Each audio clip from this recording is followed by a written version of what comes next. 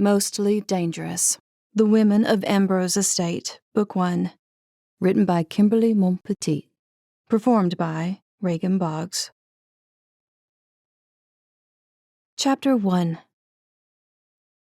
With a small sigh and a suitcase, Sofia Ambrose climbed into her blue Lexus and drove north of Houston through the beautiful suburb of the Woodlands, and then another 30 miles beyond that to Ambrose Estate, the home of her childhood. It was a trip she made a couple times a year, but the sudden urgent request to come home right now by the matriarch of Ambrose Estate, her own darling grandmother no less, had annoyed her a little, especially midweek. The sudden trip was delaying her final negotiations in purchasing a veterinarian clinic from a retiring doctor. Sofia's meeting with the business loan officer at the bank tomorrow needed to be canceled until further notice. Of course, when Sofia came through the front door long after the dinner hour, luggage in tow, her grandmother was suddenly quite mysterious about the reasons for Sofia's critically required presence. Since it was already past her grandmother's bedtime, Lillian refused to explain anything until the next day. All was made clear, or at least a little clearer, the following morning. After your tour of the ranch this morning, there will be a reading of my will with my lawyer at 4 o'clock this afternoon, her grandmother had said at breakfast. She gave Sofia an exacting look. Your attendance is mandatory. Not that her grandmother was on her deathbed. Far from it. Lillian Ambrose was as resilient and robust as the state of Texas, and mentally tough despite her 88 years of age. Are you lonely, rambling round in this big old manor house? Sofia had asked, but her grandmother would not admit that the emergency request for her granddaughter's presence was merely a ruse to get her to come running. I most certainly am not, Lillian said indignantly. This is business, although it is nice to see you, my dear. Gosh, thanks, Granny. It's nice to see you too, but next time, give me more than a few hours' notice. And if you want company, just tell me, and I'll come visit. Lillian waved a hand as if she couldn't be bothered with companionship or conversation, and Sofia hid a knowing smile. Before you create any more presumptuous opinions, I've assigned you to hostess the event. Won't there only be 3 of us? Sofia asked. You, me, and the lawyer? That's not much of an event. Don't be silly, my girl. And with that, her grandmother had taken herself off to her upstairs study, while Sofia was abandoned at the dining room table, gaping and wide-eyed with her now cold eggs. There was bound to be more drama. There always was with Lillian Ambrose, but instead of wearing down the mansion carpets with frustrated pacing, she had changed into a pair of old jeans and taken her own self off to the long row of horse barns beyond the back gardens. Finishing her ride around the Ambrose Estate's massive, sprawling acreage, Sofia pulled on the reins of her chestnut mare Star with both fists, slowing down her gallop. The cattle and oil fields were miles behind now on the grasslands. Star danced on her hooves after the final sprint from the clusters of willows along the gurgling creek, her nostrils flaring, flanks heaving. Sofia tugged at the brim of her cowboy hat. The blazing Texas sun was melting her skin off. She'd forgotten how hot it could get here, even on a May afternoon. Ooh-wee, she whistled, sweat dribbling down her neck. She'd probably missed lunch, too. There she is, old girl, she murmured, smoothing a hand down her horse's velvety neck. The grand old house herself. Leading the mare toward her stall, Sofia gazed with affection at the old estate home she'd lived in most of her life, the house her mother had been raised in, the house her grandmother had been born in, the house Sofia's great-great-grandparents had built back at the turn of the 20th century in the late 1890s, or so she had always heard. The white 3-story Victorian mansion had been added to over the decades with rambling wings, nooks, and crannies, and countless hallways spread over an acre. Dormer windows and cupolas and bay windows jutted out in a hodgepodge of glass. Not that acreage was a problem, since Ambrose Estate had nearly 10,000 acres to run cattle and produce oil. Her grandmother presided over it all with pomp and circumstance, and a steely air of authority, traits she had developed when her husband died young, and she took over the entirety of the Ambrose Oil Company, a move that was practically unheard of back in the 1970s. Come on, Star. Let's get you rubbed down. I have an appointment to prep for. Swinging her leg over the horse's back, Sofia jumped down, leading the mare to the barn with its 10 open stalls. Star and Oscar, her grandmother's gelding, were the only horses left, despite Sofia and her sisters riding all over the ranch during their teen years, including trips into town, where the Ambrose Oil Company headquarters were located.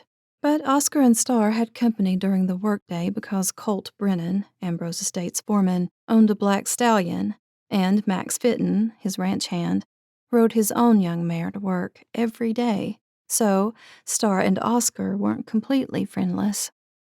Checking that there was fresh water and oats, Sofia spoiled the animals with an apple each. "Enjoy your afternoon, sweethearts," she called, trudging across the rear lawns. Sofia hurried up the rear stone steps, glancing back at the expansive property behind her. What was she doing back home at 32 years old? She was finally starting her own business after years of an undergrad degree, an MBA, and followed by veterinarian school. Yet, here she was again, yanked back home at the whim of her grandmother. In fact, Granny had asked her to stay for several months. That little tidbit sank Sofia's heart straight to the bottom of their livestock well. Why? Maybe her grandmother really was ill. Sofia was determined to get a straight answer out of her. Hurrying through the rear flower gardens, the stone slabs of the patios glittered under the sun. The swimming pool with its deep blue waters looked cool and inviting. Too bad she didn't have time for a quick dip. It was so hot she was tempted to jump in with her clothes on. That wouldn't be sensible, of course. Sofia was the oldest daughter, the oldest grandchild, and cursed by a sense of obligation and duty. That was the only reason she was here. Her sisters almost never came home, not even for holidays. Skirting the rose garden situated behind a low gate, Sofia marched toward the archway that led to the smaller enclosed patio. The windows of the French doors were dark under the sunlight, and Sofia picked up her speed. After slipping through the mudroom door at the far end of the lawns, Sofia finally yanked off her dirty boots. When she plunked herself down on the stool, the silver pendant she'd received from her grandmother on her 16th birthday thumped against her chest. She stared at the purple amethyst birthstone in the center. Was the necklace for protection? Or part of the death curse itself? Nobody knew for certain, and Sofia had never dared to ask. It had become tradition as each of Lillian's granddaughters had their 16th birthday, but the other reasons were never voiced out loud. Every Ambrose male was long gone, and she and her sisters didn't dare take a chance on a long-term relationship with anyone, unless her twin sisters far away at Smith College in Massachusetts were lying about their single life. She really should call her sisters more often. The pendants of protection, the Ambrose sisters' nickname for them, was a subject nobody brought up in an open discussion, let alone have a heart-to-heart talk about. The fears, even if they were irrational, were better left buried. It was an unspoken pact between them all. Perhaps the family curse needed to be ignored once and for all. A stupid superstition. It couldn't be real. That only happened in horror movies. Even so, neither Sofia or any of her sisters ever took the pendants off, because they didn't want to be responsible for someone else to die. Good grief, we're a superstitious bunch, Sofia muttered as she washed her hands in the sink and hung her cowboy hat on a hook. Every time she was tempted to unclasp the necklace and leave it in her jewelry box, a sickening niggle of fear would run down her throat and settle in her stomach. It might be superstition, but the deaths of all male members of the Ambrose family were definitely real. Running her fingers through her wind-tangled hair to banish her dark thoughts, Sofia definitely needed a shower before the lawyer arrived. Speeding through the laundry room, Sofia paused to grab a cold soda in the large modern kitchen that had been newly remodeled. Hanging brass pots and pans kept watch over sparkling white and rose-veined granite countertops. Passing through the intersection of hallways where crystal chandeliers hung overhead, Sofia jogged through the spacious foyer that rose 3 stories high. Windows showered sunlight over the curving stairs to the upper bedrooms. Beyond the foyer lay the drawing room, library, dining room, and morning room, with pristine white French doors that opened onto the rear patios and gardens. It had been many years since she had lived here for more than a few days at a time, or during breaks between college semesters, but old memories flooded Sofia with startling clarity. Images ran through her mind of the times she and her 5 younger sisters played hide-and-seek throughout the house, or slid down the smooth banister of the grand foyer. Sofia's favorite pastime was to race up and down the spiral staircase to the lookout on the roof. She'd missed this old house more than she wanted to admit to anyone, least of all her fickle mother Poppy or her grandmother. Lillian wanted something from her, and Sofia knew deep in her gut that she would probably give in and do whatever her grandmother wanted her to. As she took the staircase steps 2 at a time to the 2nd floor, Lillian was coming out of the master suite, dressed in a crisp dark green dress that swished around her calves. Her silver hair had been freshly combed and sprayed, and her favorite Prince Machiavelli perfume wafted in the air. She looked like a television commercial, the epitome of a Texas oil company owner with a few million in the bank, although Sofia really had no idea what the estate was actually worth.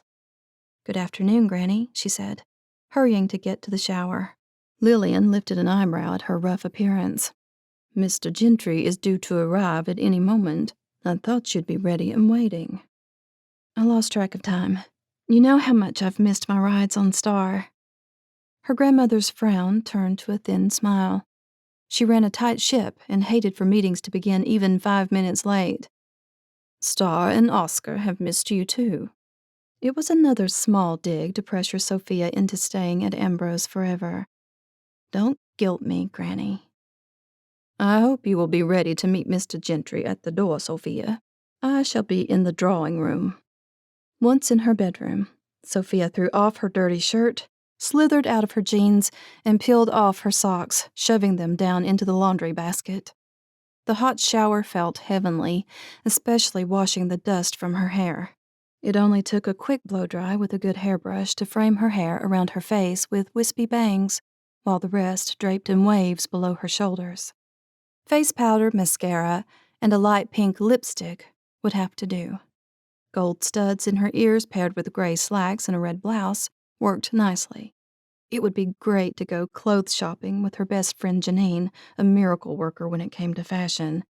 It had been too long since she had added anything new to her wardrobe. Sofia descended the stairs just as the housekeeper, Mrs. Beatrice O'Connor, was coming through from the kitchen. "Hey, Mrs. B, how are you? Last time I was home, you were in Alabama visiting your grandchildren." The woman had worked for her grandmother ever since Lillian's husband, Sofia's grandfather, had died in a peculiar drowning accident at the age of 40 while fishing trout in the stream way back in 1971. Lillian had once told Sofia that Richard Jacob Millett had inexplicably fallen into the creek when his line caught under the boulders during the spring high water levels, and he was trapped under the rocks. The story always gave Sofia shudders. "Good afternoon, Miss Sophia," Mrs. B said in her soft southern lilt. "I've got a tray of pastries and a service of tea for the lawyer meeting. I was bringing it in for you to serve, but your grandmother asked if I would attend the meeting. I don't understand why a mere housekeeper should be with the family during a lawyer meeting. If I'm in error, please set me straight." "Granny does want you there," Sofia confirmed. "She told me herself this morning." Mrs. B tisked her tongue. "I'm just a housekeeper. Doesn't make a lick of sense." Sofia gave her a gentle smile and a quick hug. "You're much more than a housekeeper. You're part of the family. So many times you were like a mother to all of us girls when Poppy was off getting married for the 4th or 5th time." "Don't be talking bad about your mama," Mrs. B said sternly. "She's still your mother and deserves respect." Sofia widened her eyes and stuck her hands on her hips. Don't give me any sass now, young lady. I see that look of rebellion in your eyes. You see, Sofia said, my sisters and I needed you, and we all love you. The housekeeper shook her head and wiped her hands down her house dress. Don't get me started, Miss Sophia, or I'll be blubbering the rest of the day. But I am thinking of making myself scarce during the meeting. That will get us both in trouble. We'll soon know the mysteries of Ambrose Estate, she joked. Or should we think of it as Granny's secrets? Mr. Max and Mr. Cold are already in the drawing room, per Mrs. Ambrose's request, the housekeeper said. I made them clean their boots and change into good shirts. Perfect, Sofia said, inwardly wondering why the estate foreman and their head ranch hand had also been summoned to this meeting. Sometimes her grandmother could be so mysterious. Were long-lost cousins going to appear through the front door next? It turned out that Mrs. B and the ranch hands weren't the only ones from Ambrose Estate who had been invited. When Sofia entered the stately, old-fashioned drawing room, she shook hands with Mr. Blair Score, the tall and imposing head of the board of Ambrose Oil Company. Off to one side, almost hiding behind the double doors, was her grandmother's chauffeur, William Shelton. "Hello, Shelton. Isn't it your day off?" Sofia asked with a smile. "When Lillian Ambrose calls," Shelton said, leaving the statement unfinished as he returned her smile with a grin of his own. It was a long-running joke between Sofia and her sisters and the household staff. "We all come running." Not 2 seconds later, Lillian was at Sofia's elbow, dragging a good-looking man in his late 30s with her. "Sofia, may I present Mr. Daniel Gentry, our solicitor?" Mr. Gentry's brown eyes rested on Sofia's face, his haircut obviously done by a good barber, and his gray suit immaculately pressed. "It's a pleasure to meet you, Miss Ambrose," he said. "I've heard so much about you from your grandmother." "I'll bet you have," Sofia said, knowing her grandmother only too well. Daniel Gentry was not their 65-year-old lawyer of the last 40 years. "Please excuse the grime under my fingernails. I'm practically one of the ranch hands around here." Mr. Gentry chuckled. "You must ride, then." "Yep. And I have the calluses to prove it." She heard her grandmother harumph next to her, probably annoyed by her unladylike vocabulary. "What happened to your old lawyer?" she teased her grandmother. "Did you fire him?" Sofia wouldn't put it past her. "Of course not. He finally retired, and Daniel is his nephew. He's been part of the firm for the last 5 years. You're not home enough to know these things." Sofia lifted her eyes to Daniel Gentry's and found his gaze focused on her face. A tiny tingle shot up her spine. It had been a long time since a man close to her age had spent more than 30 seconds giving her an admiring look. "How long have you worked for your uncle?" she asked. "Ever since law school. Our office is located in the Woodlands," he said, referring to the beautiful suburb of Houston. Sofia nodded, silently mourning over the vet clinic she wanted to purchase located in the same city. "Yes, I drove up from there yesterday." Perhaps Daniel Gentry didn't realize she'd grown up here. Sofia decided to give him a pass and refrained from making a sardonic comment. Not that she liked being snarky, but sometimes the words just flew out of her mouth before she could stop them. Her sister Lauren liked to accuse Sofia of purposefully being ornery in order to put men off from getting too interested. That she was afraid of dating, or men in general, which was completely silly and unwarranted. Serious involvement with a man meant death, as Lauren was well aware. "You're one to talk," Sofia had once told her. "I've watched you run from every man within 100 miles. "No," she amended. "You don't run from them until they're head over heels in love with you, and then you drop 'em like a hot potato." As if Lauren was trying to hurt every man who showed an interest in her. Sofia had immediately apologized. It wasn't a fair accusation because male relationships were the same for all the Ambrose sisters, even Emma and Amelia, except their twin sisters, Kendra and Caitlin, who never took the curse very seriously so far across the country. Those two had just turned 23 and recently spent their spring break jet-setting with all the party animals of the world in Cancun. When Sofia glanced up again, she found the lawyer studying her curiously. She really needed to stop going off on wild tangents in her mind. Maybe she'd been single for too long and was turning into a spinster with awkward social habits. Sofia had been single in every possible way, ever since Brett Anderson, whom she had dated during grad school, had been killed. Sofia's guilt was so intense, she couldn't even look Brett's mother in the eye at his funeral. Chapter 2. Blinking back the sting of emotion in the back of her throat, Sofia forced herself to smile. "Are we ready to begin?" she asked Mr. Gentry and her grandmother. "I think you've gathered a room full of deadly curious people today."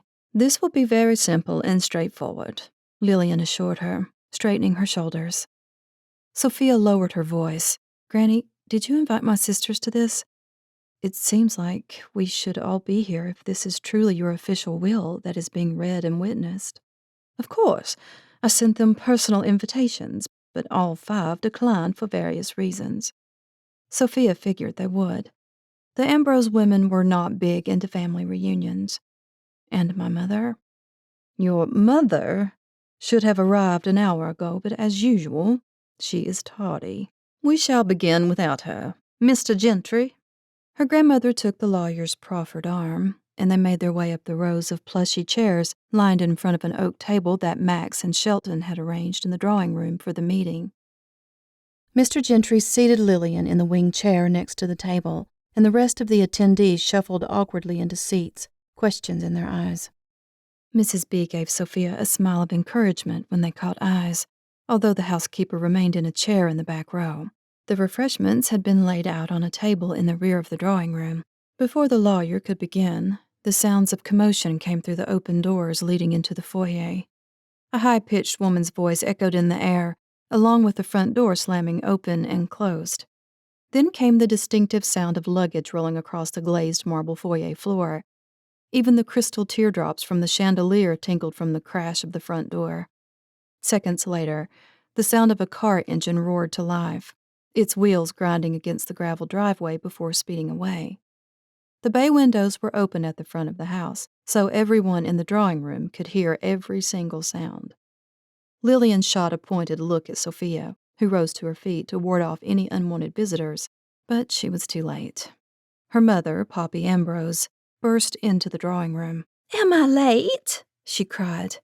"Are all the Ambrose secrets revealed? What did the will say?"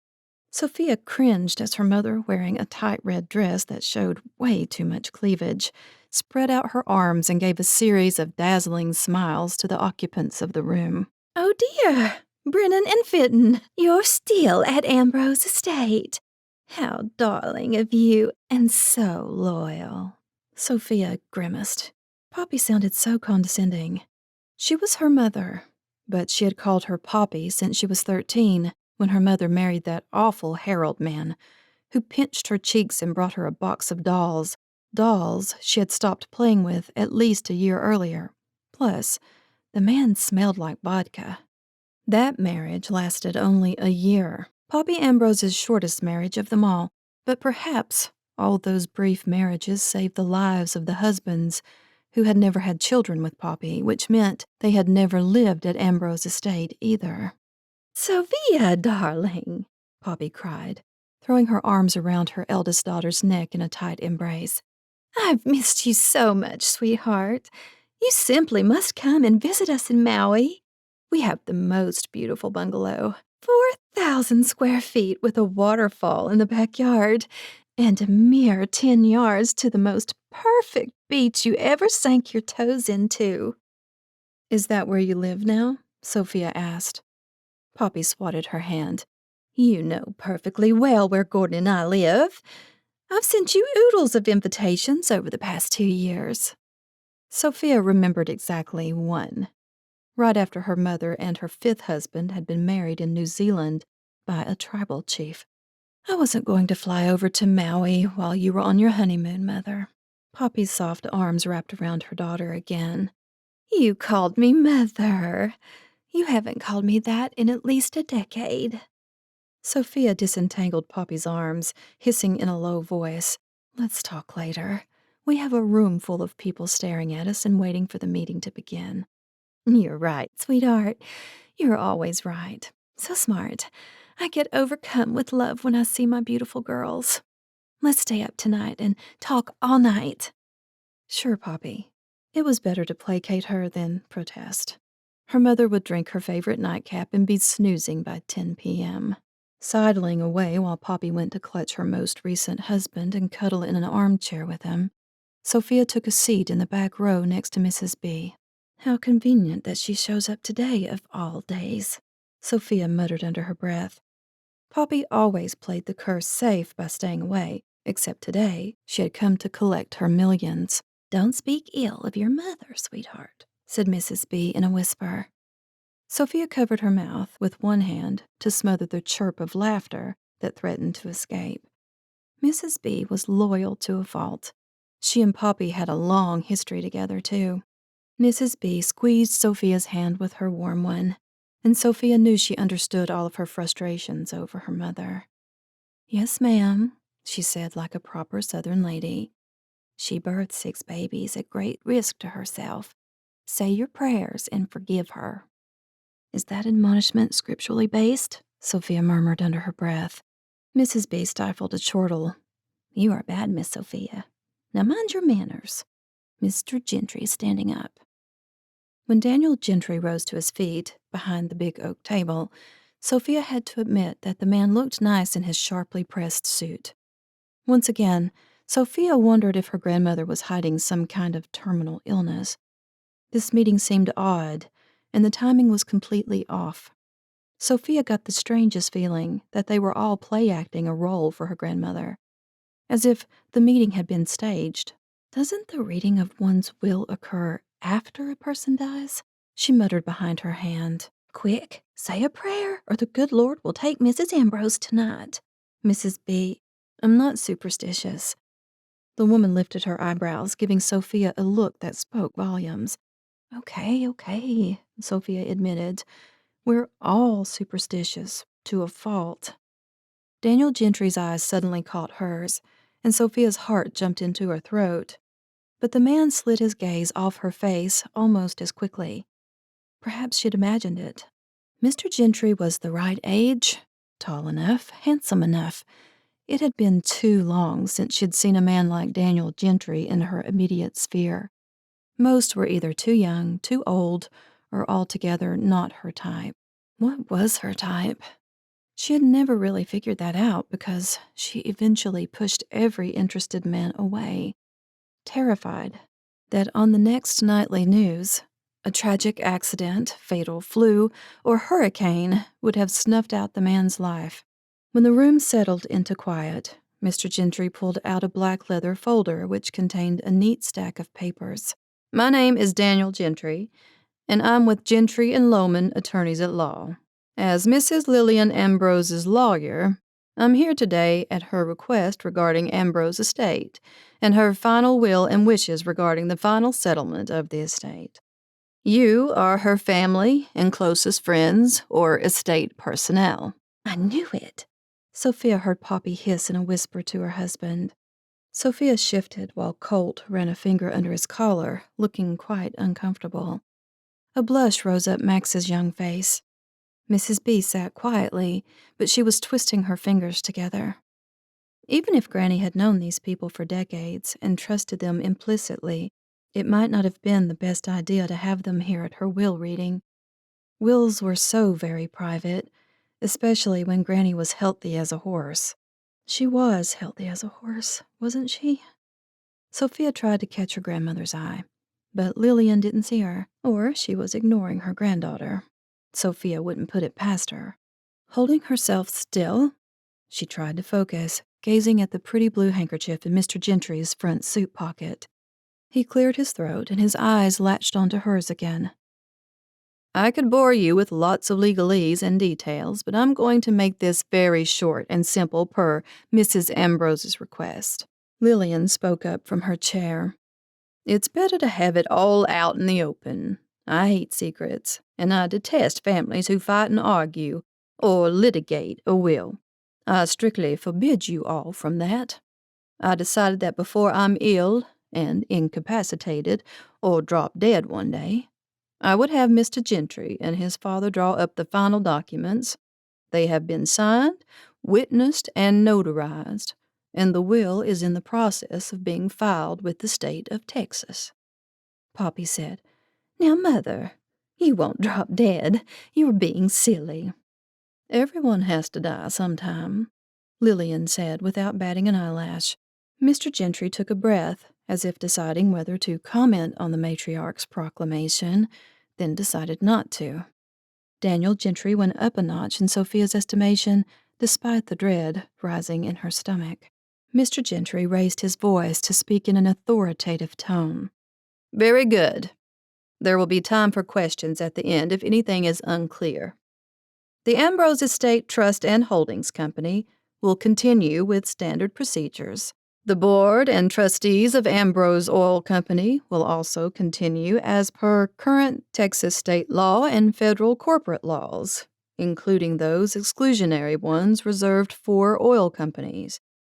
Mrs. Poppy Ambrose Miller and her 6 daughters, Sophia, Lauren, Emma, Amelia, Kendra, and Caitlin Ambrose, will each have their monthly stipends raised from $3,000 apiece to $5,000 apiece, with the remaining bulk of Lillian Ambrose's current personal holdings to be divided evenly among the 7 upon her death. The exact amount at this time is confidential. Mrs. Ambrose has also deemed to bestow gifts to her employees as well. To Mrs. Beatrice O'Connor, who has been with Mrs. Ambrose for nearly 50 years, the sum of $500,000, payout to begin in monthly increments immediately." "Oh, Mrs. Ambrose, I never—" Mrs. B stammered. It was the first time Sophia had ever heard her at a loss for words. Lillian rose to her feet, placing a steadying hand on the table. "Think of it this way. I've been adding to your 401k all these years. You deserve it, and more. Being a part of all your lives has been one of the greatest joys and blessings of my life." The housekeeper wiped at her eyes with a handkerchief. Sophia reached out to press a hand against the woman's arm, and Mrs. B added, "You are a darling, sweet Sophia. You all are. My sisters and I wouldn't have grown up half as well without you." Mr. Gentry continued. To Mr. William Shelton, the sum of $300,000, payout to begin in monthly increments immediately with a lump sum at the passing of Mrs. Lillian Ambrose. To Mr. Colt Brennan and Mr. Max Fenton, the sum of $200,000, payout the same as the previous annuities. The other seasonal ranch hands will each receive sums of $10,000. Identical sums are also bequeathed to the household maid and the part-time cook currently employed. The biggest change is hereby announced, Mr. Gentry said, pausing for a moment to let that sink in while Sophia gulped and tightened her fists against the seat of her chair. Mrs. Lillian Ambrose is relinquishing her role on the board of directors of Ambrose Oil Company and appointing her eldest granddaughter, Sophia Isabella Ambrose, in her stead.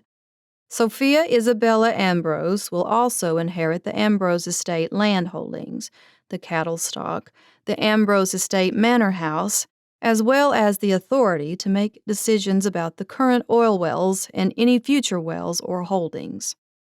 There was a sudden ringing in Sophia's ears. The drawing room spun as if she were drunk while 1,000 thoughts bombarded her brain. A feat, to be sure, since she didn't drink at all. This couldn't be happening. Please, no. Her grandmother was giving her everything. Not her mother, not any of her sisters, not even Emma, who was an archaeologist and adored old houses and wills and family drama.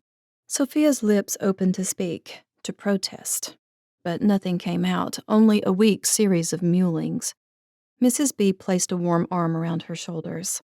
"You are the perfect choice, sweetheart. You were raised here while your sisters weren't. You love this place. I predict that you will run Ambrose Estate magnificently." Sophia gave the older woman a weak smile, while her brain shrieked protests, and her ears roared as if the world had just exploded. Mr. Gentry was speaking again, but she was having a hard time comprehending what he was saying. Of course, there are many small details. Small? Sophia thought incredulously. That was the word he chose to use. And many questions, I'm sure. For now, there's nothing for any of you to worry about. Over the next few months, I'll be drawing up all the legal paperwork and meeting with Mrs. Ambrose, as well as Miss Sophia, to sign over the ownership of Ambrose Estate. A smattering of applause broke out around the room, and Sophia lifted her head, certain she looked like a deer in the headlights. This was real. She had no control of her own destiny any longer. As much as she loved Ambrose Estate, she would be stuck here for the rest of her life, which meant that if she lived to be 90 years old, that was 60 years from now. It was nice to know her grandmother trusted her so completely, but Sophia also knew, deep in her gut, that she was wholly and irrevocably stuck at Ambrose for the rest of her life. Chapter 3. The refreshments were served a few minutes later, and Sophia played hostess while her grandmother smiled approvingly. Lillian Ambrose was getting exactly what she wanted. Sophia wagged a finger at her from across the room, giving her an outraged glare. A glare she had perfected during her freshman year in high school, whenever Granny was being especially obnoxious or outrageously strict. Sophia wanted to burst into laughter and then burst into tears. Taking over the running of the estate would assure that she was isolated. What did she know about being a CEO of a large corporation either? Pretty much nothing, even with an MBA in her pocket. Across the room, her mother, Poppy, burst into a gale of silly laughter. She hung onto Gordon's arm like a teenager while he gazed down at her adoringly. 2 60-year-old people in love was enough to make her gag a little, mostly because it was her mother. Seriously, 5 marriages? It was infuriating while none of her daughters had a single husband among them. What about us? Sophia growled under her breath while she fixed a small plate of the little cakes and hors d'oeuvres Mrs. B had prepared. The silver platters were nearly empty now. Being stuck out here would mean her chances to marry and raise a family had dropped drastically, if not completely. Except, Sophia had been avoiding men for years. Oh, she met friends, went country dancing, flirted, a few dates here and there, a few kisses on the doorstep, but eventually, her evasive personality affected any potential relationship. The family curse was always lurking in the back of her mind. "Watch out," Mrs. B muttered in Sophia's ear. "Here comes that handsome lawyer fellow." What? Sophia whirled. Daniel Gentry was on his way back for more food. "Didn't have lunch today. Can I beg for another one of those amazing sandwiches?" he asked with a disarming grin. She loaded up his plate again. "I'm sorry my grandmother caused you to miss one of your 3 square meals today." "My own fault. Got behind in my work. Actually, I'm perpetually behind. Probably comes with the territory of a busy law firm." He popped a ham and cheese croissant bite into his mouth. "Did you make these? They're delicious." "Nope, the amazing Mrs. B did. Please take the last of them with you." "I couldn't." "Yes, you could," Mrs. B told him, bustling off to get a takeaway bag for him. "Have another cookie," Sophia said, while she topped off his glass of lemonade. "Thank you. Now I can get back to the office and work another couple of hours." "Sounds brutal, Mr. Gentry. Isn't 5 o'clock quitting time?" He laughed and then added, "Please call me Daniel. Mr. Gentry sounds like my father." "So, Sophia, you seem pretty calm about today's meeting. I suppose your grandmother prepared you for it?" Sophia laughed with the irony of his assumption. Not at all. Lillian Ambrose can be quite secretive. I had no idea until this morning that lawyers were showing up today." "At least there's only one of me," he said with a smile. I'm staggered by the will. I hadn't given the fate of Ambrose Estate much thought. I've been busy setting up my own business. My sisters and I have always said that our grandmother would live to celebrate her 100th birthday, so her will, bequeathing her assets, and all of that was a million miles away from today. I apologize for the sudden shock. Be assured that I will help you through the transition. I'll attend the first board of directors meeting with you as your representative once it's all official. Signed, sealed, and delivered, Sofia said, trying to make light of her whirling brain. You got it, Daniel said, smiling down at her again. His eyes never left hers, even when Mrs. B handed him his crisp white lunch bag of the leftover refreshments. Thank you, Sofia said, realizing a moment later that the drawing room had emptied and it was only herself and Daniel Gentry still standing inside. Had everyone left them alone on purpose? I'll be in touch soon, he said warmly, his pleasant smile even warmer. May I call you if I have questions? Sofia gave him a sidelong look. I don't know if I can answer them, but I'll try, considering I'm the one with 1,000 questions. The attorney shook her hand with a firm, dry grip. He was nice, and despite her weakness for cowboys on horses, a sharp suit on a tall man always caught her eye. When Sofia let him out the front door, she was more convinced than ever that Mr. Daniel Gentry had definitely been flirting with her. The rest of the afternoon she spent fuming while her grandmother took a nap. Poppy and Gordon took off in their rented BMW for dinner. Sofia was glad, since she didn't think she could make small talk. At the moment, she wanted to strangle both her grandmother and her mother.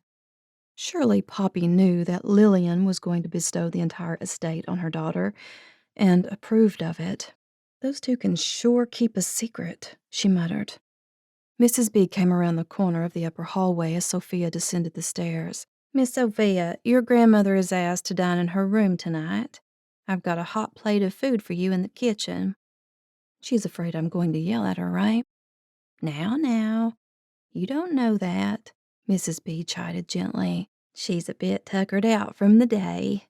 She did say that she'd see you after dinner in the den. The sun was low on the horizon when Sofia took her dinner out to the lounge chairs next to the swimming pool. She should jump in and cool herself off, literally and mentally. Mostly she was numb, unable to fully process the sudden changes in her life. Splashes of oranges and reds blazed underneath low-hanging clouds as the sun set. When she returned to the house, she washed off her plate and cutlery before stowing them in the dishwasher. The lights in the house were now dimmed, rooms dark, while the exterior lights blazed across the grounds outdoors. Sofia wandered the parlor and the library, looking at it in an entirely new light. She would live here for the rest of her life. Well, that probably wasn't an absolute requirement, but the Ambrose mansion was something she'd never fully get away from. Even if she ran away to Europe and lived in a chic apartment and ate foie gras with suave Frenchmen while they drank bottles of wine at cute little cafes, why hadn't she protested in the drawing room? Why hadn't she stood up to her grandmother and refused? Because Sofia didn't do scenes. She was too well-mannered, too obedient as the oldest granddaughter. Granny had put her into a corner without any hint of warning. Where's my Texas backbone, for crying out loud? Sofia sputtered when she charged through the main house and entered the hallway that connected to the older part of the mansion. This was the house her great-great-grandfather had originally built when he bought the property more than 100 years ago. She hadn't been here in a long time, but now that she was the owner, Sofia wanted to see if anything had changed since she was in high school. Her memories were of old, creaky floors and shadowy rooms, parlors and a music room, a lovely library, and even a small ballroom for parties and dances. Wardrobes and bureaus and antique Victorian furniture in every room, while heavy velvet drapes puddled on the floor to show off a family's wealth in the Victorian era. Sofia didn't plan to explore all the various rooms tonight, although she needed to take stock of what was there if she officially owned the entire house now. She should hire a contractor to give her a report on the stability of the old house, the foundation, plumbing, electricity, as well as the roof. She wasn't sure Lillian had done much to it in a couple of decades. Then there was the oil field in the middle of the ranch. What was the current production? How old were the wells? Were they drilling new ones? The number of things she needed to learn was overwhelming. When she halted a few feet inside the door that connected both the old and new houses, Sofia said, "I'll think about that tomorrow," feeling like Scarlett O'Hara. Standing there, her skin began to tingle from the atmosphere. There was only one problem with getting from the newer part of the house into the far reaches of the original house.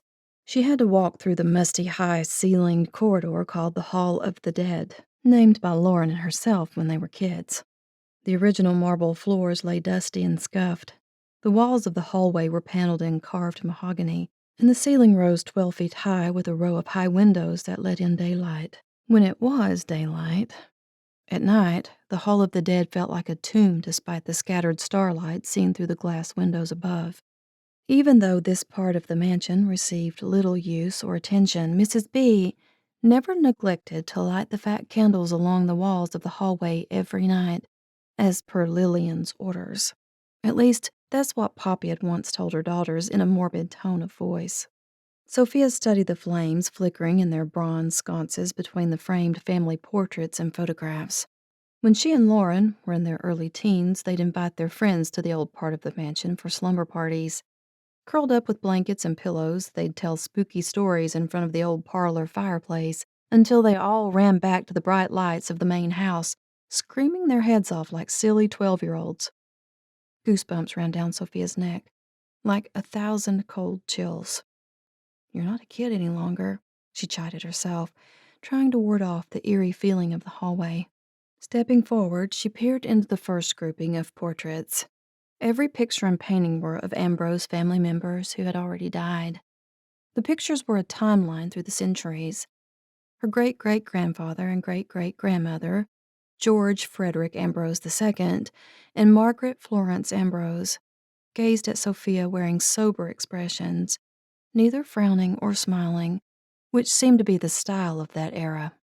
Margaret was wearing full corsets and a long black dress, perhaps deep blue. Her hair in the fashion of the Gibson girl, thick locks swept around her face in a romantic style, tendrils of hair falling on either side of her high cheekbones and pretty mouth. Her great-great-grandmother was beautiful, and George Frederick quite a handsome rogue, too. A twinkle sparkled in his eyes along with a tiny lift of his lips and a smile he might have been attempting to tamp down, because there was a look of trepidation in Margaret's face. Sofia wished she could know what their thoughts were when they hired a photographer to come all the way out to the property to take professional photographs in the parlor of the Ambrose mansion. Next was a collection of George and Margaret's children, Lillian's parents, Walter Charles Burton and Helen Elizabeth Ambrose, in the late 1920s, although Helen hadn't succumbed to the popular bobbed hair quite yet. The next portrait had been done by a commissioned artist, and it was one of Sofia's favorites. Her grandparents, Lillian Marie Ambrose and Richard Jacob Millay, on their wedding day in 1952. Granny was stunning in a satin dress with a 6-foot train, high collar, and jeweled veil, her dark hair shiny in a style reminiscent of World War II. Sofia was reasonably sure her grandfather had served in the Marines during the end of World War II. He survived the war, only to die 19 years later at the age of 40 when Poppy was 12. A bevy of photographs featuring Poppy took up the next several feet of wall space, all at various ages, including high school proms and formal college dances, her arm tucked into the elbow of a different boy in each one. Sofia's mother was a player even back then. Her mother's specialty was dazzling every male within 10 feet. With a few years of experience behind her, Sofia studied her mother and realized how attractive she was, a big flirt and a free spirit of the 1960s and 70s. No wonder she'd been married 5 times. Sofia's steps slowed as she came to the hardest part of the Hall of the Dead. The next photographs were of her Uncle Roger, Poppy's older brother, who had died of a sudden stroke at the age of 28 while visiting the estate. His widow, who was pregnant at the time, went back to Austin and never returned. Thankfully, she had borne a daughter. Of course, there was no documented curse, but too many Ambrose men had died over the decades. Too many sons and uncles and husbands, All of them before they should have. Which was another point scored for Poppy's current husband, Gordon. Perhaps the man needed to leave Ambrose as fast as he could if he wanted to stay alive. She certainly did not want to be in charge of a funeral over the course of the next week. Her favorite collection of photographs was Sophia's father, Randall Aaron Chambers, who hailed from Baton Rouge. Poppy had met him in college and fell madly in love with the dashing Navy pilot. Randall became a Blue Angels pilot, his dream, until he died tragically in a mid-air crash during an air show in Houston when Sophia was 6 years old, Lauren 3, and Emma a toddler. Sophia's memories of him were just as shadowy as the Hall of the Dead. She could only recall a tall, dashing man in his uniform, laden with hanging medals, who teased and swung them around the backyard. Sophia still had the doll he'd given her from one of his layovers in Germany. Emotion choked her throat. It wasn't fair not to have a father, especially when her mother spent the rest of Sophia's childhood entering into serial marriages. After Randall's funeral, Poppy left Ambrose Estate and rarely returned. She went on to marry again and again, bearing 3 more daughters but rarely visiting the estate, although Lauren and Emma remained with her mother, while Sophia wanted to continue living with Granny. The other 2 handsome men with collections of photographs were Amelia's father and the father of Kendra and Caitlin on their wedding days with Poppy. She and Lauren and Emma were bridesmaids and flower girls. Those days felt a little surreal now. A flash of lightning suddenly illuminated the corridor, followed by a crack of thunder that rolled across the night sky. Where did that come from? Sophia burst out loud, reaching out a hand to steady herself on the wall. Staring through the upper windows, she could see that a storm had moved in with a swiftness and ferocity that was surprising. Black clouds rolled across the sky in a typical Texas spring storm. Lightning and thunder were quickly followed by rain and hail jangling against the roof, making an ungodly racket for about 3 minutes, and then ceasing as fast as it had all begun. The thunder and lightning continued its rampage north. Not 3 seconds later, her grandmother's voice spoke behind her. "He was a handsome devil, wasn't he?" Sophia's heart leaped into her throat. "Granny, don't sneak up on me like that." "I assumed you heard the door creak." "Not with all that thunder and lightning going on. When I was younger, I vowed never to come to the Hall of the Dead at night or during a storm." Sophia paused. "Now that I think about it, you did give me warning. I can usually smell your perfume from across the house." "Don't be impertinent, young lady. And for your information, the corridor is named the Hall of Memory." Lillian's blonde hair was now silvery gray, but she still wore it in her signature chignon twist, coiffed to perfection. At the moment, she was wearing a flowing robe, ready to retire for the night. But the woman would never be caught dead wearing only a nightgown. "So, you found your way here," her grandmother mused. "It didn't take long. This is only your 2nd day back home." Sophia gave a short laugh. "And what a stunning couple of days it's been, Granny. There's nothing like getting smacked in the face by a brick." "That comment makes absolutely no sense. I gave you everything, my dear." "Granny, you've basically doomed me to this estate forevermore. All my dreams are gone." "What dreams, darling?" Sophia blinked. Her grandmother's dismissal of her feelings made her ire rise even further. "Don't pretend like you don't know nothing about my university degrees. The vet clinic I was about to purchase. Of course I know all about it. I'm not senile yet. You have plenty of money now if you still want to open a vet clinic. You could build your own building, in fact. I suppose you could also hire other doctors and technicians to help because you will need to be at Ambrose at least a few times a week, as well as the oil company offices." "You just made my point, Granny. You have no empathy for what you've done to me. You didn't even warn me. You didn't even ask if I wanted all of this." "Of course you want it, my dear. You love Ambrose Estate. You always have. You love this place more than anyone else I know. You grew up here with me. It's your home." Fresh words burst from Sophia's lips. Maybe that was a mistake. Perhaps Poppy should have insisted I stay with her instead of letting you take me away from her." It was her grandmother's turn to suck in a breath, but her expression didn't change. Not much rattled Lillian Ambrose.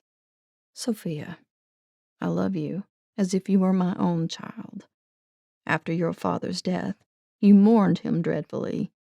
Most of your memories with him were in this house, since he and your mother spent their married years right here in the north wing with you and Lauren and Emma. But Mother had a house in town, one she bought after Randall died. Why would she do that? She was grieving, struggling with depression. And then she and I had a falling out over where to send you girls to school and where to live. She and I always had a bit of a volatile relationship. She was such a rebellious teenager and young adult." "No kidding," Sophia said dryly. "She bought that small house in town with her monthly royalties and covered the mortgage and took you and your sisters away from me. We had a terrible argument about it.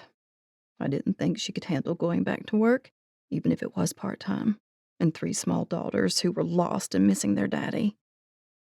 A traitorous tear rolled down Sophia's face, and she brushed it away. She didn't remember a lot about her father, but she always remembered the love between them, the picnics and outings to the naval base. Staring at his picture now, she realized how handsome he was with his broad shoulders and black hair. Her grandmother's voice softened. "You begged me to come back home, to your real bedroom, your real home. I can still hear your voice in my head. Lauren was so much younger that she just wanted her mommy. I offered to take you to ease her burden. Plus, I missed you girls dreadfully. My only grandchildren. When Randall died, I didn't think I'd ever have any more." The portraits and photographs up and down the hallway pressed on Sophia's chest, as if squeezing her heart into a hard knot that never went away. All of the Ambrose women were damaged by grief and loss. "You have more grandchildren than just me and Lauren and Emma?" "Yes. In that I was fortunate. And I love all you girls." Was Lillian's voice quivering a little? Sophia stared at her in the flickering candlelight, wishing she could know her grandmother's thoughts. "Even if your sisters don't come home very often." Lillian cleared her throat, assuming her role as matriarch of Ambrose Estate once more. Firm and resolute. "You are the only one that's fully capable, with your MBA, I might add, to handle the ranch with the oil company and the contents of this old house. And you are the eldest grandchild. And you're the only one that actually grew up right here. So your ties are even stronger." All of her points were valid, but Sophia didn't want to admit that she was right. She was currently in shock and rethinking her entire life's plan. "It's not fair," she added, feeling like a sullen 6-year-old again. "It's your destiny. I feel it in my bones," her grandmother said soberly. "There are secrets this old house has been keeping for more than a century, and you are the one who needs to find them and figure them out." "What is that supposed to mean?" "I've always felt it, my dear, and you have too. The secrets are unspoken, but we all know about them. Like the elephant in the room everybody ignores. We don't talk about all the deaths, only male deaths. But there has to be a reason for them." "Now you're talking superstitions," Sophia said, but her voice was weak. The fight was going out of her, and she was tired. It had been a long couple of days. All of the Ambrose deaths have reasons and explanations. Illness, accidents, nothing macabre or weird. Her grandmother lifted her shoulders in a small shrug. "Perhaps. But why, then, have none of you 6 girls married?" "We haven't found the right man yet." "You and Lauren are in your 30s now. The clock is ticking. And from what your mother has told me, you've all pushed away potentially good men with successful careers, that come from good Texas families." "Poppy doesn't know anything. She's filling your head with nonsense." Her grandmother abruptly changed gears. "Mr. Daniel Gentry is a very nice man. The right age, handsome, well-educated. Granny, stop. Just stop. Is that why you had him come do the will today instead of his uncle? Are you trying to set me up? Is that what all of this is about? I cannot believe you. I'm so embarrassed. Give him a chance, sweetheart. Just stop. Sofia broke off. She had never disrespected her grandmother, and she didn't intend to start. But if she wasn't careful, her grandmother would run right over her. Lillian was good at railroading people. Please, Granny, she continued in a softer voice. I'm the one who is always expected to sacrifice, to live close to Ambrose, give up my career and life, never go off and travel, never live across the country like Lauren in California or the twins back east. My sisters are living their own lives, the lives they want to live. They aren't stuck here like I am, forever. Chapter 4. A hotbed of emotion streamed through her when Sofia spun on her heels and charged down the Hall of the Dead, leaving her grandmother behind while she raced back to the main house, up the curving staircase of the large foyer, past the 2 hallways branching off into the bedrooms and guest rooms. Next, she charged through the upstairs sitting room to a connecting reading room with soft sofas and deep armchairs. At the far end of the reading room was a narrow circular staircase. At the top of the stairs, there was a cupola with a door that opened outward to a lookout on the roof. The lookout was paved with bricks and enclosed by a wrought iron fence and entirely open to the sky overhead. The viewpoint had always reminded Sofia of the rooftop in Mary Poppins, where Admiral Boom kept his spyglass and cannon, wreaking havoc on the neighborhood with his hourly booms. At the Ambrose mansion, there were only 2 chairs and a lounger for sunbathing when she and her sisters were teenagers. It was a place to have a private conversation, a place to get away from the house and collect oneself after an argument, or a place to have a good cry. Sofia hadn't been here in years. The last time she'd run up to the lookout was when she needed a good cry jag after she broke up with Gary Fillmore the summer after her first year of college. They were getting too serious, and Gary had begun to hint that he wanted to meet her mother to propose. Sofia knew she was too young and had her own educational ambitions. Besides, Gary deserved a normal family, not her weird rich oil family, not a family where every male died. Poppy sometimes mentioned the depression Lillian had gone through after losing her husband and son. The Ambrose matriarch had retreated from public life for at least a year.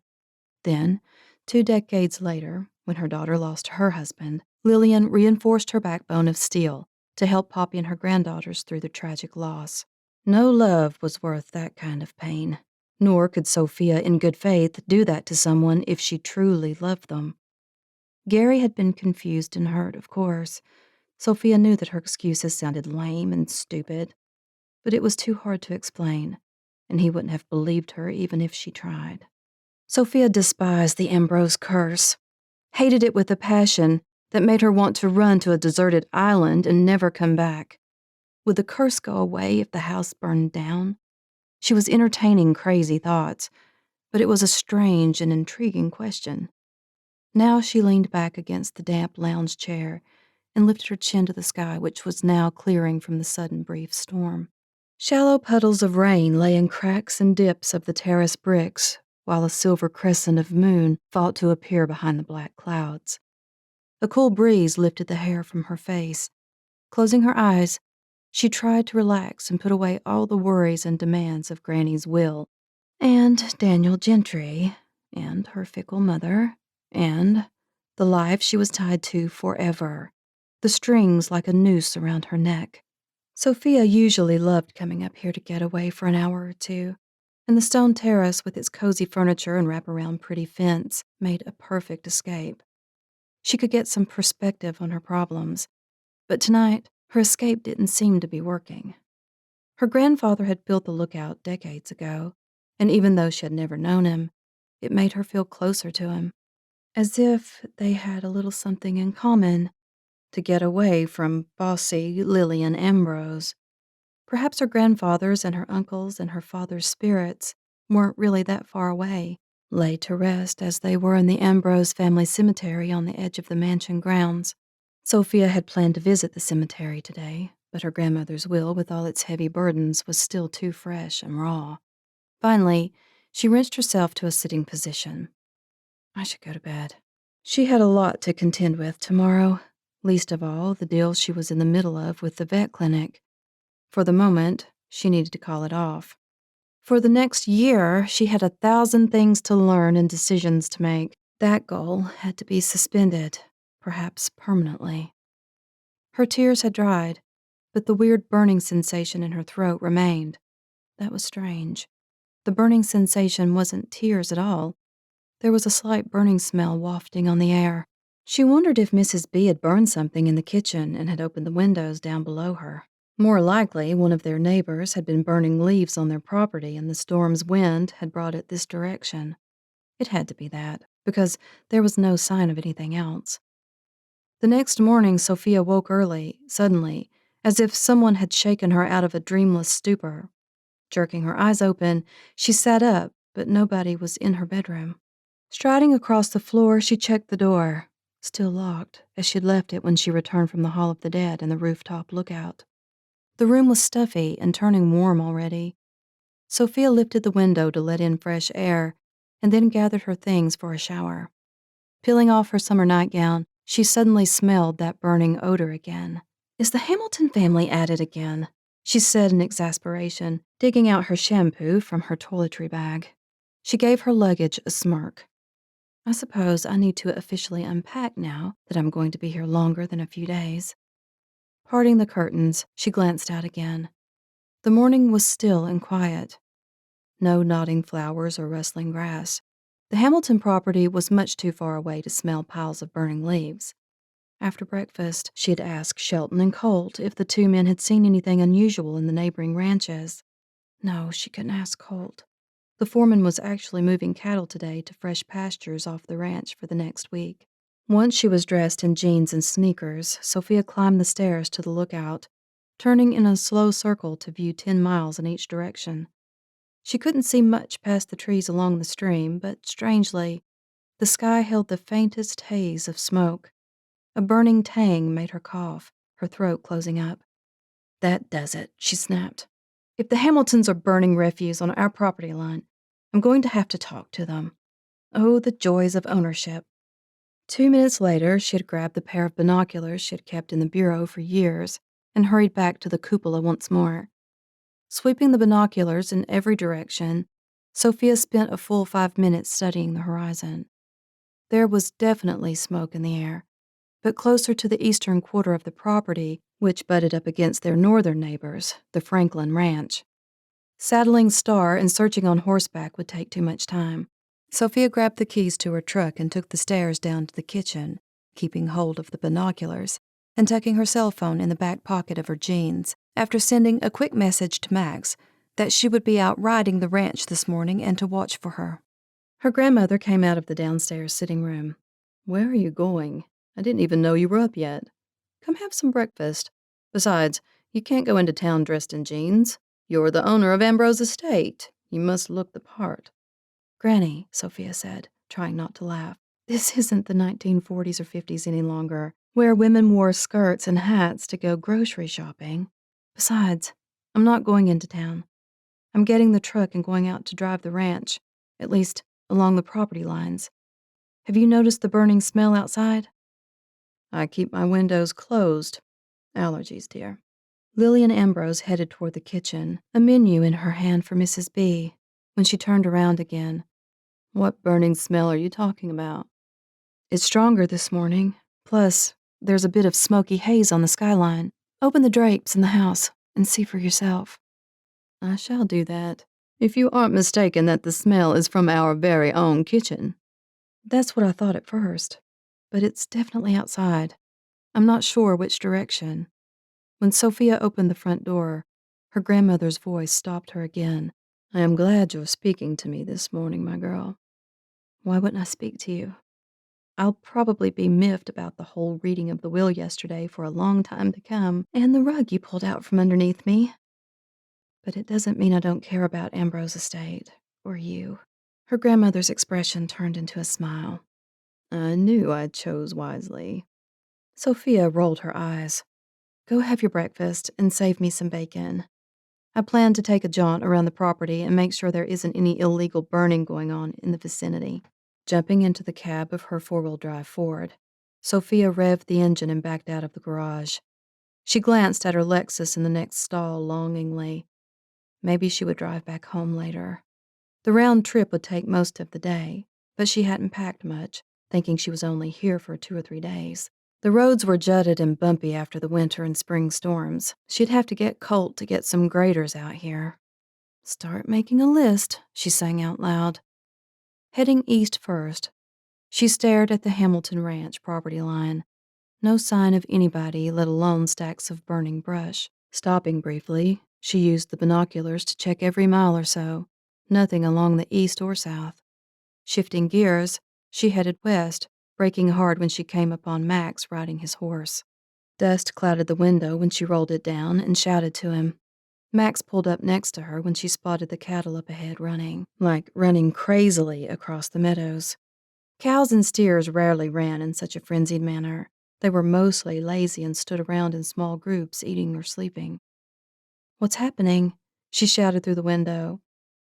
They're spooked by something, Max called back. I've called Colt. He's going to grab his sons and help me round them up and get them calmed down. At least they're headed to the creek. Water and shade will be good for them. We'll keep them down there while you finish inspecting the estate. Good idea, thanks. Here's Colt now, Max said, pointing behind her. Sofia hadn't even noticed the foreman behind her until now. He was catching up to her idling truck on horseback with 2 adult men beside him. Sofia couldn't remember Colt's sons' names. It had been too many years since she'd met them. Sticking her arm out the window, she waved and then took the curve around the west side of the ranch. She'd call if she saw anything unusual. Maybe somebody had been camping on the property to the west and forgotten a campfire. Ranch work could be long and frustrating at times, but everything needed to be checked out. Her stomach growled. She should have grabbed a granola bar. Oh, this is my favorite part, Sofia sighed as she drove through the row of cottonwoods that formed a tunnel when she turned to head further north. This was the prettiest part of Ambrose Estate. The cottonwoods and elms and willows were huge now, more prominent than she remembered, 200 feet in the air with gnarly branches and wide trunks. The leaves of the trees touched the neighboring trees, as if linking arms to create a vibrant, green corridor. Granny had told her that Sofia's great-great-grandfather had planted the aisle of trees 100 years earlier when they first bought the ranch. When Sofia emerged from the tree tunnel, the smoke in the air was definitely thicker, hovering now like a blanket across the horizon. And that's when she saw it. Oh no, Sofia cried, slamming on her brakes. The truck jerked her forward while she stared in shock. A mile to the north lay the sprawling Ambrose oil well field. One of the wells had caught fire and blown sky high, probably sometime last night. Angry red flames roared out of the well, spewing a furnace of orange 200 feet into the air. It was clearly out of control. In fact, Sofia could feel the heat blasting against the truck, and she flipped on the air conditioning, cranking it up high. The fire was burning up gallons of crude oil every second. It had probably been going on all night. How? Sofia said, getting out of the truck to watch for a moment. Vandalism? Nope, she said, answering her own question immediately. Lightning last night. She held one arm against her forehead, trying not to panic.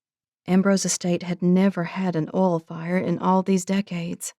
Quickly, she punched the number for Colt. Brennan, she said, speaking loud over the fire's roar, even though it was still more than a mile ahead of her. Hear that? Yeah, I hear you, Miss Sofia, came the man's voice. The noise of agitated cattle was loud in the background. Getting these steers down to the water. Wonder what spooked them. I know exactly what spooked them, Sofia said, nearly shouting into the phone. We got us an oil well fire, Colt. A big one. Chapter 5. Outskirts of Mosul, Iraq, near the Syrian border. The phone rang in Gavin's makeshift desert office. His secretary was out getting lunch for his team, so he answered it. Besides, He was curious to get a long-distance call that had a United States code on the face of the satellite phone, and he recognized the state area code. "Spencer Oil Fire Specialists," he said, glad it connected so quickly without having to go through a local switchboard out here in the boonies. "My name is Sofia Ambrose," said the woman's voice, "and I want to hire you." Do you know who you're calling?" Gavin said, leaning back in his squeaky desk chair. Frowning, he wondered how a woman from Texas got through. "That you're calling a location in Iraq?" "I'm aware of that. Your answering service informed me and put me through. How soon can you be back in the United States? I have an emergency. My oil field is on fire." Gavin cocked his head and tried to hide his annoyance. This woman, whoever she was very demanding. Most people usually asked a long string of questions about Spencer Oil Fire Specialists first, and then asked for help. He was leery of demanding customers, although he eventually showed up to help them out. There weren't that many companies who had the skill and specialized equipment to put out oil well fires. "How did you get this number again?" Gavin asked, frowning as he jotted a few notes with a pen. "From your main office in Houston," the woman said calmly. She certainly cut the chatter and went straight to the point without hedging. He had to admit that he liked that. "Where are you located?" Gavin asked. "Exactly." "North of Houston, or is my Texas accent not strong enough?" This woman was feisty. "Are you with Shell, Conoco, Exxon, BP? I need a little more information, to put it mildly." "We're a family-owned outfit. Ambrose Oil Company, north of the Woodlands, if you know where that is." Gavin tried not to roll his eyes at her insinuation and kept his cool. He was hot, sweaty, stinky, and hadn't showered in 2 days. The fires here in Iraq had been much more than the government had let on when his team agreed to fly over to the Middle East a month ago. Not to mention that ISIS fighters were lighting up rigs almost as fast as his company could put them out. And, not to mention, there were snipers in the hills that surrounded the oil fields.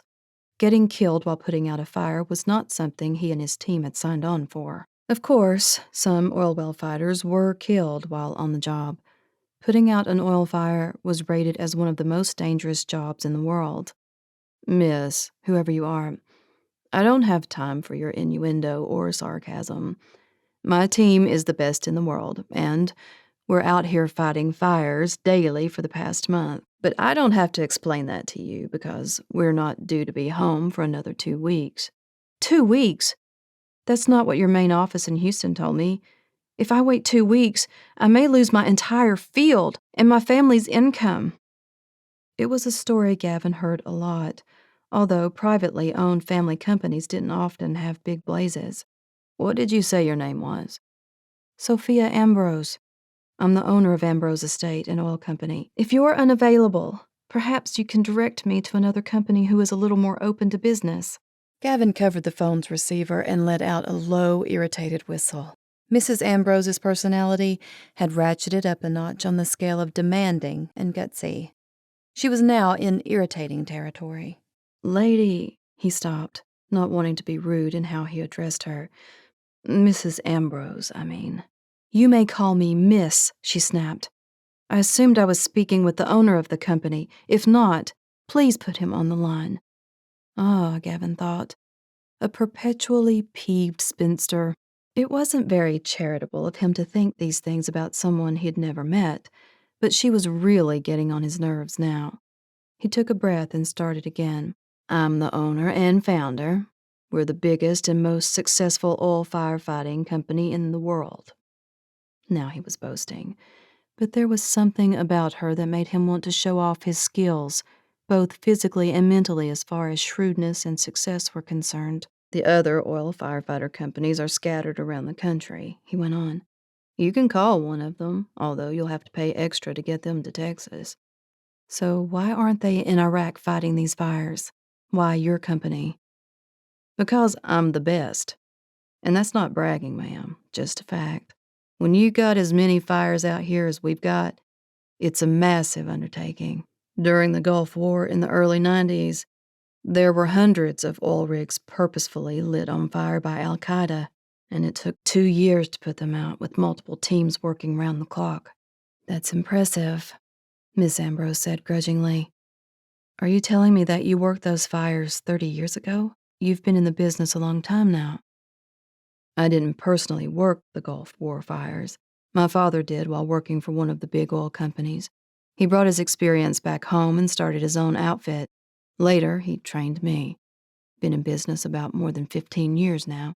Look, I'm swamped, and you happened to catch me in the office. I'm headed back out. Did you want to do a tentative retainer for when we get back?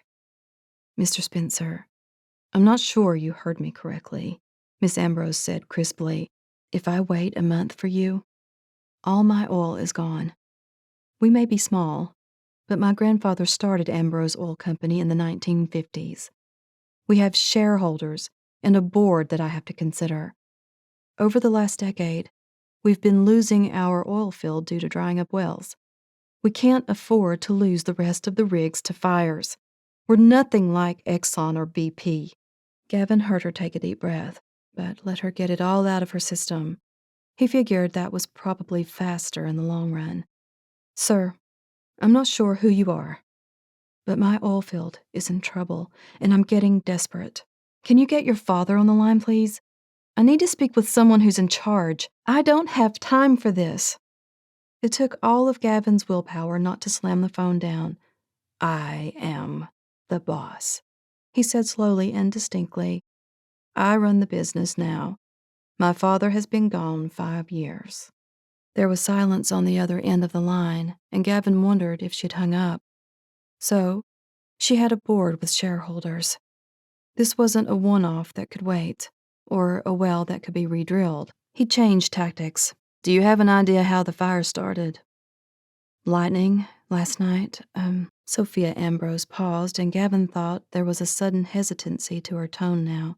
Mr. Spencer, I think we may have gotten off on the wrong foot, but it's difficult to discover that you're not 200 miles away, but thousands on the other side of the world.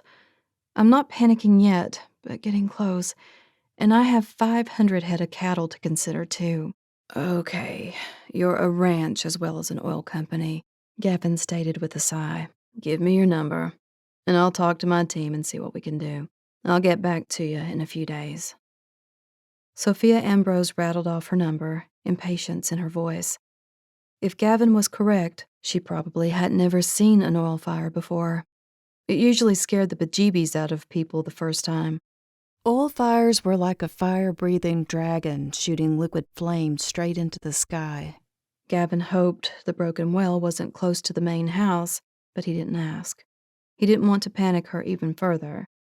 After saying goodbye, he clicked off the phone just as she began to say something else, but it was too late. The connection was gone. Staring down at the paperwork on his desk, impatient to get back on site, the phone rang again. It was her again. Gavin let it ring 3 times before picking it up again. Yes, he practically barked. Mr. Spencer, Sofia Ambrose said, I don't know what your price range is or how you determine a price tag on your work, but I'll pay you what you're worth. I'm fair, and I know this won't be easy for either of us. What was that supposed to mean? Perhaps she didn't care for Gavin either after their tense telephone conversation. We don't come cheap, not by a long shot.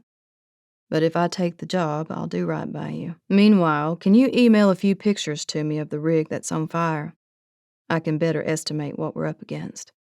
Certainly, you'll have them within the hour. Gavin ran his hands through his hair. Sighing, he added his signature to the current paperwork. So, he was going to take a job from a prima donna, a rich Texan who complained a lot and probably never got her hands dirty. Most likely, this Sofia woman was 60 years old and criticized everything. Her oil field was perhaps her baby, and she had no children of her own. Well, Gavin didn't either. He wasn't married, never had been, and not even close. Who could meet women in a job like this? In his line of work, he could go weeks without even stumbling across a woman, except occasionally in a restaurant sitting with her husband or boyfriend. Ambrose Estate, he said aloud, shaking his head. Sounds posh and haughty. Why did I agree to see her pictures and give her a bid? You're a fool, he told himself. And then, feeling guilty for being too judgmental, Gavin checked the caller ID and dialed her number. Miss Ambrose, he said when she picked up. I meant to give you a warning. Don't go near the fire. Stay at least half a mile away, or better yet, a couple of miles. No animals, no vehicles. A single spark can ignite another fire, or make the current one worse. An explosion could blow everyone and everything within a quarter of a mile into the atmosphere. Am I scaring you? Are you trying to frighten me? She asked heatedly. Yes. In fact, it's best if you evacuate your home until the fire can be put out. Evacuate, she echoed. That sounds extreme. How big is your property? 10,000 acres. The house is almost 10 miles from the oil fields. Oh, good. You should be fine. But stay away. I'll move the herd and warn my foreman, Sofia said, then cut off the connection. 15 minutes after hanging up the phone, Gavin heard his computer email ping. Sofia Ambrose had sent pictures, 5 of them, probably from her cell phone. The rig fire was gushing flames close to 200 feet in the air. Her concern was warranted. Sofia, Sofia. He liked how she spelled her name, not the typical Sophia spelling. She was probably from the same era as Sophia Loren, his mother's favorite actress. Gavin pictured Miss Ambrose with gray hair, thick hairspray, and designer clothes that cost hundreds of dollars for a single silk blouse, designer handbags, ears dripping diamonds. It was easy to picture rich Texas women.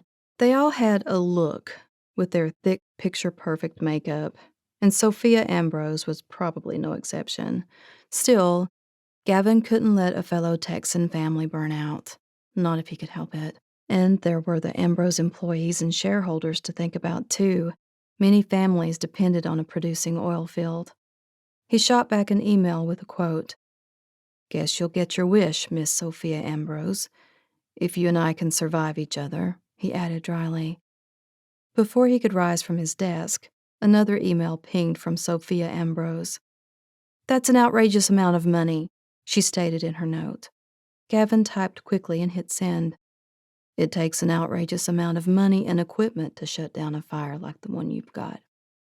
Sofia made a counteroffer. Gavin shot back. The quote is firm, non-negotiable.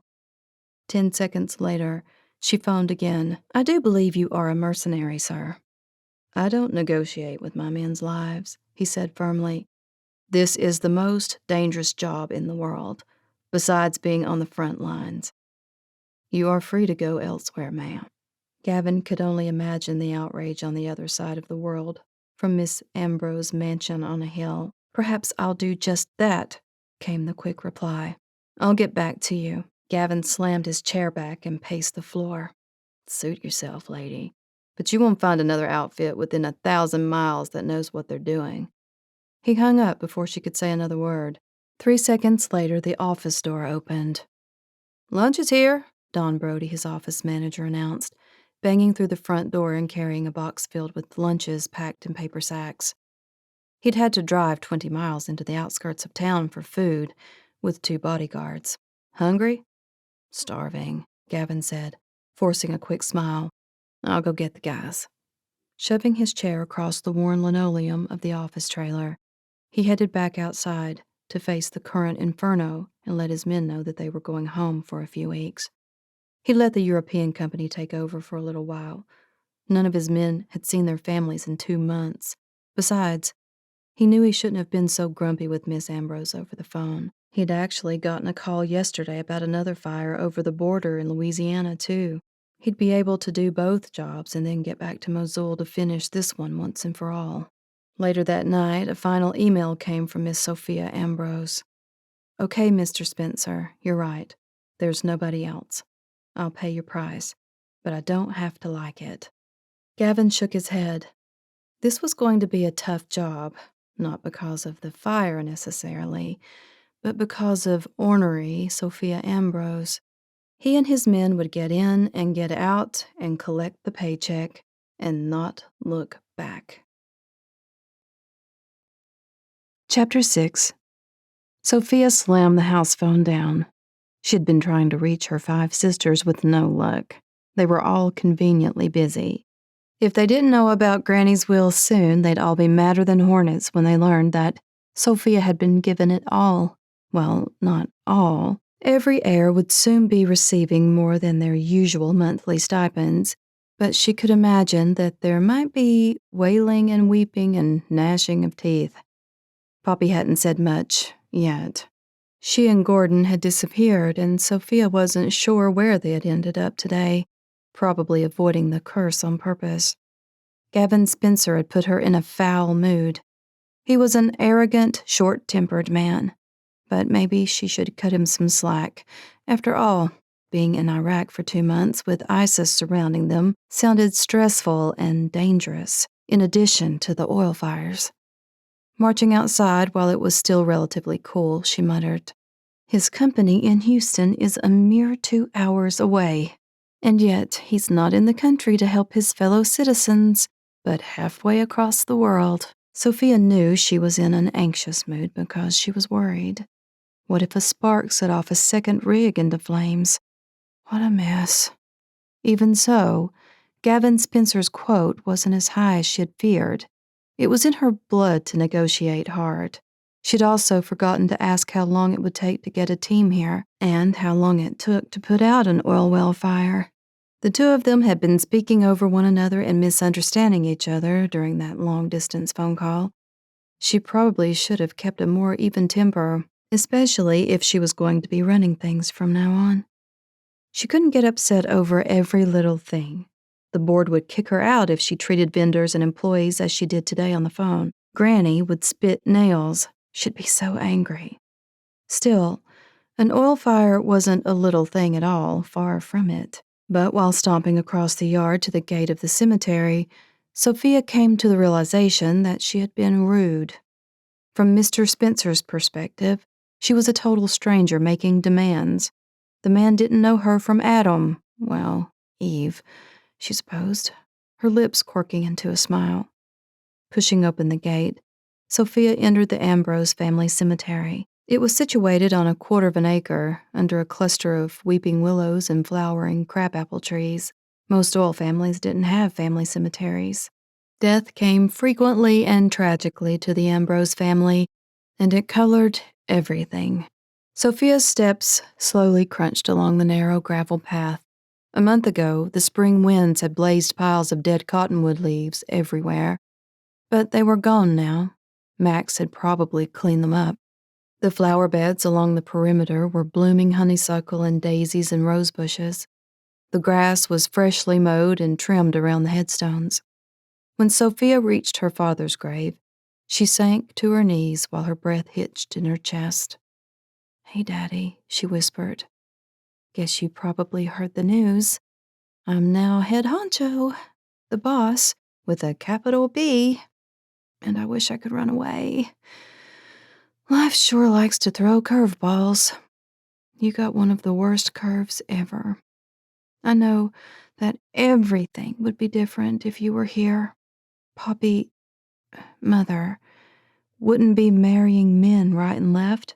Instead, the both of you could be running things and enjoying the fruits of Ambrose's thick, rich, wonderful oil." She ran a finger over the letters in his name and along the birth and death dates of his life. Loved by all who knew him, especially his daughters, Sofia, Lauren, and Emma. Seeing the familiar words was difficult, but comforting too. He was real. He had lived, despite her hazy memories. She laid a small bunch of the daisies, pansies, and hollyhocks she'd picked from the flower garden onto the grass near his headstone. "Aren't these pretty flowers, Daddy? And I love the inscription. It's so true." A rustle in the grass behind her made Sofia jump to her feet. "You do have a knack for sneaking up on me lately, Granny." Lillian stuck her cane into the sloping ground to keep her balance. She never used a cane indoors, only when she was outdoors on uneven ground. "It was me, actually," her grandmother said now. Sophia frowned, not understanding. You what? I had the words added to Randall's headstone. Your mother was a bit of a mess, as you can understand. Your father's death was such a horrible tragedy. I've always been a little bit mad at him, actually. Your mother was, too. Sophia nodded slowly. I can see that. She ran away far from us, from here, from everything. Poppy continues to run. She's trying to find happiness like we all do. Are you becoming nostalgic, Granny? Espousing wisdom in your old age? Bah, her grandmother said. Who said I was old? I'm stating facts. Slowly, her grandmother walked the perimeter of the cemetery, inspecting the other graves and headstones, including her husband, son, brother, parents, and grandparents. Finally, she paused along the bright white picket fence, freshly painted by Max, most likely. Sophia watched her gaze across the property, the rolling grasses and meadows, the distant cottonwoods. Pretty as a picture in the spring, isn't it? Lillian said. Always my favorite time of the year. Sophia nodded, emotion clouding her eyes. Do you still have the necklace I gave to all of you girls when you turned 16? The question took Sophia by surprise. When she tugged it out from under her blouse, the silver chain and amethyst birthstone winked under the bright sunlight. She read the words on the back that matched her sister's pendants. Together we are strong, although each sister's necklace was decorated with their own individual birthstone in the center. Lillian gave a faint smile. I'm glad. I've always hoped it would protect you girls from the pains of the world. 6 necklace pendants for all 6 of my granddaughters. They bind you together and keep you close, even when you're far away from each other. It's a beautiful necklace, especially with each of our birthstones and engraved with all of our names. But I'm 32 now, and it feels a little silly to put such store into a necklace, as if it will keep the curse at bay. Maybe we're all a bunch of silly women and not protected at all, just as vulnerable as anybody in this world. Her grandmother shrugged. Perhaps, but I think it gives us all hope and a stronger bond no matter where we are at any given time in the world. I'm sorry my sisters didn't come for the reading of your will and the annual cemetery ceremony. It's not an actual ceremony, her grandmother said, practically spluttering when she said the words. Lillian Ambrose was not one to splutter, and she managed to hide her own fears superbly well. But I do like to make an official yearly visit and remember and honor our loved ones, especially those that died much too young. They were all good men, honorable, hard-working, and implicitly loved. Your great-grandmothers are obviously gone now, too, dying in their old age. I wish you girls could have known them, too. I'd like to be buried by Richard when my time comes, Sophia. Of course, Granny, Sophia said.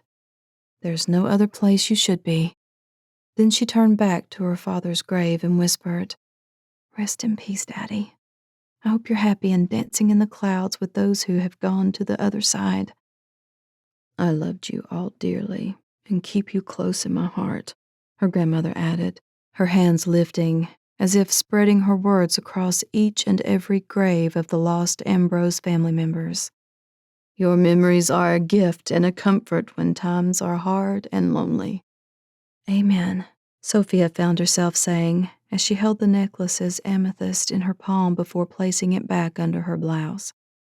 After a few moments of quiet, Lillian turned toward the gate that would take her back to the house. She sniffed the air and frowned. Did you find someone to come out and stop our fire? Yes, Sophia replied, following her. Spencer's oil fire specialists. Their motto is, any fire, anytime, anywhere. I'm taking him, Gavin Spencer, up on his offer even though his team is currently in Iraq, putting out a few dozen oil-filled fires. Iraq? Indeed. I didn't expect that. How soon can they be here? This weekend. It's only Tuesday. which means that while we wait, all of our future assets are burned out. Mr. Spencer said it wouldn't burn everything, although it depends on how much oil is left in any particular well. Her grandmother said, pursing her lips. He also said that sparks from the fire could ignite other wells in our field. That doesn't sound good. Not good at all. I'm wondering if we should get Colt and Max to set up the irrigation pipeline and keep the perimeter watered to stop any stray flame bursts or sparks. Did Mr. Spencer suggest that? No, Sofia shook her head. But it's an idea for keeping it under control and might assuage the constant worry. I'm not sleeping well lately, and she turned to look directly at Lillian. I put the blame squarely on you, Granny. The sky is getting cloudy with smoke as the day goes on, her grandmother said, ignoring the accusation. I don't want to risk our employees, and it bothers me that you drove so close to it. How tall is the main funnel of the fire spouting? At least 200 feet by my estimate. Lillian let out a sudden whistle, and Sofia burst out laughing. I didn't know you could whistle, Granny. Your father taught me, actually. It slips out in times of distress. Nothing much surprises me anymore, but I hate to see you and your sister's inheritance disappearing before our eyes. We have to hope that Mr. Spencer's firefighters are as good as their online reputation is, and that Mr. Spencer himself isn't too much of a bear to work with. Her grandmother said again, giving Sofia a sideways look. Speaking of our deceased progenitors, I was hoping I could enlist your help in one more project this summer, my dear. One more? I think you've already given me about 100 projects already, Granny. Well, besides the estate and oil company. Is that all? Such a piece of cake. I could do it in my sleep, Sofia interjected, trying to give her grandmother a hard time. Lillian gave her a sober gaze. Knowing you, by the end of the summer, you'll be running everything in your sleep. You're quite capable, my dear, and I have every confidence that the next several decades will be good ones for all of you, which helps me sleep at night. Sofia smoothed her hand along the cool grass in front of her father's gravestone. Decades without grandsons-in-law or great-grandchildren, she said quietly. You do realize that? I can't believe in this curse, Lillian said firmly. It's all in our heads. Then why the necklaces? Why do we have a Hall of the Dead? Family pictures adorn every household in the world. Sofia finally got to her feet. Why are you suddenly denying what's happened over the last 12 decades? Maybe longer than that for all we know, Sofia added. The idea had never occurred to her before, and now the thought gripped her so badly, her chest grew tight from the stress. She lifted her eyes to stare at her grandmother. Her grandmother said, Now you're becoming hysterical. Sofia snorted. If that's what you want to believe, then believe it. But none of this is coincidental. I feel it in my bones. Granny gave a laugh. Your bones aren't old enough to feel premonitions or portend the future. What about the past? This house has been here a very long time. It has spooky corridors and doors that open onto walls. All of those things can be explained. You will need to get over your fears, because that's your other project this summer. I'm listening. It's time to open up the doors and bedrooms of the old house and find out what's there. Like what? Granny shrugged, waving her hands about, as if flustered, which was completely unlike her. Papers, documents, pictures, genealogy charts, letters, diaries. It's time we knew our past, so we can figure out the future of you and your sisters. Chapter 7. Sofia's fingers curled into fists as she tried to take in what her grandmother was telling her. Do you know something that you're keeping a secret from us? I wish I had answers, but I don't. I merely believe it's important to know where we came from. I knew my own parents and very little of my grandparents, And that only takes my personal memory back to the 1940s, once I was out of childhood. We were in the middle of the war during my early teens, and nobody talked about anything else. Sofia pursed her lips. The house is older than that. Yes, it is. It was old when I was a child. The original Ambrose family built this estate, and it's time you and your sisters learned more about where you came from. And with that, I'm going upstairs for my afternoon nap. All right, Granny, go disappear and leave it all to me. Her grandmother gave her a serene smile. Speaking of your sisters, did you get a hold of any of them since the reading of the will yesterday? Not yet. Where's Mother and Gordon, anyway? In town having lunch, but they're leaving in a few hours to fly back to Hawaii. They want me to keep you here so they can say goodbye. Sofia's phone rang in her back pocket, and she pulled it out. Speak of the devil. It's Emma. Talk to your sister. Then come into the house for lunch. Sofia punched at her phone.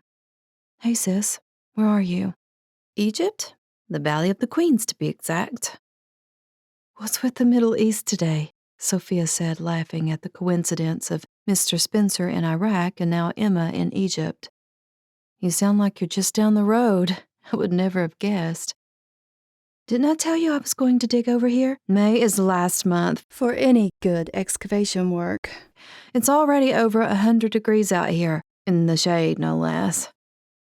Whose tomb are you digging up now? A minor queen, probably a concubine you never heard of. It was discovered last year and it's smallish, but we got into the first room last week. Great stuff. Gold beds and candelabras and jewelry. The wall paintings are practically perfect, untouched. It's quite a find since most everything has been found. When are you going to excavate here at home? Sofia, there's nothing to excavate in the States. Nobody's been dead long enough or was rich enough, and we weren't lucky enough to keep our royalty. I know, I was merely teasing you. Plus, I miss you. I heard there was a big family powwow. Where did you hear that? From Granny. She invited all of us. In fact, I got this fancy engraved card, all official, as if I was being summoned. Sofia let out a splutter. Wouldn't you know that Granny would send you all an official invitation, but with me, I got a phone call telling me to come now or else. That's Granny for you. Besides, you only live 2 hours away. Hey, is the family meeting being rescheduled since the rest of us are nowhere near 1,000 miles of Texas? That's why I called. It happened. The meeting, that is. Oh, that's nice, Emma said, sounding distracted now. I'm relieved to miss it, frankly. Listen, Emma, Granny had the reading of her will. I think you should know. Her will? The invitation said nothing about her will. What are you saying? Is Granny sick? Did she suddenly die? No. I wish somebody had said something. Why didn't Mother call? I can get a leave of absence for a week or so. Emma, stop. Granny is fine. But she's pushing 90 and wanted to get her ducks in a row, as they say. Besides, I think she wants to train her heir, or rather heiress. Sofia finished lamely. Does that mean she gave everything to Poppy? Our mother will sell it all and buy a caravan of rubies or another husband or something obnoxious. Sofia realized that she was holding her breath. No, Granny knows better than that. Well, she's not senile yet, then. Spill it, big sister. What's the scoop? Everybody gets their monthly royalties. In fact, the monthly will increase because Granny has been squirreling away her millions, and the interest alone is phenomenal. And there will be a large flat sum on her death. But go on, I need to get back to work. Emma, I'm sorry, but Granny ended up giving everything to me. I mean, the estate house, the ranch. I get to run it all. And I'll be on the board of the company. Her sister began to laugh. You're kidding, right? How utterly horrid of Granny to saddle you with all of it. I thought for sure we'd sell it all and split it 7 ways. You mean you'd want to sell the house and never visit our childhood home again? It was never my childhood home, remember? You're the oldest grandchild, so it makes sense Granny would give it to you. She's always loved you best. Sofia tried to protest. Oh, shut up. And don't pretend it's not true. Honestly, I'm completely relieved. But I'm sorry for you, Sofia, she added sadly. But maybe you're happy? You always liked Ambrose Estate, horses, cows, riding along the creek, all that kind of thing. I'm a big city girl, you know. Give me New York or London or Paris. I even adore Cairo with all its insanity and traffic accidents and sweltering heat. No, you just like digging in the dirt, Sofia shot back with a laugh. I do feel spoiled, Emma confided. I'm deliriously happy that I get an inheritance and my monthly allowance. It allows me to do whatever I want because I make pennies in the archaeology business. I have to discover my own tomb or rare relic to get museum grants or any sort of renown. It's a cutthroat business. Most of us are just the help, and the Egyptian Ministry of State for Antiquities can be very overbearing when it comes to a find. There are so many rules, it's ridiculous. Come home sometime, Emma, Sofia told her. I miss you. Me too. Maybe in August when nobody works over here. At least us foreigners don't dig when it's 120 degrees. Sofia sighed. Fingers crossed we still have an inheritance to look forward to. What's that supposed to mean? Are you confessing to a sinister plot to embezzle from your dearest sisters? Of course not. We have an oil rig fire. It's bad. But it will all be fine. I have to keep telling myself that. Be careful. I will, Sofia promised gaily. She hadn't meant to bring that up at all. So, any new men in your life? I'll bet Egyptian men are intriguing. They are, but any flirting or going out for drinks is all just fun and games. I wouldn't be surprised if any of us sisters never marry. Maybe the twins will. They're the most removed from Ambrose Estate. Please don't say that. I want nieces and nephews. You'll have to adopt some, or find your own man and pop out some kiddos yourself. The phone went silent as Sofia and Emma dropped the topic, knowing exactly what the other was thinking. Your mind hasn't changed? Emma finally asked softly into the receiver. I'm in the most dangerous position of all, Sofia said, her throat tight. All of you have a chance, but I don't. Not anymore. Granny made sure of that with her darn will in throwing Ambrose Estate at me. It's like a noose around my neck forevermore. I'd spit out a few curse words, but I won't burn your ears. I'm sorry, I really am, Emma said, sympathy in her voice. Call me again sometime. I really do have to go. Go find some amazing gold crowns to show off in the foyer, Sofia told her and then clicked off the phone. Now, to attempt to call her other sisters. But none of them answered their phones or text messages. Hopefully, they wouldn't have a heart attack when the papers from Mr. Gentry arrived in their mailbox. Or maybe the increased royalty payout and future inheritance was enough to satisfy any hunger for a hefty inheritance they might be harboring. It was really time for a family reunion. The only problem was getting everybody in the same location at the same time. Chapter 8. When Sofia came inside the house to change into her riding clothes, her mother and Gordon were coming down the elegant staircase. Behind them, Max carried their luggage. Quite a lot of luggage for only a 2-day stay, Sofia observed, but that was Poppy for you. A different outfit for every hour of the day, including a backup ensemble in case she changed her mind. Mother, Sofia said, biting at her lips. She hadn't seen her mother since the reading of the will. Her mother had trilled with laughter and small talk with the staff and Daniel Gentry, but hadn't said very much to her eldest daughter.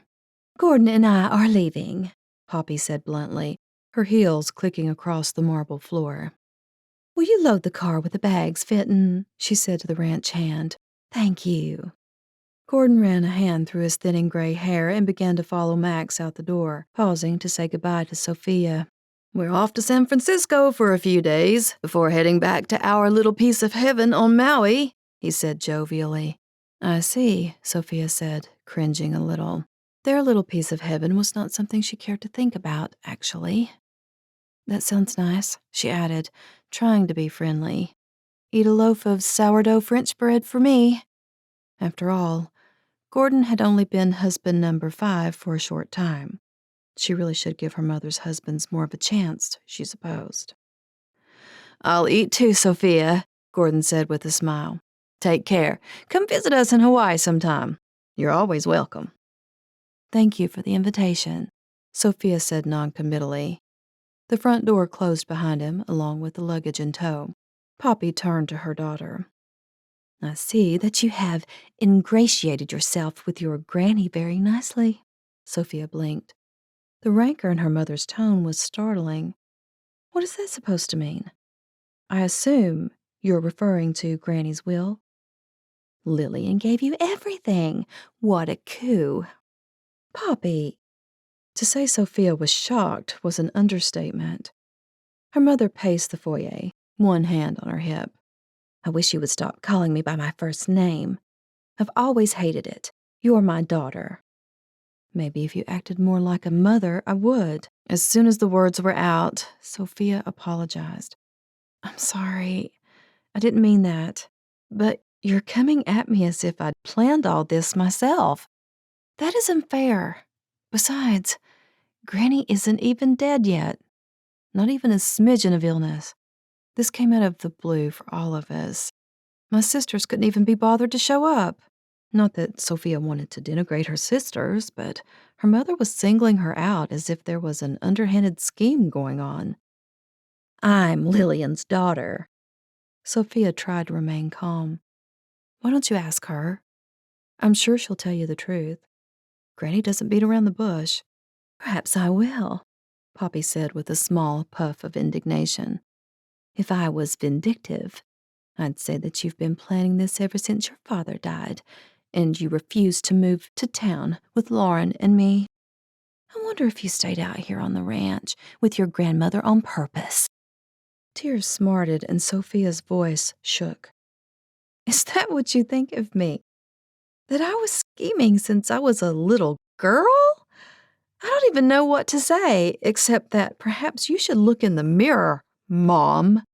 You didn't try very hard to get me back. You were content to leave me here because it was easier for you, so you could marry again and again and again." Poppy gasped. "Don't you dare disrespect my decisions. You have no idea what I've been through." Sofia wasn't going down that path. "Mother, you took Lauren and Emma away from me. This house is plenty big enough for all of us. Granny wanted us all to be here with her." Poppy's face hardened. She had never liked to be blamed for anything, let alone her own shortcomings at motherhood. "I let you stay because you threw a tantrum over leaving your horse." "Oh, Mother, really? You're going to blame a 6-year-old? Honestly, her mother had some emotional issues, big ones, including a good dose of greed. Is this how all of her sisters were going to look at Sofia? A money-grubbing schemer who had ingratiated herself with her grandmother since she was barely out of kindergarten? "I did not ask for the ranch," Sofia said. "I certainly don't want the responsibility. I had a life of my own, and good things were happening that I now have to cancel. If I could, I'd gladly give all the work and accountability to you." In truth, Sofia didn't want to let any of them down. She wanted the rest of her family to live comfortably without worry or crushing debt. But she also didn't want to let herself down either. Within the past 24 hours, she had determined to do the best job she possibly could. Her grandmother expected it of her. She had put her trust in Sofia. Deep down, Sofia knew that she was the best choice to be executor of the estate. Poppy wasn't going to give up her life to live here and manage the ranch and the oil company. Perhaps Mother is going senile, Poppy said now, her red lips pursed and indignant. As her immediate heir, I could contest the will. If that would make you feel any better, go right ahead, Sofia said, giving a shrug. But I don't think you'll get very far. Don't spend the money you receive every month on a lawsuit and lawyers and court time. If you need more to live on, then let me know, and perhaps we can negotiate the royalty stipend. The words were meant to appease Poppy. The board of directors would be the ones to make the final decision. I'll write a letter to the board then. Perhaps request a meeting. Poppy's lips worked as though she was trying to figure out how to exit with dignity, as well as that attorney, Mr. Gentry. Please do. Sofia was determined not to let her mother get a rise out of her, but it hurt to know her own mother resented her. I suppose, Poppy said airily, moving toward the front door. Even if our formidable Ambrose matriarch had given me everything, I would never be able to live out here in the middle of nowhere. I'd have to find a mansion in the woodlands, and even that is nearly a 1 hour's drive. Besides, you like your horses and the cows, although I cannot see the appeal. I suppose this life suits you. Poppy had to get the last dig in to make herself feel better. Sofia bit her tongue and figured it was easier to let her mother say her piece. Then she'd go off with Gordon to marital bliss, whatever that was. She didn't even see that Sofia was giving up her own life, the chance to run away with a true love of her own, a love she'd never have. But would running to the ends of the earth protect her from the family curse? So far, Poppy had lost 3 husbands to death. After that, a divorce, and now Gordon. Her mother had also lost her own father barely out of childhood. No matter how many men loved her, it would never be quite enough to heal her. Chapter 9. 4 days later, Sofia got a phone call from Gavin Spencer. Her stomach tightened, nervous for some inexplicable reason, when she recognized his voice. She was worried about the fire burning out of control, but didn't want the man to aggravate her so badly she blew up at him. What if he reneged on her offer and let all of her oil wells burn to the ground? She'd be back to square one. Still, he actually had a very nice voice over the phone. Deep without being gravelly, smooth without being glib, and charming in an edgy way. Of course, when she met the man in person, he would probably be a controlling, cocky 60-year-old with a paunchy beer belly and bossy as all get out. Miss Ambrose, he said without preamble, we're back in the States, just arrived in Houston. Good, Sofia said. She should be relieved, not nervous. Great, she added. We're eager to get your team, here, and hopefully have good news. That Ambrose Oil Company isn't suddenly going to have to file bankruptcy. She kept her voice friendly, an attempt at light conversation, but Gavin Spencer sounded like he was in a rush. We're about to arrive at my office headquarters, but it will take the rest of the day to assemble our equipment, load it up and fill water tanks. We should see you tomorrow morning bright and early, if that works on your end. Of course, I'm up early, we all are. It's summer in Texas. Who can sleep in this heat and humidity, right? Good grief, she was babbling now. The man made her nervous as a teenager on a first date for some reason. His manner was so completely no-nonsense, his voice so deep and masculine, she was turning into a silly woman.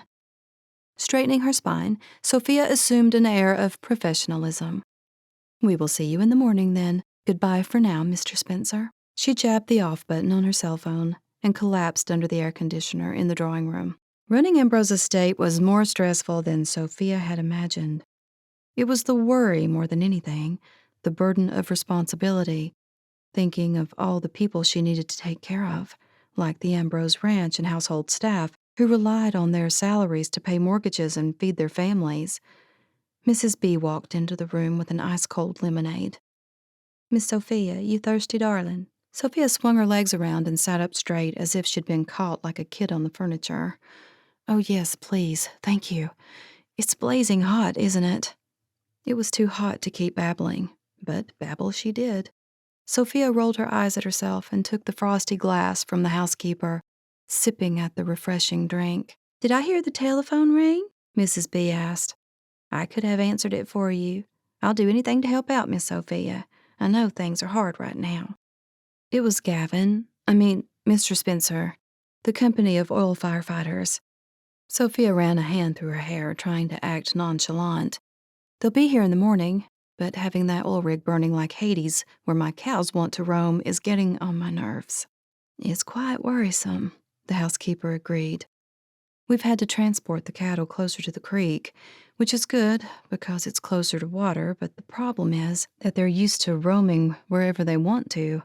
Colt and Max have hired a couple more ranch hands to deal with it until the fire is out." "That sounds like a good solution," Mrs. B said. "Colt told me when the animals neared the flames, the sight of it and the intense heat made them very upset.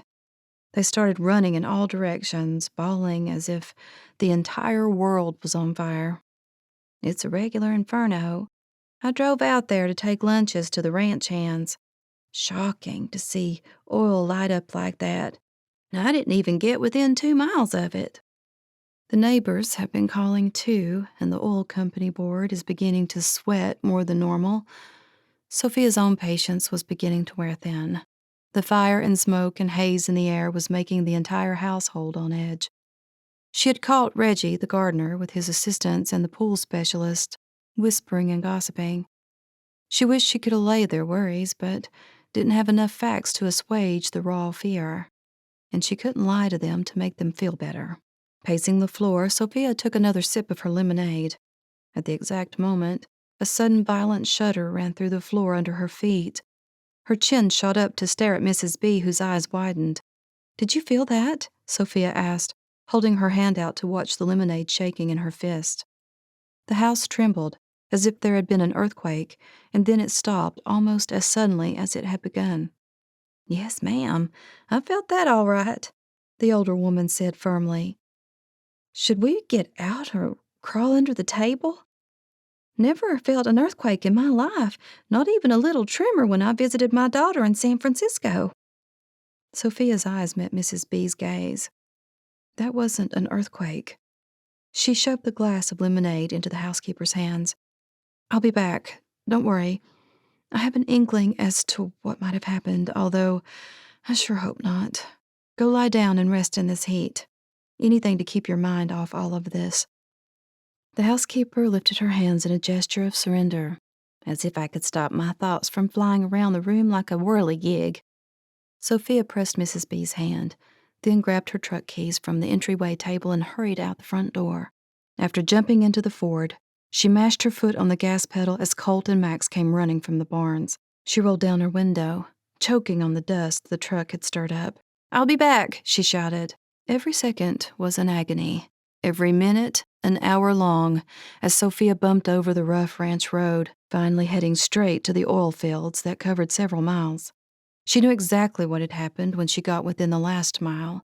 The inferno geyser was higher than the tallest cottonwoods, the orange and red flames looking as if the trees were on fire.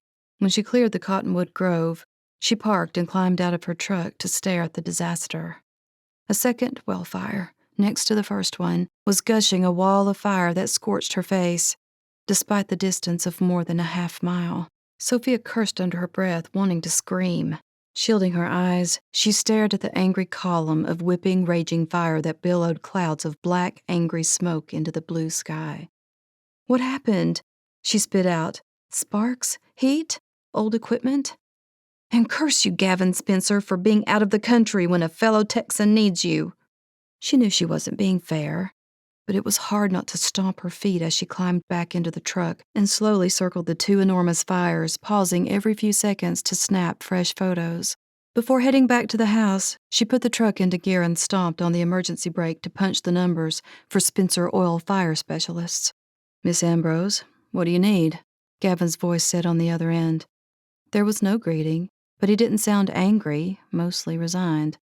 which didn't make Sofia feel any better. She didn't care if she was a pest.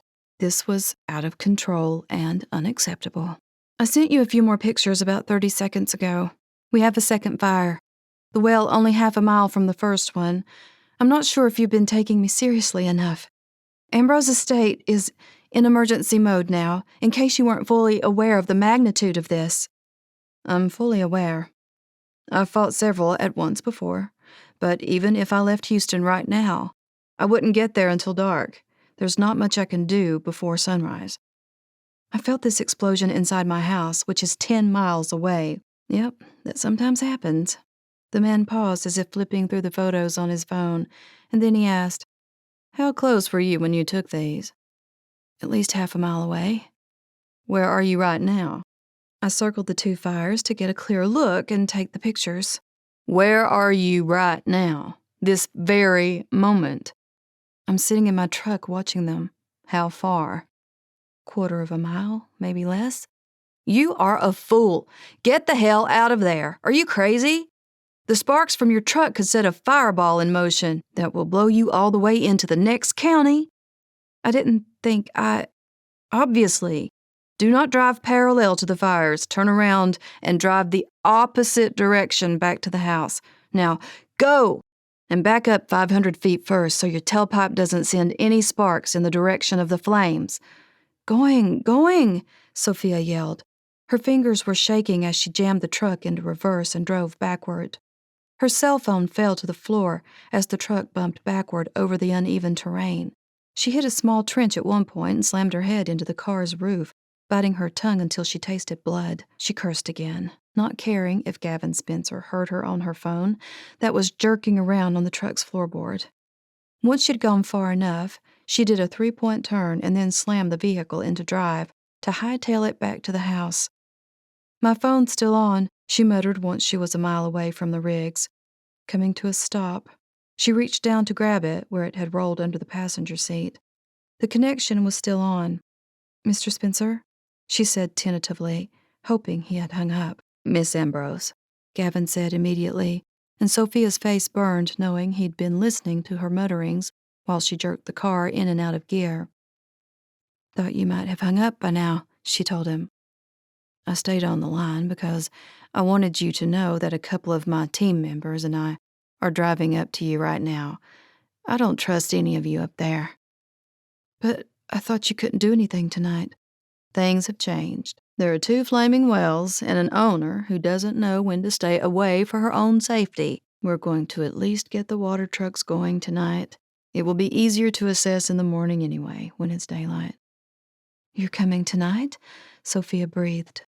"We'll see you in 3 hours tops. Do not let anybody out there. Nobody, do you understand? And be ready to sign a fat contract, so make sure you got your fancy ink pen filled and ready. Got that, Sofia?"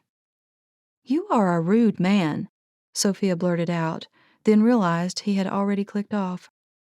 She sat for a minute, breathing hard from the adrenaline of the last 30 minutes. Then she realized that Gavin Spencer had called her Sofia, not Miss Sofia or Miss Ambrose like he normally did. The memory of his enigmatic voice saying her name made her tremble a little. And then Sofia found herself glancing in the rearview mirror, her hair sweaty and her blouse askew. She was hot and steaming mad. Cranking up the truck's AC, she put the vehicle back in gear and drove home, knowing that she was going to take a shower and change her clothes before she met Mr. Gavin Spencer in person. She'd hoped to have the night to get herself emotionally ready for a battle of wills between them, but he was coming now. Now! She was at once happy that the 2 fires would get some immediate attention, while her stomach shot into her throat at the thought of meeting Gavin Spencer in the flesh. A tiny thrill ran up her back, spreading across her neck and face. She really was an idiot to react this way to someone she'd never met before. He was probably the age of somebody who could be her father. She really needed to stop acting like a total fool.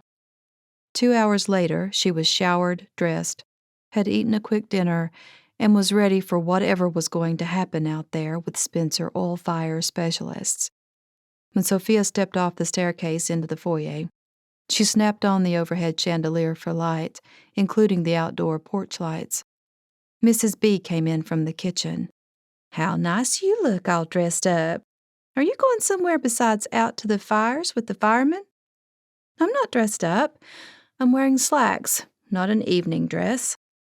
"Thought you'd just be in jeans and a sweatshirt, that's all," the housekeeper observed, eyeing Sofia. "Since I'm the owner of the estate, I think I need to look the part. Professional, that's all," she said, repeating her grandmother's own words.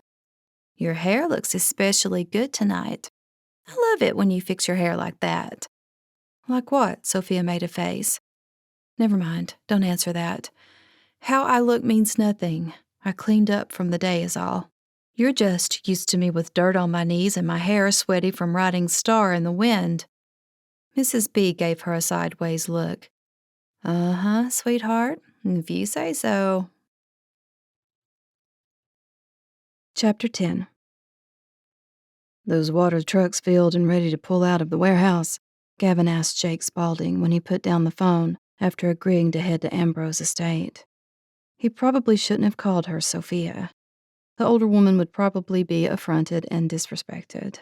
There were times when Miss Ambrose sounded like a southern gentlewoman in her distinct diction and manner, and he should have watched himself more carefully before they had a tug of war over every little aspect of the Ambrose fires. He had already yelled at her too much, and he needed to watch himself more carefully. Oil fires were 20 times more dangerous than any of the house fires he had fought as a new fireman for the Houston Fire Department when he got started in this crazy business 18 years ago. He needed total focus on a job, not somebody hovering and criticizing every move he made. "Yeah, why?" Earl Cardle asked, wiping his hands on a rag after oiling tools and wrenches since their arrival back from the Middle East that morning. "We're almost ready. What time do you want to leave? 6 a.m.? "Nope. The three of us are going right now, tonight." Jake and Earl glanced at one another, puzzled. "A second well just blew," Gavin told them. "The owner is out there gawking and determined to blow herself up next." Within 30 minutes, Gavin and his 2 employees had the flatbed trailer loaded with basic supplies and tools and hitched to the biggest truck they owned. 2 water tank trucks were filled with extra hoses and gaskets. "Grab our fire suits, too," Gavin said, just in case. After a few minutes of good-natured complaining about having to drive to Ambrose Estate 12 hours before the original plan, Gavin promised his 2 right-hand men dinner out. Jake was a young man, a newlywed at that, and didn't like leaving his bride very much. Who could blame him? Especially after the 3 months they had spent in Iraq. Gavin double-checked what they needed to get started tonight. He'd return for his other heavy equipment tomorrow. Being there tonight, when the Ambrose family wasn't to be trusted not to do something stupid, would give him some measure of calmness so he could get a good night's sleep. They were all still jet-lagged. By the time they arrived, Miss Ambrose might have already gone to bed, and he wouldn't have to deal with her until tomorrow. One could only hope. "We're ready, boys," he called to Jake and Earl. "Let's move out." The wide doors of their facility opened. Gavin revved the engine of the truck he was hauling with the flatbed while his own 2 men drove the water tanks.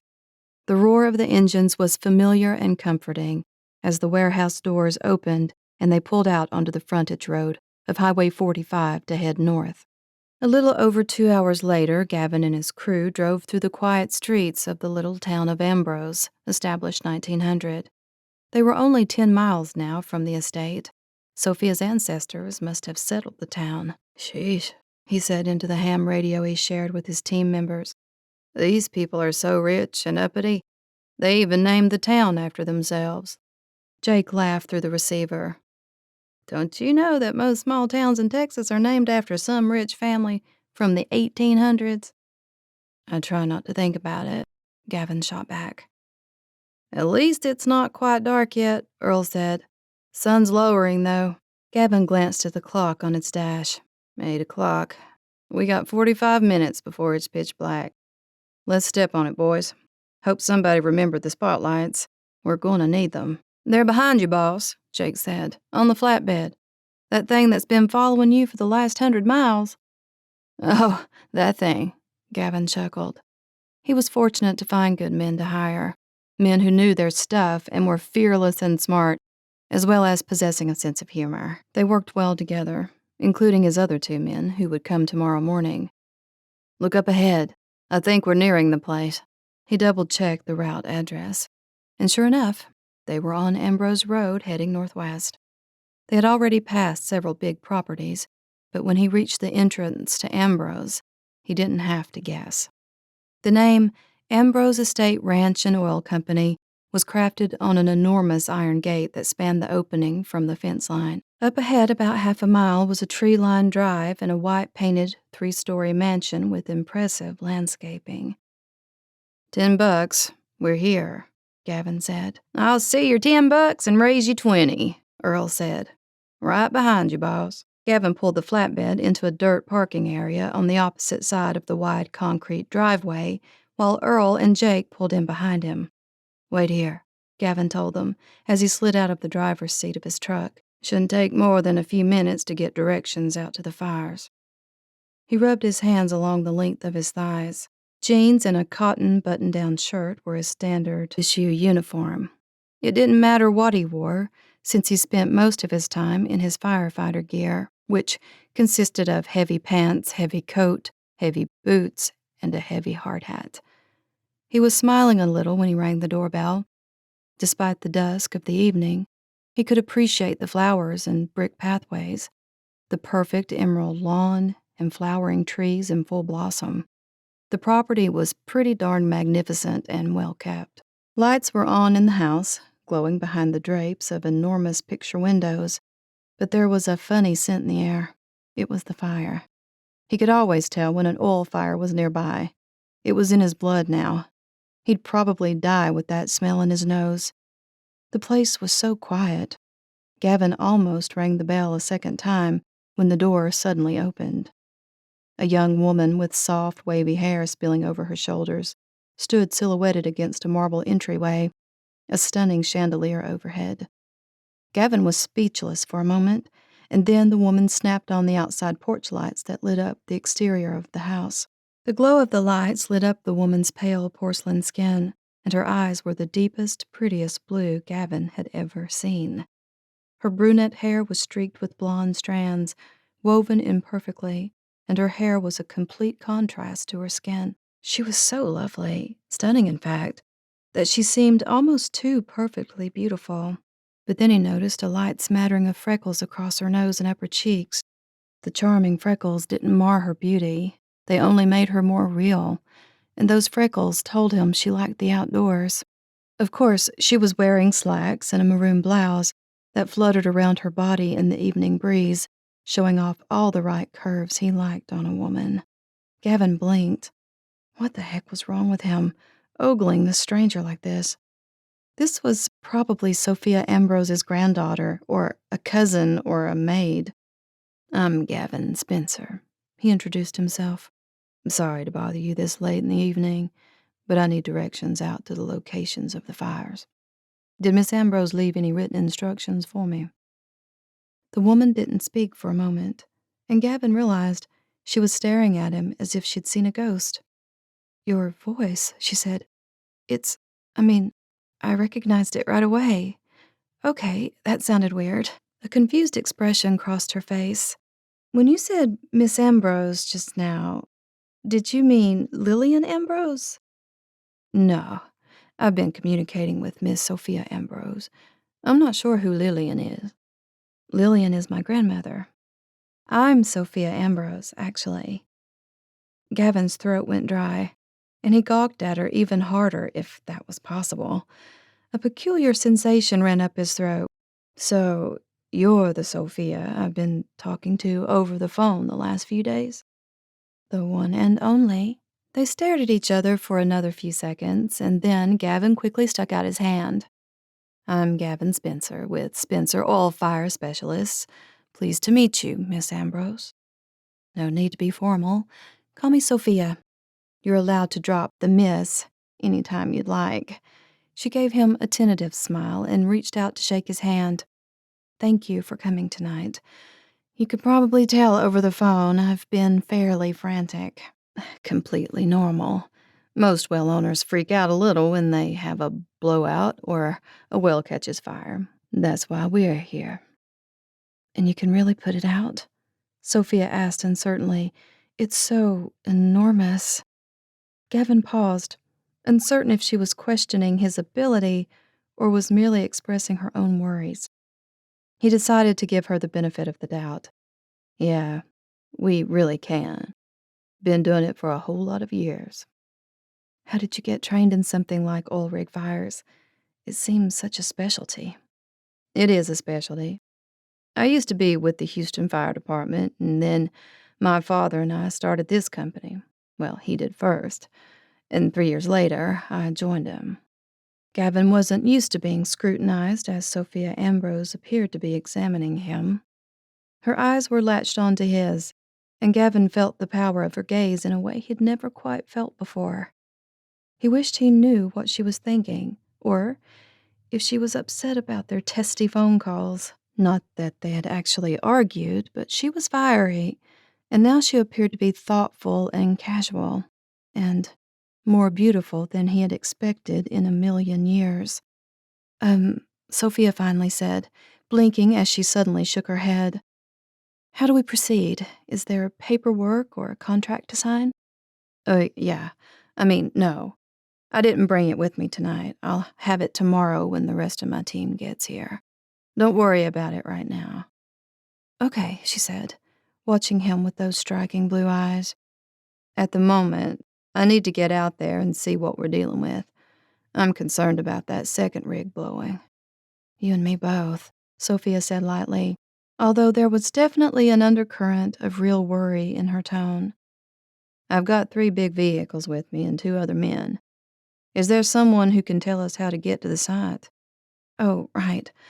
I was going to give you a map, but I changed my mind. I'm going with you. There's a couple of twisty forks in the road, and in the dark, it can be hard to explain. Besides, I want to see what you're going to do out there. I'm very curious. Gavin's eyebrows raised. I've never known a woman that wanted to tag along. Sorry, he added quickly. That probably sounded sexist. I didn't mean it that way. I spend 95% of my time with rough guys out in the middle of nowhere, fighting fires in 100-degree weather. We get pretty filthy, physically that is, and uncivilized at times, so my manners probably aren't up to par. I understand. I'm sure the work is dangerous. He lifted an eyebrow with a grin. You have no idea. Let me get a light jacket and the keys to my truck. You can follow me. Gavin cleared his throat. Do you mind riding with me instead? I'd prefer to keep the vehicles to a minimum right now, until I know what I'm dealing with. Safety precautions. Oh, right, makes sense. Sofia's long hair swayed below her shoulders. It looked so soft and glossy, like one of those shampoo commercials where the woman tosses her perfect shiny hair around for the cameras. And Gavin was curious to reach out and touch it. Inwardly, he rolled his eyes. What was wrong with him? This was the woman he'd wanted to strangle through the phone all week. I'll be 30 seconds, Sofia said. She stepped into the house about 10 feet while Gavin crossed the porch, with its hanging flowers and luxurious outdoor furniture, to step back down to the driveway. He heard Sofia call to someone, figuring she might be more like 5 minutes, but true to her word, she appeared behind him, a windbreaker and a cell phone clutched in her hand.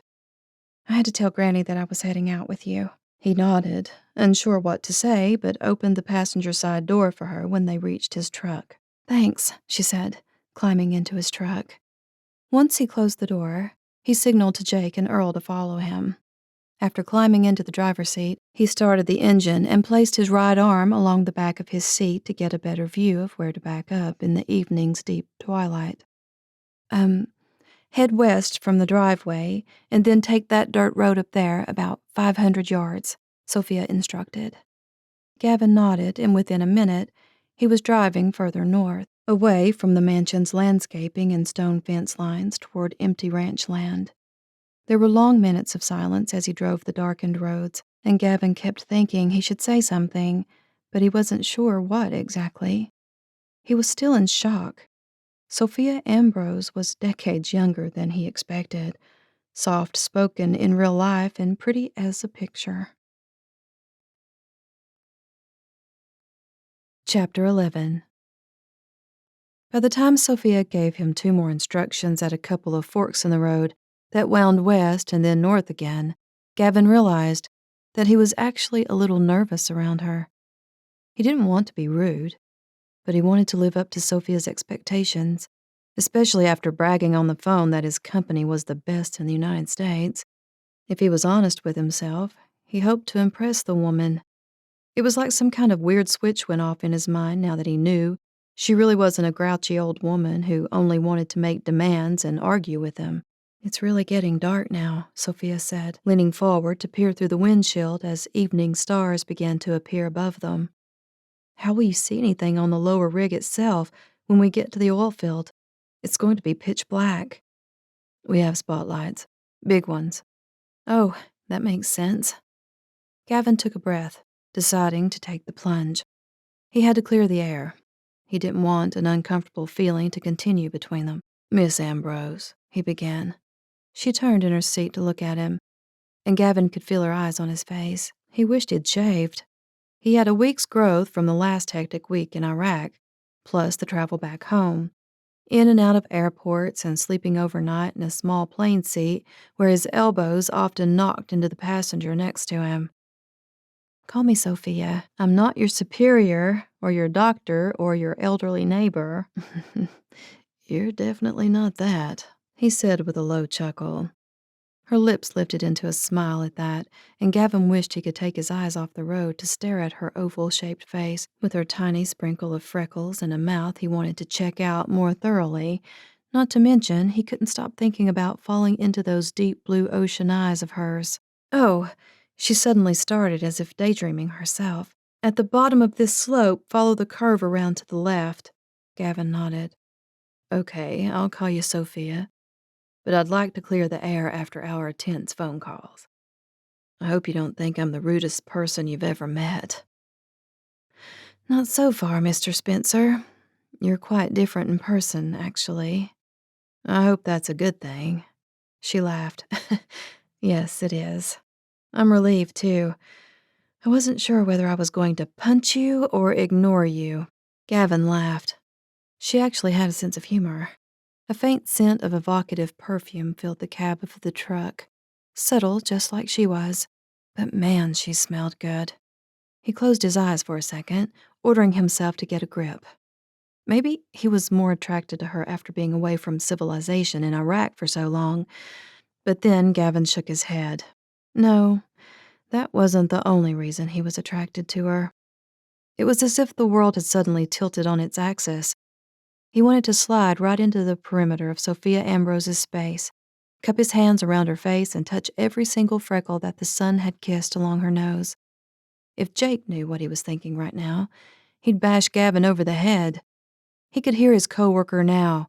"No falling for paying clients." Things were intense in Iraq the last couple of months. I think I took it out on you, so I apologize. I was probably too intense myself. This is our first oil fire, and it's pretty overwhelming. Before Gavin spent too much time daydreaming over the woman, he had to get a few answers. "Your grandmother lives with you?" "I live with her, but I was born here and grew up here, although I've been away most of the last decade." "Will your grandmother be signing the contracts, or your husband?" Gavin had to ask before he burst with curiosity.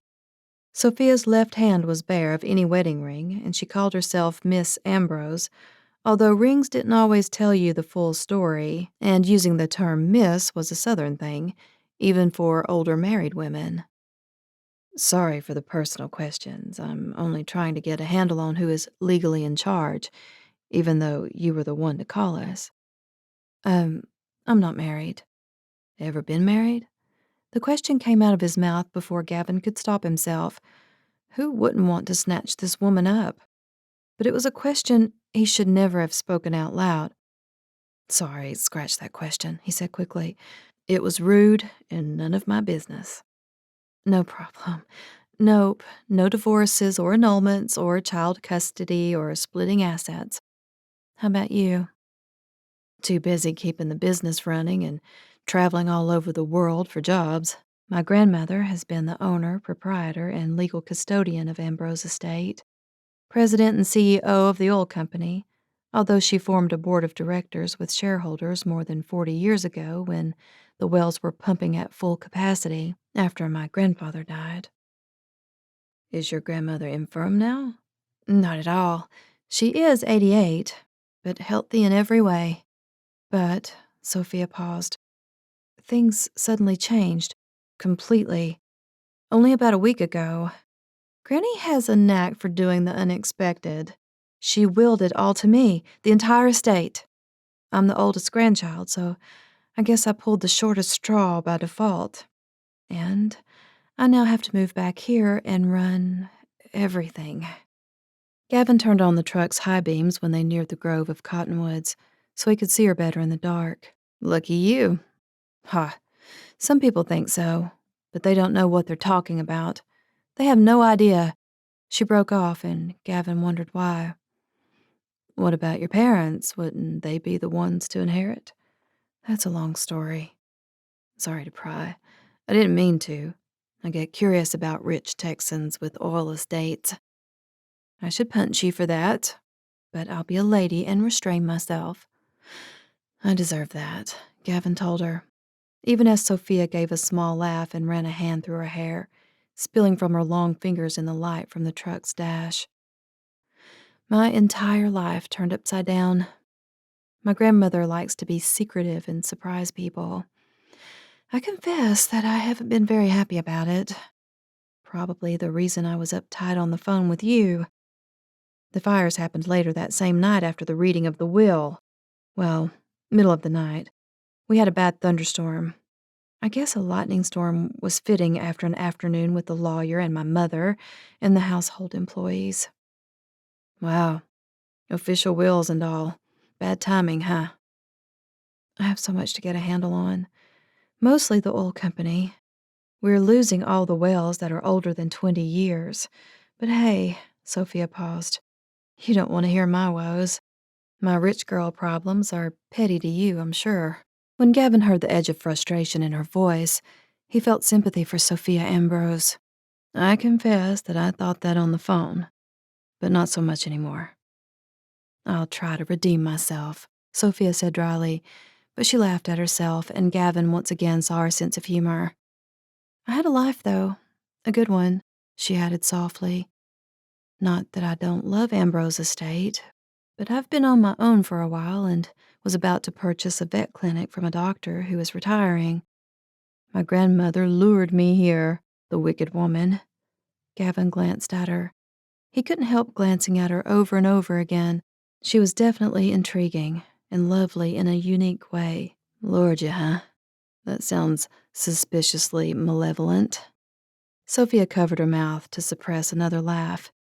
If you knew Lillian Ambrose, you would be on my side, Mr. Spencer. I am on your side. So, let's get your rigs fixed, and you'll be pumping oil again in no time. I've done this 1,000 times now. You're optimistic, which is nice to hear. The fires are absolutely horrifying. I've never seen anything like it before.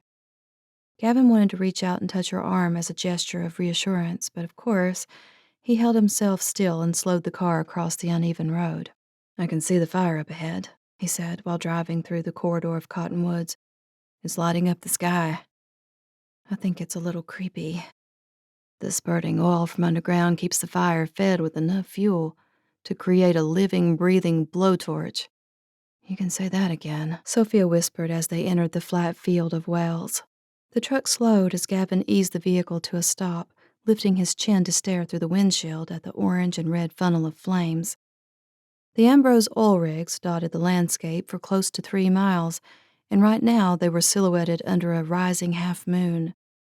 You got yourself a full-blown doozy of an oil fire, Miss Ambrose, he said with a long, low whistle. Hey, that whistle sounded like you actually like freaking crazy wildfires. A grin spread across his face that he couldn't stop. I do admire it in a strange way. They are really something. Every time I see a new one, I get excited all over again. I'll bet you were a pyromaniac when you were a kid, Sophia accused, lighting matches and firecrackers for the fun of watching the flame and hearing them pop, over and over again. That's the first time I've been accused of that, but I'll confess that I stand rightly convicted. Gavin placed a hand over his heart in mock declaration. I used to watch a neighbor boy do that when we were kids on the 4th of July. For sure, I was one of those boys. Just then, you sounded like one of our Louisiana neighbors. You have a good ear. I lived near St. Martinville for a few years when I was growing up, on the banks of the Bayou Teche while Dad was chief of the fire department in New Iberia. Fishing, hunting, riding bikes, teasing gators once in a while like foolish kids. Good memories, though. Turning in his seat, he gazed at her, Sophia's face bathed in the glow of the fire. Sophia was interesting, smart, and funny. The sound of her laughter was natural and easy when she wasn't restraining herself, as if she needed to watch her dignity and decorum. With every passing minute, he found her more and more attractive. "Shall we go admire the Ambrose fires?" he asked. "Is it safe? You sure yelled at me on the phone a few hours ago about getting too close." "I'm sorry about that. You scared me. Can't have my clients frying themselves." "What a mercenary you are, Mr. Spencer." He made a grunting sound, not sure if she was making a joke or serious. They didn't know each other well enough yet. "We're going to keep our distance from the fires until tomorrow when we have better daylight." When they climbed out of the truck, Jake and Earl joined them. For a couple of minutes, nobody spoke, just stared at the enormous billowing cloud of flames and smoke spiraling into the night sky, like a nuclear bomb had gone off. Gavin studied the trajectory of the flames to estimate the height. He couldn't see the damage to the rig itself because it was too dark, of course. On the far side of the first fire, the second oil well that had burst was also flaming nearly as high, like a volcanic eruption that began in the ground, which made sense when thousands of gallons of pure, crude fuel were bubbling out of the well, because there was nothing to stop it from spurting up. "The heat is intense, isn't it?" Sophia said behind him. "And we're still more than half a mile away."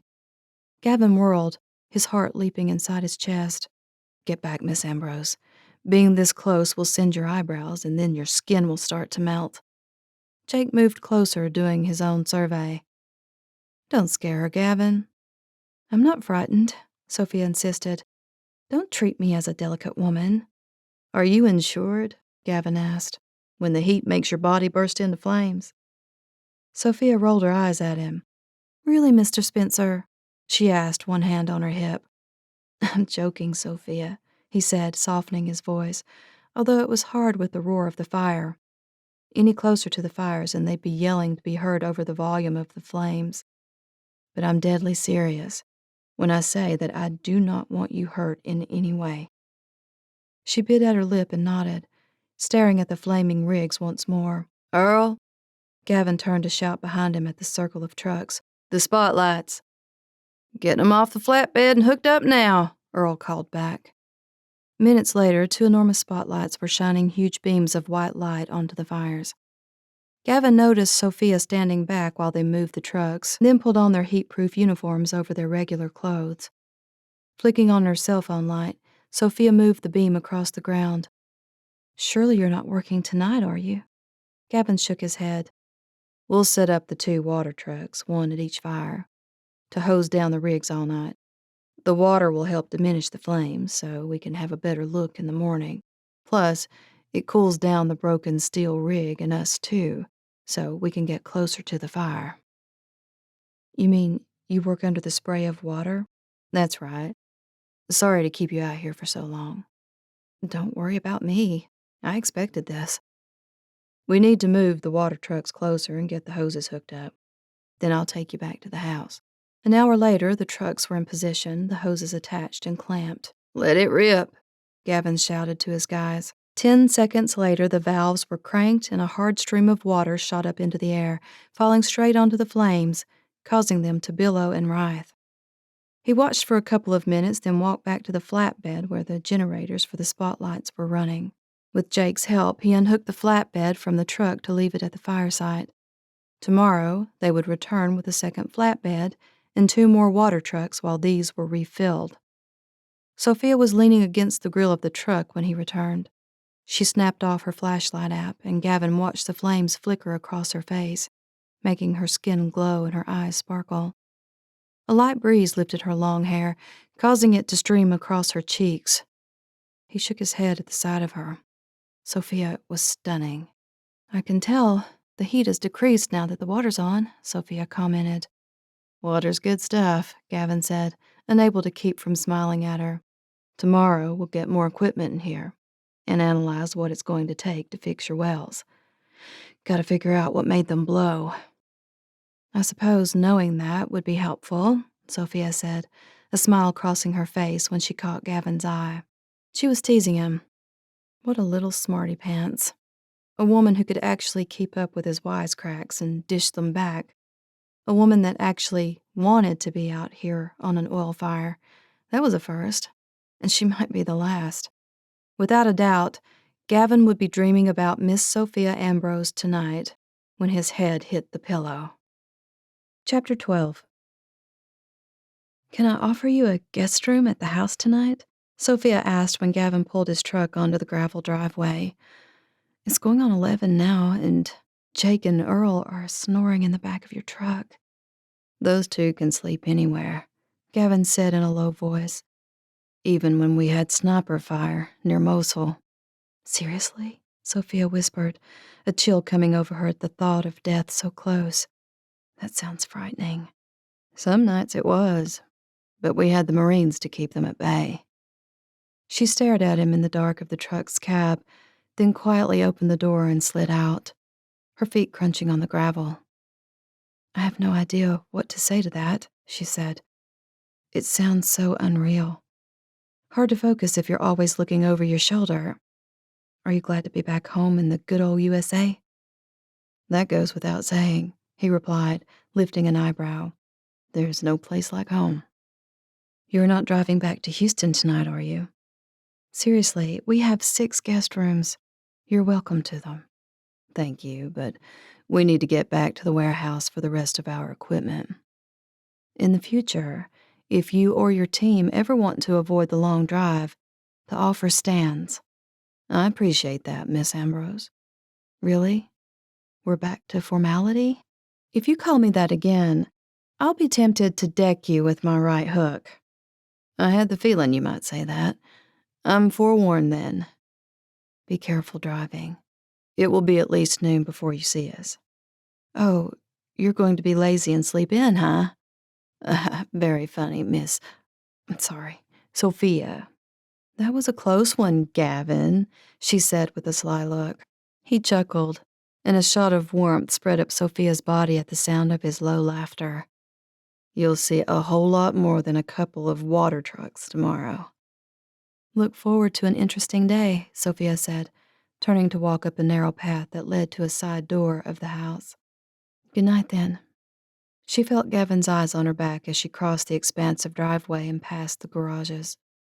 Outdoor lights blazed like a beacon, the pathways and trees glittering with light flooding all around the mansion. Sofia personally loved the mansion's evening landscape, but Mr. Spencer's piercing eyes made her feel hot and dizzy, knowing he was watching her.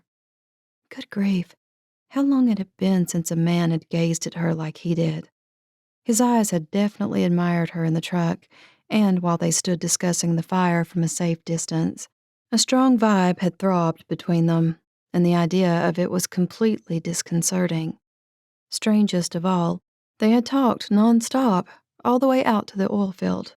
Who would have thought Gavin Spencer would turn out to be the complete opposite of all her assumptions? Even so, she wasn't quite sure what to make of him. He could be hard-headed and mulish, but then, so could she. Sofia had the feeling there would be further battles of wills between them before the oil fires were fixed. With light steps, Sofia ran across the stone walkways to the side door and slipped inside. After locking it, she leaned against it while she breathed several slow breaths. "I never expected that," she murmured aloud. The 6 decades she had assumed was the age of Mr. Spencer had turned into only 3+. He couldn't be much more than 35. The man was broad and muscular. Of course he was in his line of work, but not bulky. Trim and tall with a chiseled jawline, including a partial beard that made her want to run her finger along his chin. Best of all were those deep green eyes, a mesmerizing color, but not too intense. The man spoke his mind and didn't seem to have a single iota of self-consciousness about him. He was genuine and had teased her several times, too. Gavin Spencer was the same person on the phone, and yet not the same. Much more funny and charming. And that voice. Egads, she could listen to him talk all day long, and yet he wasn't some kind of smooth operator. Quite the opposite. Gavin Spencer was real and honest with a streak of straightforward Texas candor. Tingles ran up her neck, and Sofia shook her head. After checking the doors, Sofia took one last peek through the stained glass side windows of the entry hall. Mr. Spencer's truck was gone, his red taillights growing smaller on the road back to the highway. She took the stairs quickly and let herself into her room. Yawning at the late hour and busy day, she pulled on a lightweight summer nightgown and sprawled on her bed. A handwritten note lay on her nightstand that hadn't been there earlier, from her grandmother. Remember that in the morning we have an appointment to assess the attic's contents. I also have a hair appointment in town at 1 o'clock. Good night, sweetheart. G. Sophia's to-do list was growing like crazy. It couldn't be helped. An inventory of the contents of this house was decades overdue. Hopefully she could burn most of it, the ancient files and papers, and give away all the old furniture and clothing stored up in the attic. Or perhaps they could go to the Ambrose Historical Society. She didn't relish fighting cobwebs and potential death critters lurking in the corners. Letting out a sudden sigh, Sophia stared at Granny's note while crickets chirped through the open windows. She had actually fibbed to Gavin about her great life, her vet clinic, her great condo, and social life. She'd fibbed to everyone, including herself, for a long time. Deep down, she was lonely, with no prospects for a family of her own. None of it matters anymore. She berated herself as she stared in the bathroom mirror, putting toothpaste on her brush. Ambrose Estate is your life now, so get over it. She would never put herself in a situation to make a horrible mistake like she did with Brett Anderson again. The 7th anniversary was coming up this autumn, but Sophia would never forgive herself for endangering the man she had thought she might marry someday. Chapter 13. Sophia slept fitfully. As soon as the sun broke the horizon, she pulled on jeans and a t-shirt, downed a bowl of cereal, and was on her way out the door to ride Star. She needed a good, hard ride, galloping her horse around the ranch to get her head back on straight. 30 minutes later, Max came to find her in the barn as she was pulling her saddle off the shelf. "Got a visitor, ma'am," he said, tipping his cowboy hat. "The firefighters are already here? Mr. Spencer said it would be later." "No, it's the lawyer. Sorry, but I can't remember his name." "Daniel Gentry is here?" That was unexpected. "This early? Well, the nerve, huh? I might have still been in bed." Max gave her a grin, taking charge of the saddle and bridle while Sophia jammed her cowboy hat back on her head and emerged from the barn into the slanting morning sun. "I'll take care of your tack, ma'am. This shouldn't take very long, but maybe you could ride Star for me today? I was hoping to sneak away before Granny dragged me up to the attic, but I guess duty is calling. I'll have no time after I see Mr. Gentry." "Duty has a way of doing that, don't it?" "You can say that again," Sophia concurred. "Thanks, Max. Hopefully I can take an evening ride when it's cooler." Sophia was out of sorts this morning. She'd even dreamed about Gavin Spencer last night, her brain filled with images of their time together on the oil field, his body silhouetted in the glow of the fire. The man was mysterious, quick-witted, charming, and Sophia had a peculiar tug in her chest, almost like she couldn't quite catch her breath. The person she hadn't thought about much since the reading of Granny's will was Daniel Gentry. despite his eyes following her around the drawing room and flirting with her over hors d'oeuvres and lemonade. That day seemed like a month ago, even though it was barely a week. So much had happened since then. She gritted her teeth, ran a hand through her hair, and glanced down at her attire. She definitely did not look like the owner of a manor house. Too bad she didn't have time to change and look like the heiress of Manderley. Oops, make that Ambrose Estate. There were days she wished she was walking the gardens at Manderley on the Cornwall coast of England, waves crashing below the cliffs, a long skirt squishing through the grasses and wildflowers. Sofia wanted to deliver puppies in a sterile vet office in her white lab coat and deliver a gangly, adorable filly at the ranch down the road. Instead, she had a mountain full of paperwork with the lawyer, 2 oil rigs burning up all of the family assets, and 1 creaky, dusty, ancient attic to tackle at her grandmother's insistent request. There had been another direct hint that morning when her grandmother came down the stairs, just as Sofia was heading out to the barns. "Why, oh, why, Granny?" she muttered as she hiked back to the house from the horse stalls. "Why now? Couldn't you have waited until I was at least 50 years old to heap all this on me?" Except her grandmother wouldn't be around when Sofia arrived at the ripe old age of half a century. She tried not to take her grandmother for granted. Lillian Ambrose had always been a rock, unwavering with complete love and devotion for her granddaughters. "Mr. Gentry," she said smoothly when she entered the morning room where Mrs. B had put the lawyer. Golden sunshine slanted through the windows, bathing the room in a cheerful glow.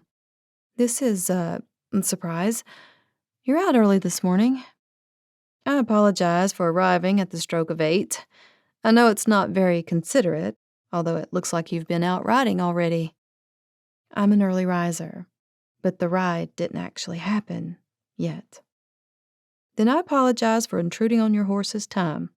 "Star will get over it," Sofia assured him. "Is there something urgent going on with the estate?"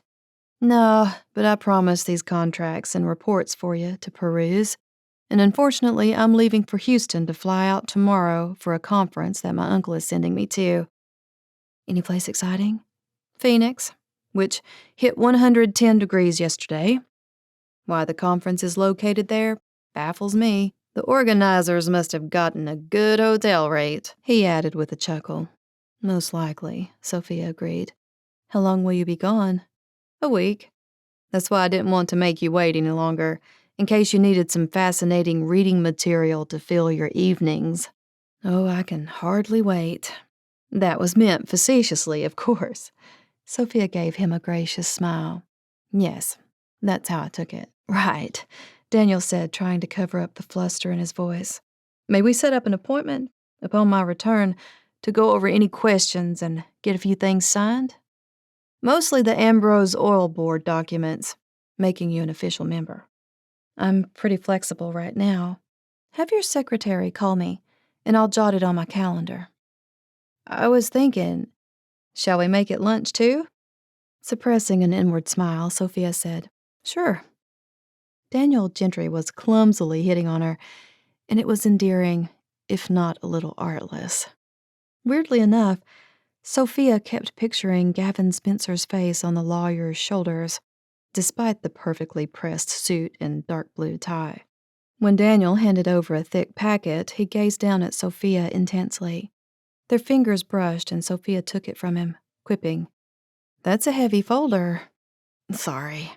Transfers of estates and companies get complicated. There's more coming too, so be forewarned." "Oh, goody," Sofia said, and Daniel laughed, his eyes crinkling at the corners. "We might have to make it 2 lunches over the next few weeks." "I see what you did there, Mr. Gentry," Sofia said, laughing out loud when she shot him a look from the corner of her eye. "Please, call me Daniel. The Mr. Tag feels too formal for the time we'll be spending together over the next year."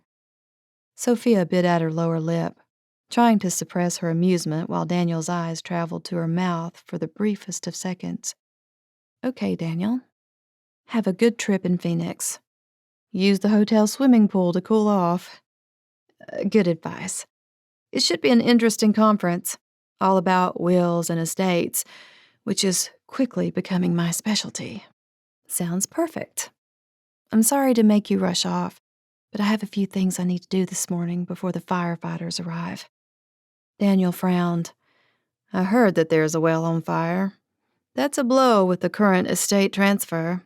Lightning, right? That's what we assume. It was the night of the storm. The board will have to assess how this affects the rest of the oil field. We might have to do some creative budget spreadsheets to make sure everyone gets their regular monthly royalties. Spreadsheets, Sofia said.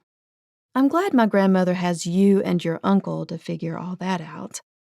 I personally hate numbers, despite my business degree. That's why we have accountants and tax lawyers, so the rest of us can do the fun stuff with our businesses. Although, oil isn't exactly fun. Daniel laughed softly. The fun part of an oil field is the profit statements. Sofia burst out a genuine laugh. The man had a dry sense of humor after all. Perhaps he wasn't as hopeless as he first appeared. I understand you're an animal person, Daniel went on. Your grandmother said that you were in the middle of purchasing a vet clinic in Houston. Is someone else running that for you while you're here for the next few weeks? No, it was still in negotiations, but this past week has changed everything.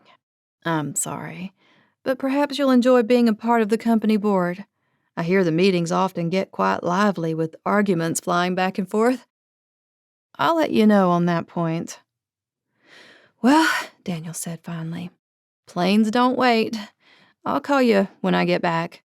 Email or text if you have any questions, though. I'm always available. Sofia thanked him and showed him to the door. She watched Mr. Gentry slide into his Honda Sentra and back out of the driveway as she leaned against the front door. I have a date with a lawyer. Never saw that one coming. How nice, her grandmother said, coming into the foyer from the drawing room. Granny, you gave me a start. Were you across the hall all this time? I find the armchairs in the drawing room quite comfortable, and I was reading. She held up a worn copy of My Cousin Rachel by Daphne du Maurier. At least you have good taste in your novel reading, Sofia said. Just an hour ago, I was thinking about Manderley by the sea. Too bad we don't live there. The summers are much more pleasant, and there aren't sick cattle or fires eating up all of one's bank account. Her grandmother arched an eyebrow. Instead, there are boats at the bottom of the ocean in the cove, and dead women shot by their husbands. Well, Sofia drawled, there's that. Now, come, dear. Let's head on over to the other side of the house and see what we're dealing with. I confess I have sorely neglected it for far too long. I may not have another decade to examine the history of Ambrose Estate and the generations that came before us. We could toss it all into the oil fire. It would be gone in 3 seconds, I promise. Very funny, Sofia. Now, take my arm. Sofia took her grandmother's book and set it on the foyer table near the centerpiece of fresh flowers Mrs. B arranged every day. Then her grandmother tucked her arm into Sofia's, and they walked through the hallways until they reached the Hall of the Dead. I refuse to work in the dark, Granny, Sofia said, lighting every lamp and overhead fixture as they passed the family pictures and official portraits. She opened the door at the end of the hallway, and they spent a few minutes perusing the rooms of the original house, built by Lillian's grandparents at the turn of the 20th century. There were 2 sitting rooms, one in the west side of the house and a morning room on the east side. A large drawing room, a library, a music room, and a series of bedrooms on the second floor, draped with dozens of dust cloths covering the furniture. Why has all of this been left here to rot and mold? Sofia said, a note of frustration in her voice. We probably should have just torn it all down, Lillian admitted. But we actually used the guest rooms and the music room up until about 15 years ago. 15 years? Has it been that long? I guess Lauren, Emma, and I used to roam about this old place and play hide and seek when we were young. dare each other to run through the Hall of the Dead in the dark. For goodness sake, Sophia, it's called the Hall of Memories. You can't blame us for naming it what we did. I mean, there are 2 actual silver urns with ashes of your brother and my grandfather. We thought it was most gruesome and frightful. Lillian brushed a hand through the air. An old wives' tale. There aren't any old wives' tales when it's your own home, Granny, she retorted with a laugh. Still, 15 years is more than half my sister's ages. Only about 1/8 of my life, Lillian reminded her. Once Poppy left for good with her 3rd husband, or maybe it was her 4th, that horse jockey who broke his neck during his last race. We didn't need to keep so much house open when it wasn't used anymore. But how could I bear tearing it down? It was my grandfather who built it, and it was a grand old place in its heyday. I've always imagined it was a very grand house. The structure is solid, and the woodwork and wainscoting is superb. George, Frederick, and Margaret, my grandparents, held parties and balls and soirees in the music room, catered dinners and intellectuals who came to give lectures in the drawing room. It was quite the place back in the early 20th century. A good long drive, too. Mostly they came from other estates in the vicinity and the town of Ambrose, but this was before radio or television, so having events was their entertainment and a chance to socialize. At first, people came in carriages. Then it was cars. Sophia gazed into her grandmother's face. And then it was the Depression and the war. Let's not talk about those days. That's when the lack of money took a toll on the Ambrose Manor House. Until the oil my father suspected was under the ground turned into the real thing, we began to drill 5 months after VE Day in May of '45. I was 14 years old. He's the one who began the oil company. His name was Walter Charles Burton. Sophia gazed at her grandmother's sober expression as her dear old granny looked about the rooms when they walked through and discussed each one, including the possibility of remodeling the house to bring it back to its original grandeur. It would probably take a couple of million to do the work that needs to be done, Lillian said thoughtfully. Memories and melancholy were etched into the lines of her face, and her gray eyes held pride and loss. A great project for us, though, don't you think? Sophia gazed at her grandmother with a thoughtful smile. Perhaps they should. And throw the biggest event of the last 100 years to celebrate and show it off. Open it up to the public. It would take several years to restore it all, including the furniture, but perhaps it was long overdue and needed to be done. After all, it was a historical home now, especially for the town of Ambrose. Were any ledgers of the ranch kept from back then? Sophia asked now. Or the deed to the estate? It would be fascinating to read the originals. It might help me know the history of my own family better, to know more about the founding of Ambrose Estate and the oil company and the town. Of course, my dear, that's the second most important reason why I wanted you back home with me. To keep the Ambrose Estate running for many decades to come, for you and your sisters and future Ambrose generations. Sophia's breath burned in her throat as she held back sudden tears. She placed a hand along the marble fireplace mantel in the drawing room, as if it would help to keep her voice steady. But, Granny, there won't be any future generations. You do know that, right? My sisters and I were doomed before we were born. Chapter 14. Lillian reached out to grasp Sophia's hand in an iron grip. Her grandmother was stronger than Sophia realized, despite the tremble in her voice. I don't believe that. I can't believe it. The last few years. Try the last few decades, Granny, Sophia interrupted. Okay, young lady, you win. But I can't give up hope of seeing you all happily married with children running through the halls of Ambrose Estate once more. I think you'll be dreaming until your deathbed. Her grandmother humphed.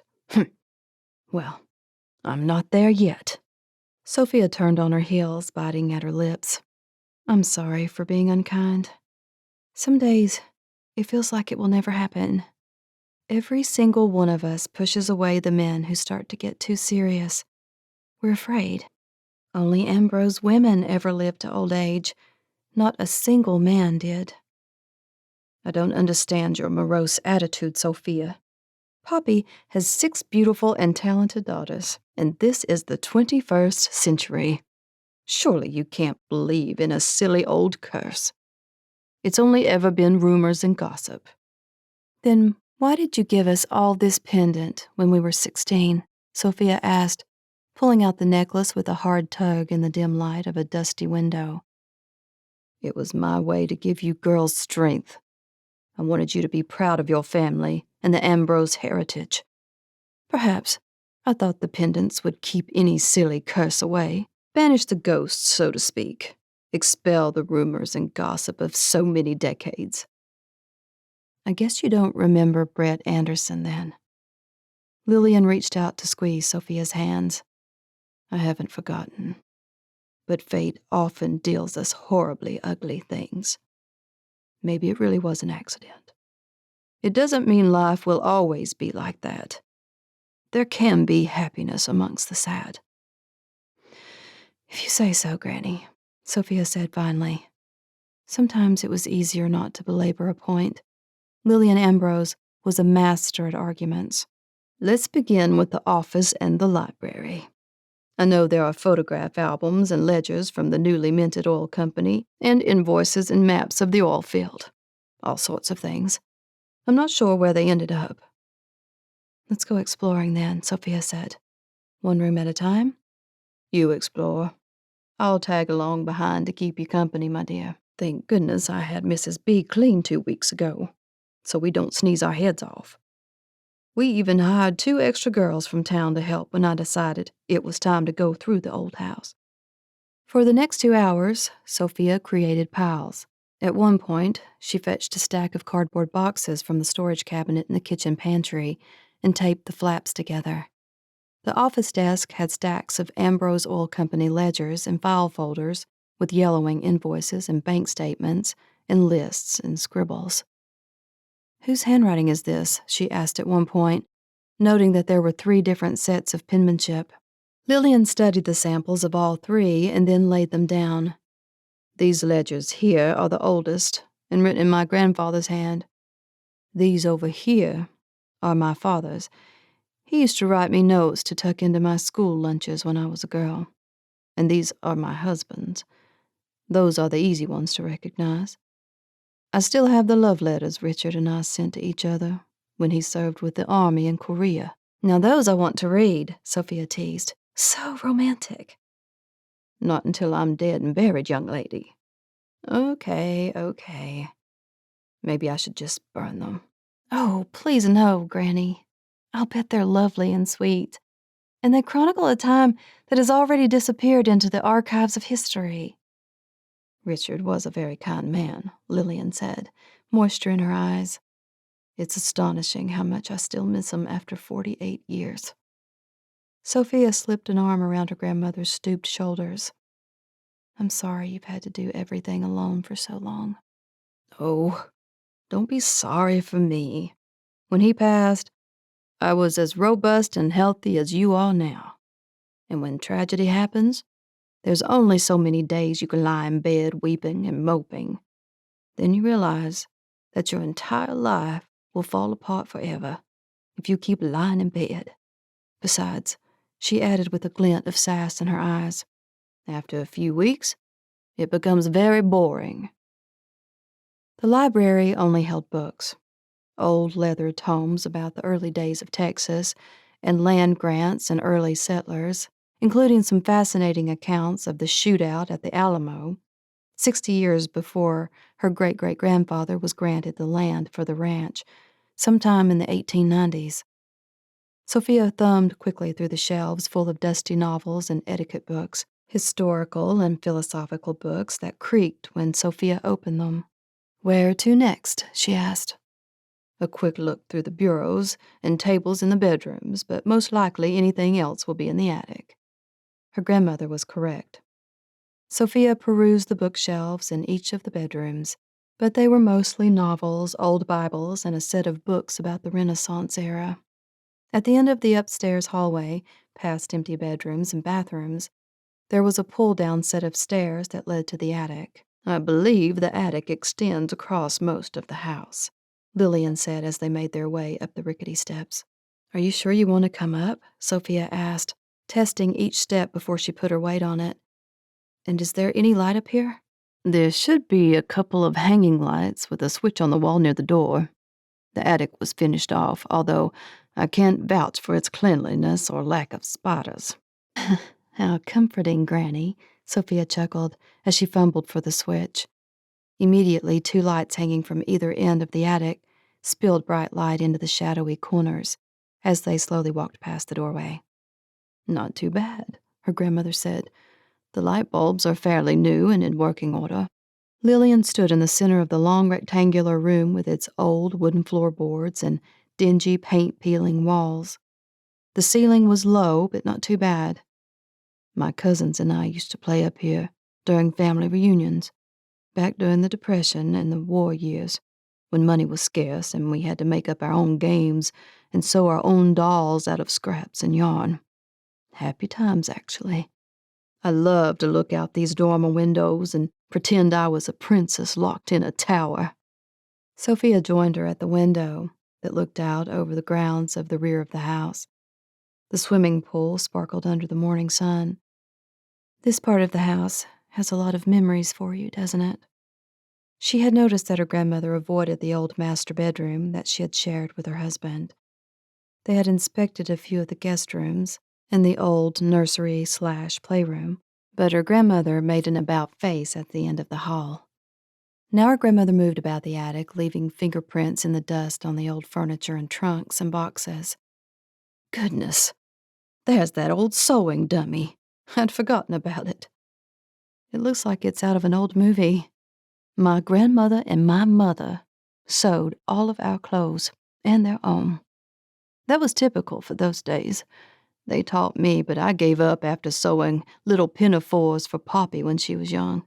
I'd much rather be out riding my horse or getting into trouble with the cows." "I suppose I'm more like you than I realized," Sofia told her.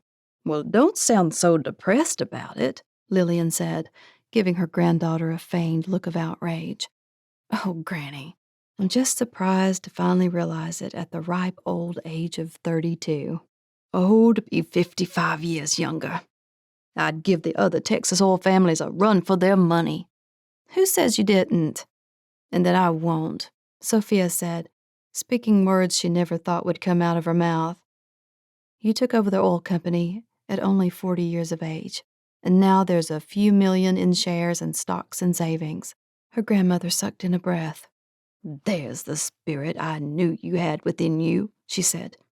"You are the right choice for Ambrose Estate." "We're losing money fast right now, though," Sofia shot back. "There's a lot to figure out." "I'm not worried, but I must get downstairs. I need to have a bite to eat before my hair appointment." "You're deserting me to this mess?" "Give it an hour of your time to assess what's here before your firefighters arrive." "My firefighters?" Lillian blinked coyly, placing a benign smile on her face.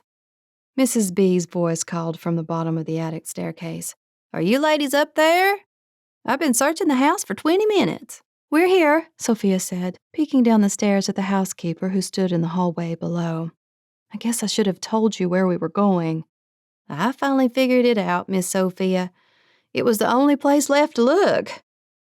"Granny's coming down now. Let me help you down the stairs, Miss Lillian," Mrs. B said affectionately, holding out a hand.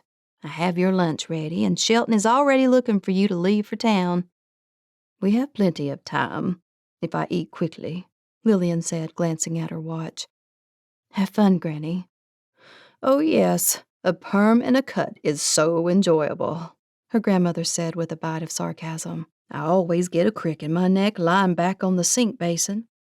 Once her grandmother was gone, Sophia turned back to the attic. There was so much here that it was overwhelming, yet at the same time, it felt like she was on an expedition to uncover the history of her ancestors. She had never played in the attic.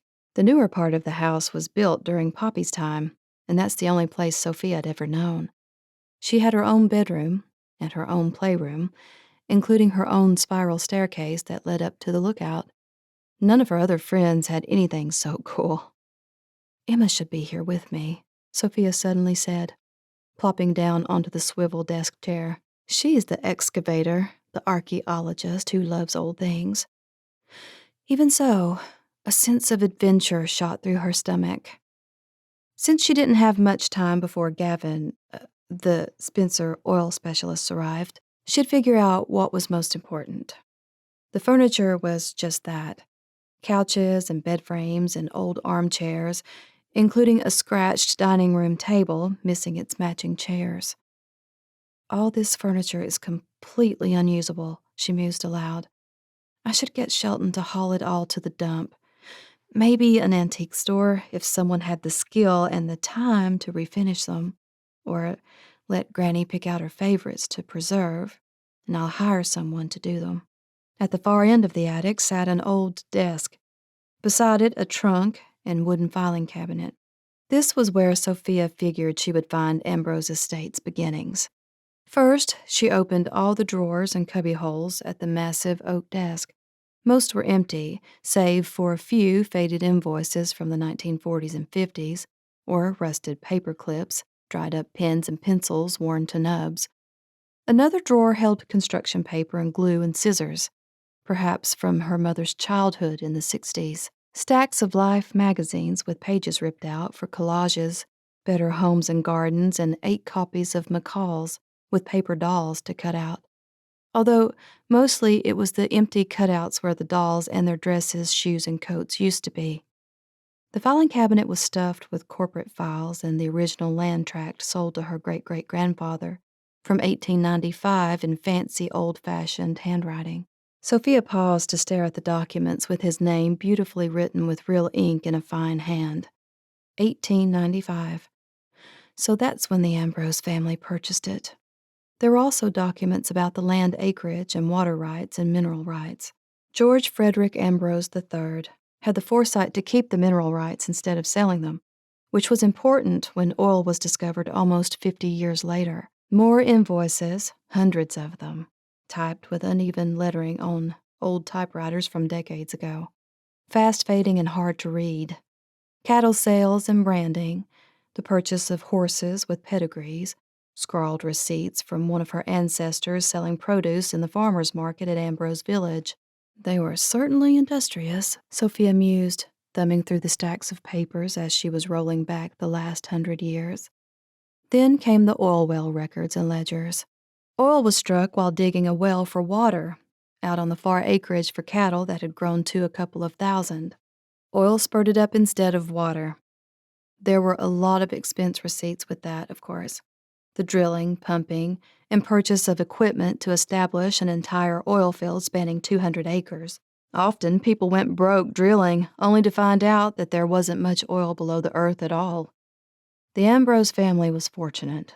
Sophia noticed that the tall stacks of cardboard file boxes stacked beside the desk and filing cabinet were marked with annual dates in ascending order from the establishment of the Ambrose Oil Company. A brief glance told her that she wasn't going to get lost in itemized receipts from 80 years ago. She wanted to find something more personal. Were there more photographs of her great-great-grandparents, or baby clothes, or party gowns? It was time to tackle the messy pile of trunks with leather straps and padlocks, if the locks weren't permanently rusted. They weren't, not even fully latched. When Sophia knelt on the floorboards and lifted the lid, a strong musty odor rose up like an ancient swirling mist. Dried roses and blue periwinkle petals lay in lace sachet bags. "Bingo," Sophia whispered, lifting up delicate lace shawls, petticoats, parasols, mufflers, and fine silk stockings, along with tiny waisted taffeta dresses. A second held baby clothes, bonnets, and mittens. A third trunk held hat boxes with finely milled and stylish hats and several colors of velvet with ribbons and feathers galore, although they had become crushed and delicate with time and age. The clothing was definitely a style from the late 19th century. There were even 2 bustles of the 1890s variety. How uncomfortable it would have been to wear these during hot Texas summers. Sophia figured they must have belonged to Margaret Florence Thorne Ambrose, who married George Frederick Ambrose II. What was their story? How long had they been in the country, and where did they come from? How did they end up in Texas, of all places, instead of the East or West Coasts? Her stomach rumbled. She was famished. What time was it?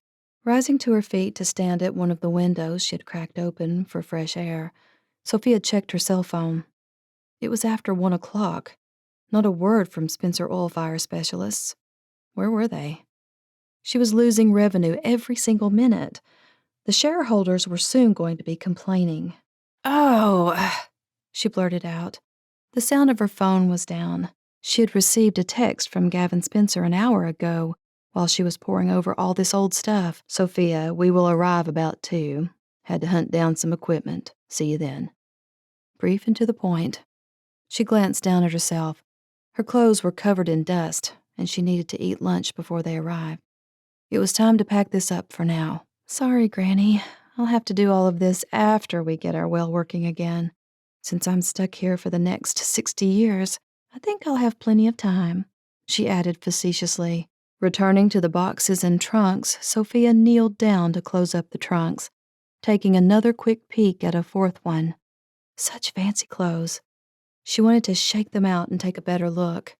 Maybe tomorrow. But this was interesting. A 5th trunk held only black clothing. Black dresses, black shawls, black petticoats, black stockings and shoes. Layers and layers of them packed tightly and pressed down. "These are mourning clothes," Sophia said, the fact striking her. So many mourning clothes. Someone must have grieved for years. The style was the same as the other old trunks, full of late 19th century and early 20th century styles and dress lengths. These had to be Margaret's, too. How long had she mourned her husband? Or were there other instances of grief that Sophia was unaware of? Sophia folded the black dresses and petticoats back into the trunk, but it was difficult due to the sheer amount. After taking them out, they weren't folding back into the same space very well. Then her hand hit something hard. Well, not exactly hard like a book, but more like a cardboard box. Reaching down to the bottom, Sophia's fingers curled around the box, and she brought it to the surface, setting it in her lap. It was a cardboard box, with curved flaps, black and square, and homemade it appeared. The box was flimsy with age, but it had been tied with string several times over, as if the person who had put it in the trunk hadn't wanted anyone to get into it very easily. Untying the string, well, actually more the thick cord, Sophia finally worked out all the tight knots and opened the lid. She let out a small gasp, her heart in her throat. Personal mementos lay inside, small family photographs framed in cherry wood, several pieces of jewelry, a stunning ivory brooch, an entire stack of small square letters with no names on the front of the envelopes. Last of all was a small notebook. Sophia cracked the cover and discovered that it was filled with the perfect penmanship of a female hand, although the ink was fading a bit. On the inside fly it read, "Margaret Florence Thorne Ambrose." The first page had the date of January 9th, 1893, written at the top. She quickly flipped to the very end of the book. The date was August 31st, 1912. "Oh my gosh," Sophia whispered hoarsely. "This is the journal of my great-great-grandmother." She had kept the diary for 19 years, but it wasn't thick enough to hold old entries for so many years. As Sophia thumbed through to assess the contents, she saw that there were months, even years, without any entries. Margaret Ambrose had recorded events sporadically until 1911 and 1912, when entries suddenly flooded the diary pages. Sophia rose with shaky legs and clutched the journal to her chest. This was the best find up here. She couldn't wait to begin reading it. Did her grandmother know about it? Had anyone besides Margaret ever read it? What secrets lay within its pages? Or was it merely a recording of mundane ranch details about crops and weather? Glancing inside the delicate cardboard box, Sofia found one last document, a thick paper with the names and dates of George and Margaret's family, like a genealogy chart. Okay, I'm taking this too, Sofia said, then quickly closed the trunk, turned off the lights to the attic, and ran downstairs. It felt like she had just stolen something, but if Ambrose Estate was hers now, everything belonged to her, and she desperately needed a few answers to a whole slew of questions. Chapter 15. When she got to her room, Sofia couldn't wait to peek at the first of the journal entries. They were mostly short and to the point, a recording of the major events in her life. The life recordings of Margaret Florence Thorne Ambrose. April 23rd, 1893. Today I married George Frederick Ambrose II, the man I have loved since I was 16 years of age. In February, I turned 19, and Father finally gave his permission. Mother wept behind her lace handkerchief, like the dainty lady she's always been. Our seamstress created a perfect pink satin gown, and George told me I looked like a princess, with my long hair dressed in ringlets and jeweled combs. It was a beautiful spring day, and after the wedding supper, we danced past midnight. Wedding guests numbered over 100, and the grounds were covered in buggies. All of our neighbors said it was the wedding of the decade. Father has bestowed a most generous wedding gift upon us of £3,000. George has always wanted to immigrate to America, but I shall do my best to convince him to accept Father's offer of a position at his law firm in London. I am certain that we shall be most happy. Gavin Spencer arrived precisely at 2 o'clock. Sofia had stowed the journal and genealogy charts in her nightstand drawer, eaten a quick sandwich for lunch, and then opened the door when she heard the rumble of trucks entering the ranch gates. Astonished, she gazed at the convoy of equipment and personnel. It must take a large crew to put out a well fire. "Good afternoon, Miss Ambrose," Gavin said, tipping his cowboy hat when she appeared at the front door. "I thought we had agreed to Sofia for me and Gavin for you, Mr. Spencer," she told him primly. "I didn't want to appear too presumptuous." "Okay, cowboy, cut out the formalities. This is Texas, remember?" "If you say so, ma'am." She stuck a hand on her hip and cocked her head. "I am 10 seconds away from punching you." He lifted his shoulders in an endearing shrug, his eyes honed in on hers. "As I recall, our first phone conversations were a little rough around the edges. I thought we declared a truce last night." The expression on his face was handsome and charming. Sofia felt a definite flutter in her stomach, waves of heat throbbing through every inch of her skin. She broke out into a light sweat and realized she had been holding her breath, too. "When it's dark and late at night, people let down their guards," Gavin said now. "I didn't know if your guard had gone back up this morning." "I'm not that capricious." He nodded. "Good to know. I think we'll have a good working relationship from now on then." "I hope so too," Sofia said faintly. "We'll head out to the oil fields right away, unless you have any new information to give us." "Nope," Sofia shook her head. "But I'd like to go with you. I've put aside the next day or two to be on site and watch the operation." "It could take longer than that, depending on what we find out there, now that we're here during daylight hours." "That long?" Sofia stopped, hoping it didn't sound as though she was impatient for them to be gone. Actually, she could stand here and admire Gavin Spencer's amazing shoulders and melt under his magnetic voice all day. I mean, wow, there's a lot to it. I had no idea.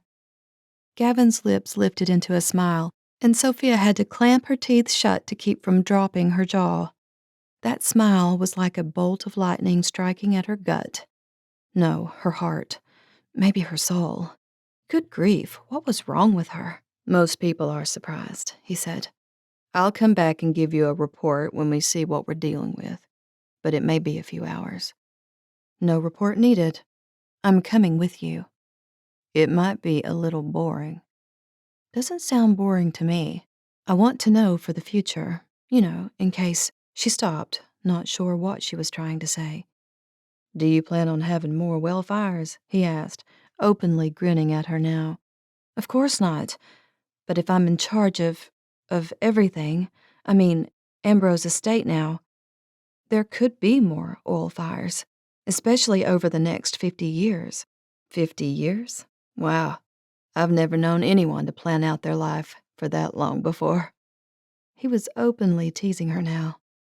Okay, you may shut up now, Mr. Spencer, she growled, while laughing at the same time. I thought I was going to be Gavin, not Mr. Spencer.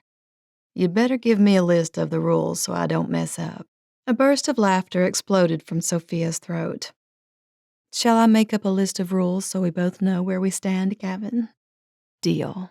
He reached out to shake her hand, and Sophia moved forward. She didn't want to appear so eager, but she was eager to know what his hand felt like in hers, his skin against her own, and it was shockingly amazing, as if her entire being had been turned into a halo of light.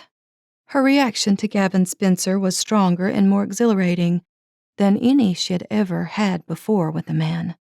Even Brett, the man she had almost married 7 years ago, before everything went so horribly wrong. Gavin held her hand in his for a few seconds longer than a normal handshake, and Sophia felt her insides quaking. Do you want to ride in my truck with me? Gavin said softly, opening the vehicle passenger door. Sure, she said, trying to strike a casual tone. Why not? When she climbed into his truck, Sophia told herself not to act like a complete 16-year-old idiot, since she was twice that age. This is what happened when a girl rarely dated. She became silly and tongue-tied around men. But there was something definitely different with Gavin. Opening her door and helping her into the passenger seat was not something a hired contractor would normally do.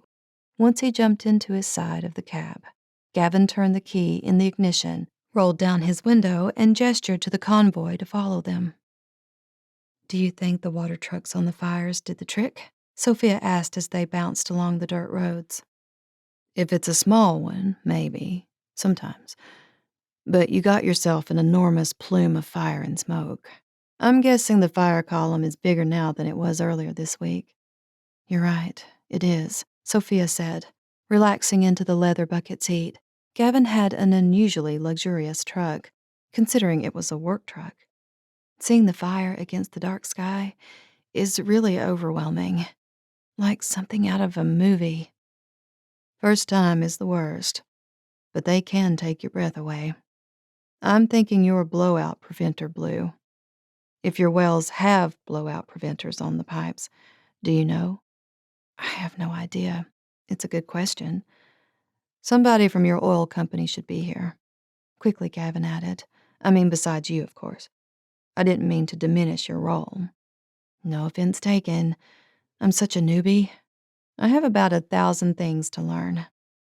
He shifted gears, slowly as they neared the cottonwood grove. Staring through the windshield, Gavin whistled at the writhing column of black smoke. That's an impressive cloud you got. Sophia let out a whistle of her own, and Gavin burst out laughing. What's so funny, Mr. Spencer? She said indignantly. I've never heard a woman whistle as fine as you just did. A boy at college taught me. Gavin glanced at her, as if sensing that he had touched on a nerve. You continue to amaze me, he told her, shaking his head. Wait until you hear me at a Texas A&M football game. Am I going to have the chance at that? Sophia grew flustered. I didn't mean anything by that. Was all he said as he pulled into the flat clearing, making way for the trucks following. Wipe that silly grin off your face, Sophia ordered. You make me smile. In a good way. A very good way. I can see that my list of rules is going to grow exponentially.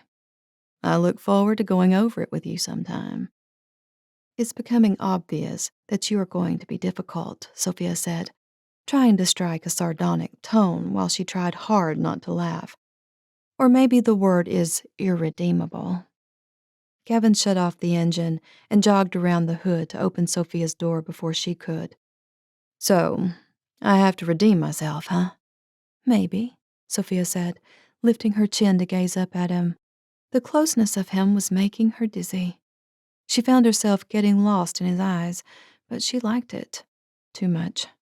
After a moment, Sofia realized that Gavin was studying her face, his eyes roving over her features. I apologize for staring at you, he finally said. Why are you staring? I hope this doesn't sound too forward, Miss Sofia Ambrose, he began, but you are a very beautiful woman. Then again, you probably hear that a lot. Oh, at least 1,000 times a day, she said, letting out a sharp laugh. Not. Confusion crossed his face. Are you making fun of me? Not at all. Sofia touched his arm, worried he might think she was laughing at him. I'm very flattered, actually. No, it's not something I hear very often. You made my day. His brow knit together. You're joking, right? I'm perfectly serious. That defies logic, Sofia Ambrose, Gavin said quietly. It was actually perfectly logical, but Gavin didn't know that Sofia didn't receive compliments very often.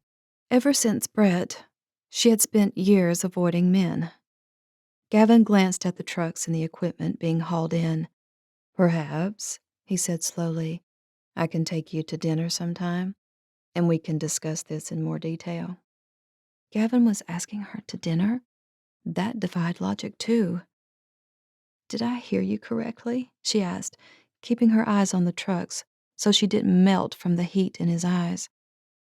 Perhaps when this is all over and life returns to normal, Gavin said. Normal? I don't have a normal any longer. It will, he said. But let's not wait too long. I tend to get impatient. You do, huh? Don't get too eager, Mr. Spencer, Sofia teased. I can be a dangerous person to associate with. Let me be the judge of that. I'm pretty good at danger. Not this kind, I assure you. Very hazardous to your health. Huh, he said with a small grunt. That's pretty cryptic. Now I'm more curious than put off. Sofia bit at her lips. She was actually dying to have dinner with this intriguing man, but she had to squash the idea before she got her hopes up. Speaking of dangerous, Gavin said, do you want to come and watch your fire grow bigger? Sophia's head spun. What does that mean? First thing we need to do is gut that sucker, which means pulling down all that twisted, broken metal off the rig so we can get to the pipes. Are you telling me that you work on the main oil pipe while the fire is roaring all around you? You must have a death wish.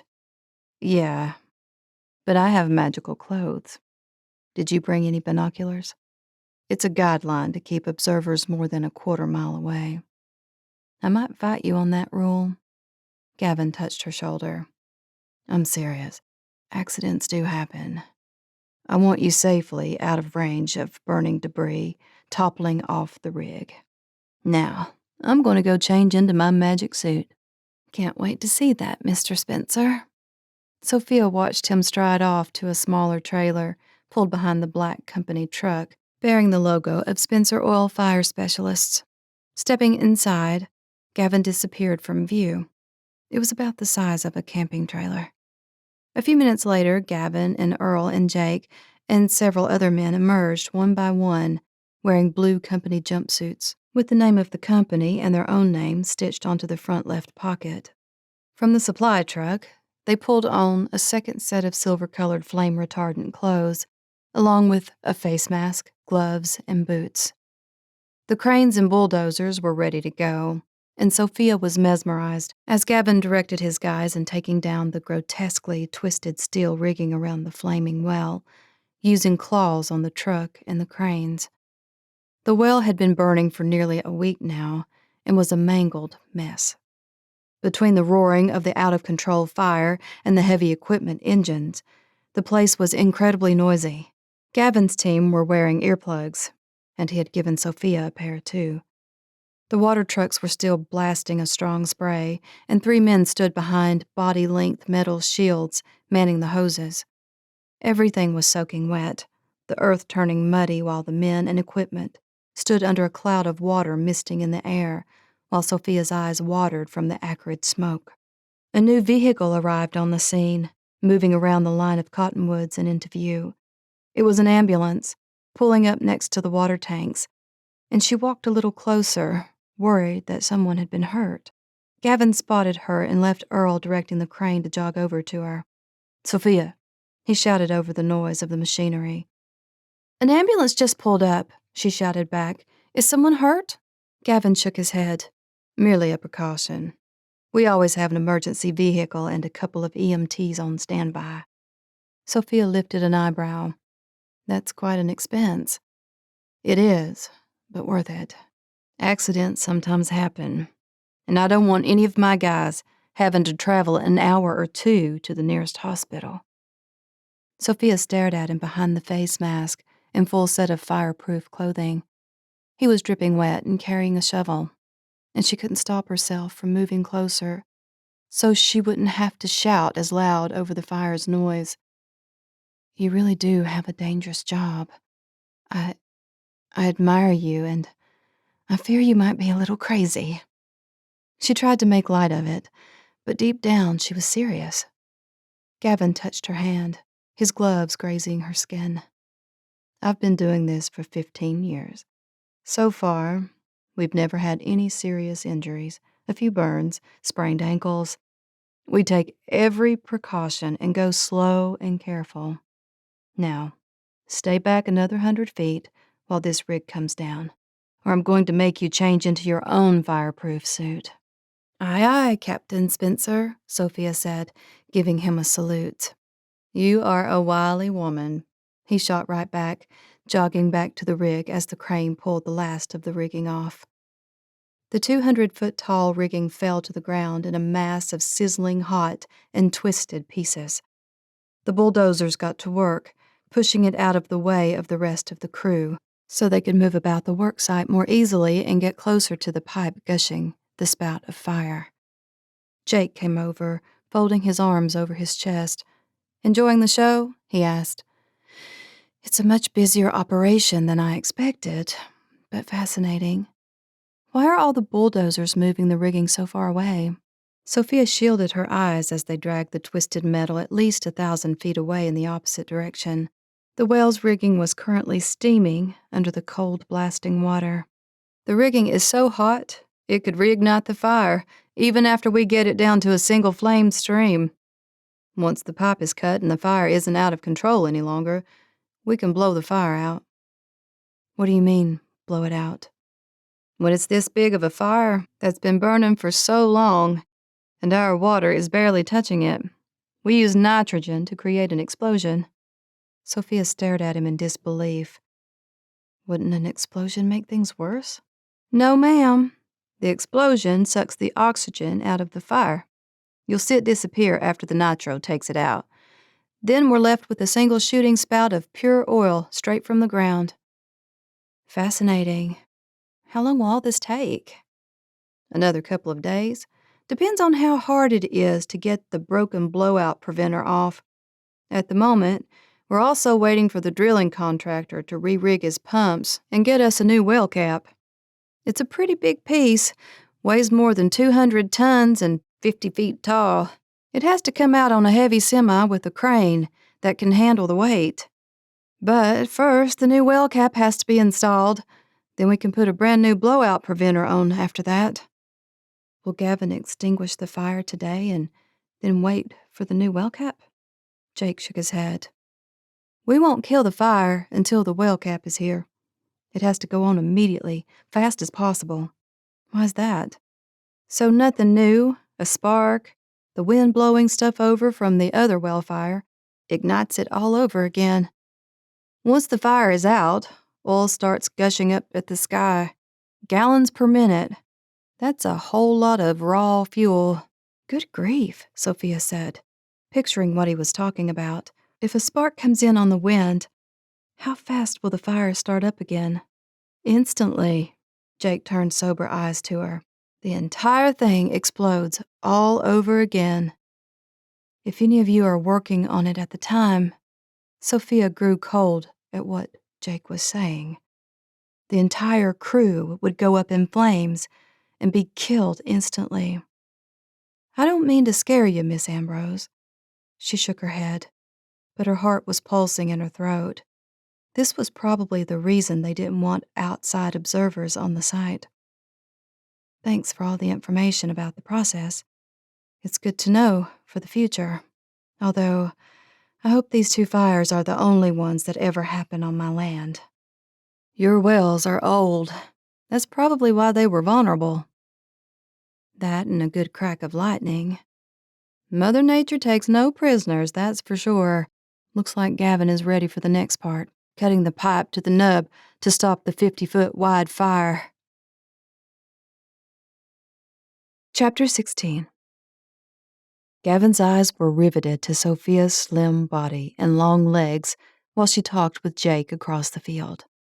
Today was not the day he thought he'd meet the girl he wanted to marry.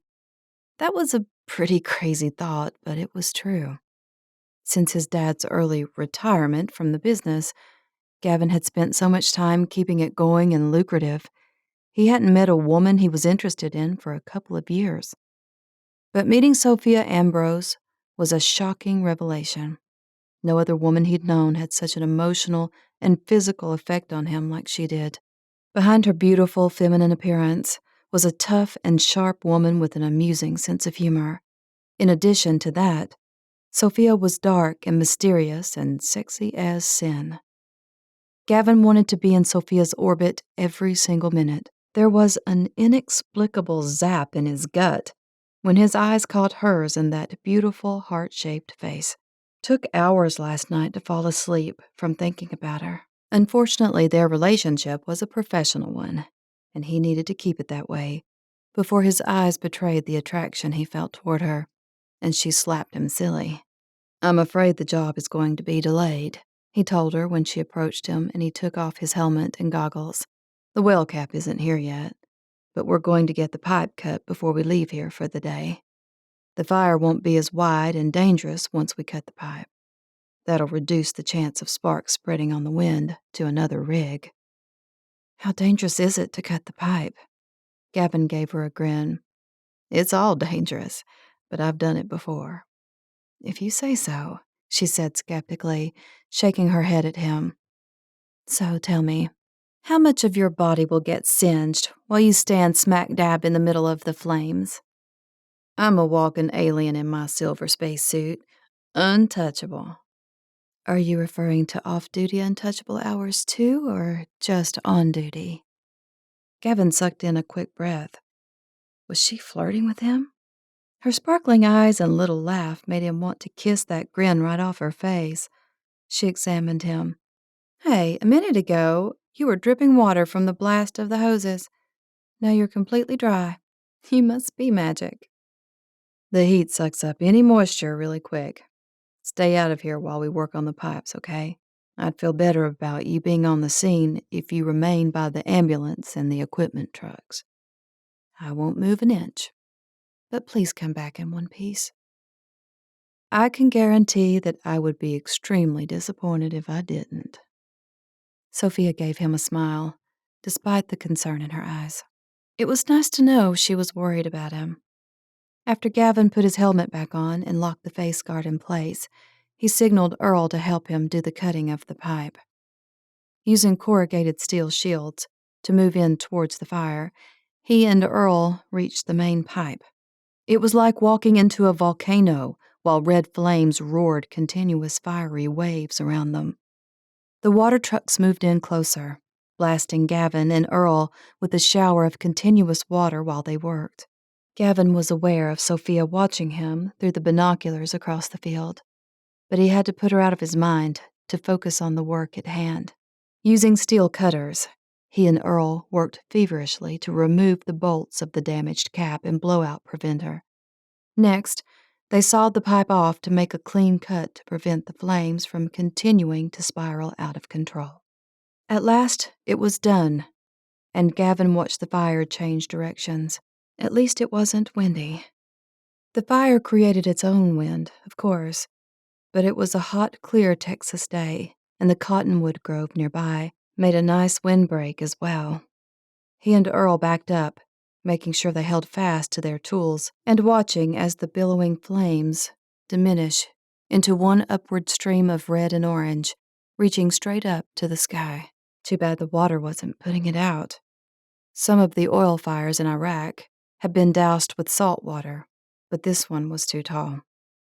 Shedding his heavy flame-retardant suit and helmet, Gavin breathed more easily despite the sweat dripping down his face. He high-fived Earl, who went to check to see how much nitro they had to create a blast. "That's amazing what you and Earl did there," Sofia said, appearing beside him. Gavin spun around to face her. "I never would have guessed you guys would actually stand inside the fire to bring it under control like that." She had walked forward, staring at the fire shooting straight up out of the pipe, and Gavin took her arm to move her farther away. "I'm sorry, Sofia. I don't mean to manhandle you, but we're still a little too close for comfort." "That's quite all right," she said with a shrug. "It was incredible to watch you two cutting off the pipe. It really works, doesn't it? Making a clean stream of flame. Now what happens?" "I hope the water would bring it down so we could cap it, but it looks like we're going to have to nitro it.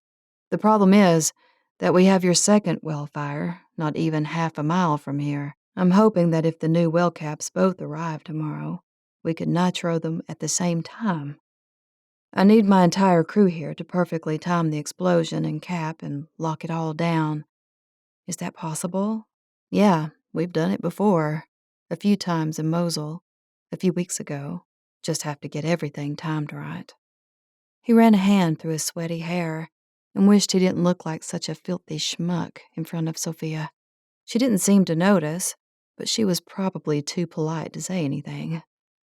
Gavin yearned to get to know this woman, but she was hard to figure out. A little aloof, as if she had a hard inner core, but there was a vulnerability in her eyes that made him want to protect her. On the airplane back home from Iraq, he had done research on the Ambrose family. They were oil rich, and Sofia would, probably, never look at him if he looked at her. Jake ran up holding his cell phone. "Got a call, boss." "Who is it?" "Varco manufacturer." Gavin held the phone up to his ear while Sofia wandered off to give him space. "Yeah, this Dawn?" The fabricator plant supervisor spoke in his ear. "Hey, Mr. Spencer, I wanted you to know that we can get both well caps out to you tomorrow. What are the roads like out to where the fires are? I understand it's private property?" "Yes, Ambrose Ranch. But the roads are decent, pretty passable. You should have no trouble, unless we get a big thunderstorm and there's mud and your heavy trucks like to sink, but I don't think rain is in the forecast. It's a long drive from South Houston, but we'll try to get there no later than 11 tomorrow. We need to blow these babies first, so 11 sounds good. You got cranes, right?" "Yep. We'll load first thing and get on the road no later than 8. When Gavin clicked off his phone, Sofia was watching him. For a few moments, he was self-conscious, wondering what she was thinking. "You said your dad started the company, right? Did he retire, or is he at another job? Do you have multiple teams? I'm curious." "No, we don't have multiple teams," Gavin said, knowing that he was deflecting her original question. "Our equipment is expensive, and we often have to get it specially made. We actually have equipment in all the major cities in the South: Baton Rouge, New Orleans, Lake Charles, Atlanta, Nashville, Charleston." "That sounds pretty pricey. I don't understand why you keep expensive equipment in so many locations." "We can't take time to transport. Most fires can't wait that long." "Unless your name is Ambrose. Then you have to wait almost a week." "Hey, that's not fair. I was 10,000 miles away." She was giving him a hard time, so he dished a little bit back to her. You could have called one of the other fire outfits in town, but I wanted the best Houston team, and you got it as fast as I could get to you. I'm honored, she said with a grin, but I know your team and you must be tired and still getting used to a new time zone. Be careful. What you guys do is way too risky. Thanks for the warning, Gavin said, giving her a wink. Okay, I know you know that, but I had to say it. Thank you for your concern. Truly, I appreciate it. So, did your father retire already? Sophia hadn't forgotten her original question, although he was hoping she had. For sure, Gavin would like to forget. The muscles in his face twitched, and a wave of emotion ran through him. Sophia must have caught the expression on his face, including the delay in his answer, because she gave a small laugh to lighten the tension he was exhibiting. You don't have to answer. I'm not trying to pry. Goodness knows, my family has a lot of skeletons in our closets. It's okay, he said, knowing it wasn't right to keep her in the dark. This crazy career got to my father's head. He started drinking heavily. I finally had to kick him off jobs. He became a danger to everyone. He's now a full-blown alcoholic. Tried rehab a number of times, but he fell off the wagon every time. It's been almost 5 years now. My mother lives in Atlanta, but I don't see her that often. And Dad doesn't like me around to remind him of how far he ruined his life. Fortunately, he turned over most of the business operations to me a couple of years before I fired him.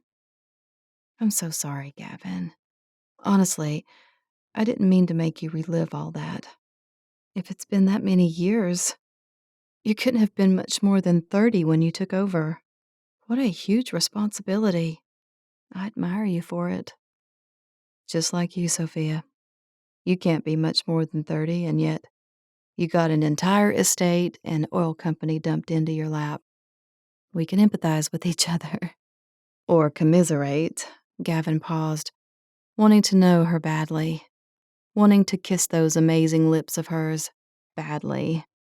But I don't go in too much for commiseration. I don't want to be praised or complain about the work. I'm just a guy who likes to get the job done well. I'm trying to prove to myself that I'm not my old man. I'd say that's a pretty safe bet, Sophia told him, shifting closer to him. I've only known you for a few days, if you don't count our phone calls, she added with a laugh. But even those phone conversations make more sense now. I'm sure you didn't need a hysterical woman making demands on the other side of the world. You sounded a little spoiled over the phone, he admitted, chuckling when she let out an indignant noise and stuck her hands on her hips. Gavin had to stop himself from wiping the adorable frown from between her brows. I'm sure I was no Prince Charming. At least you don't have a mother like mine. He laughed. What could possibly be wrong with your mother? Is she one of those Texas high society women? Only when she comes home from Maui, with a new husband in tow. Gavin's eyebrows shot up. I'm almost afraid to ask. Sophia's eyes darted away. She's had 5 so far. My sisters and I often say that our mother took all the potential husbands and left her daughters in the lurch. So, go find yourself a husband, Gavin said, giving her a sideways smirk. Sophia made a face at him. Very funny. It's not that simple, not by a long shot. She shooed him away. I'm not going to keep you any longer. Go back to work. Do you want to come with me to the equipment compound over there and watch us put the explosives together? Gavin was having a hard time tearing himself away from her. Her beautiful blue eyes widened. Are you serious? Now that's an offer I can't refuse. I'm pretty sure that if I'd had a brother, he and I would have been playing with matches and firecrackers all day long. Gavin inwardly smiled. The more he learned about Sofia Ambrose, the more he liked her and wanted to know her better. If only they didn't come from such distant worlds. Chapter 17. The Life Recordings of Margaret Thorne Ambrose, June 5th, 1894. A week ago, I gave birth to my first child, a beautiful son. We named him Matthias Thorne Ambrose. I shall call him Matty. He is healthy and strong, and nurses constantly. It has been an eventful year. George was more serious about going to America than I realized. We took Father's wedding dowry and embarked on a ship 6 months ago, before my confinement became apparent, and finally landed in New York Harbor. I must admit that it was thrilling to see the Statue of Liberty coming into view. Unfortunately, I was sick most of the journey. I spent many days on deck in the fresh air. The Atlantic breezes helped keep the seasickness, or shall I say morning sickness, at bay. I could not bear to be without Mother for the birth of my first child, so Father sent her to me, and she intends to stay for the first year of Maddie's life. The journey is so very arduous and long, and I'm so glad for the company and help. George immediately hired a housekeeper and 2 maids and a cook. He's so good to me. We are living on Manhattan Island, but I'm not used to such an overcrowded city. The sanitation is not to be tolerated, and it has been difficult to make friends during my confinement. I would be dreadfully lonely without Mother. George has now promised that we will move to the country as soon as he can find a suitable home for us.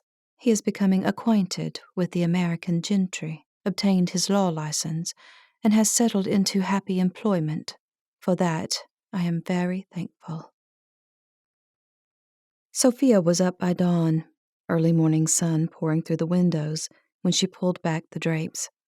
She loved mornings, and the air was cool, the skies a deep Texas blue. She had stayed up reading Margaret's journal and dove in again before breakfast, unable to keep herself from knowing how her ancestors had ended up in Texas. She had an hour before Gavin Spencer would be making an appearance, so she sneaked in another few journal entries. It seemed that during the years of 1894 through 1895, the young couple bought a home in a quiet East Side neighborhood of Manhattan where Margaret began to make friends of her own, raising her son, keeping house, and attending various cultural events, such as the opera, ballet, and musical soirees, Margaret's particular joys. Then her new life turned upside down. The Life Recordings of Margaret Thorne Ambrose, March 12th, 1895. My George has informed me that he cannot spend another year in New York. He confessed that he is very unhappy. The law firm is not as ethical as he had hoped, and he is determined to pursue a real American dream. A dream he has kept secret from me all this time.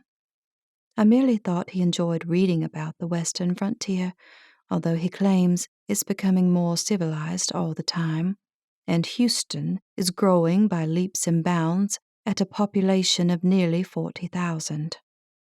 He is tempted by the cheap land prices which plummeted during the last decade, and now is the perfect time to invest.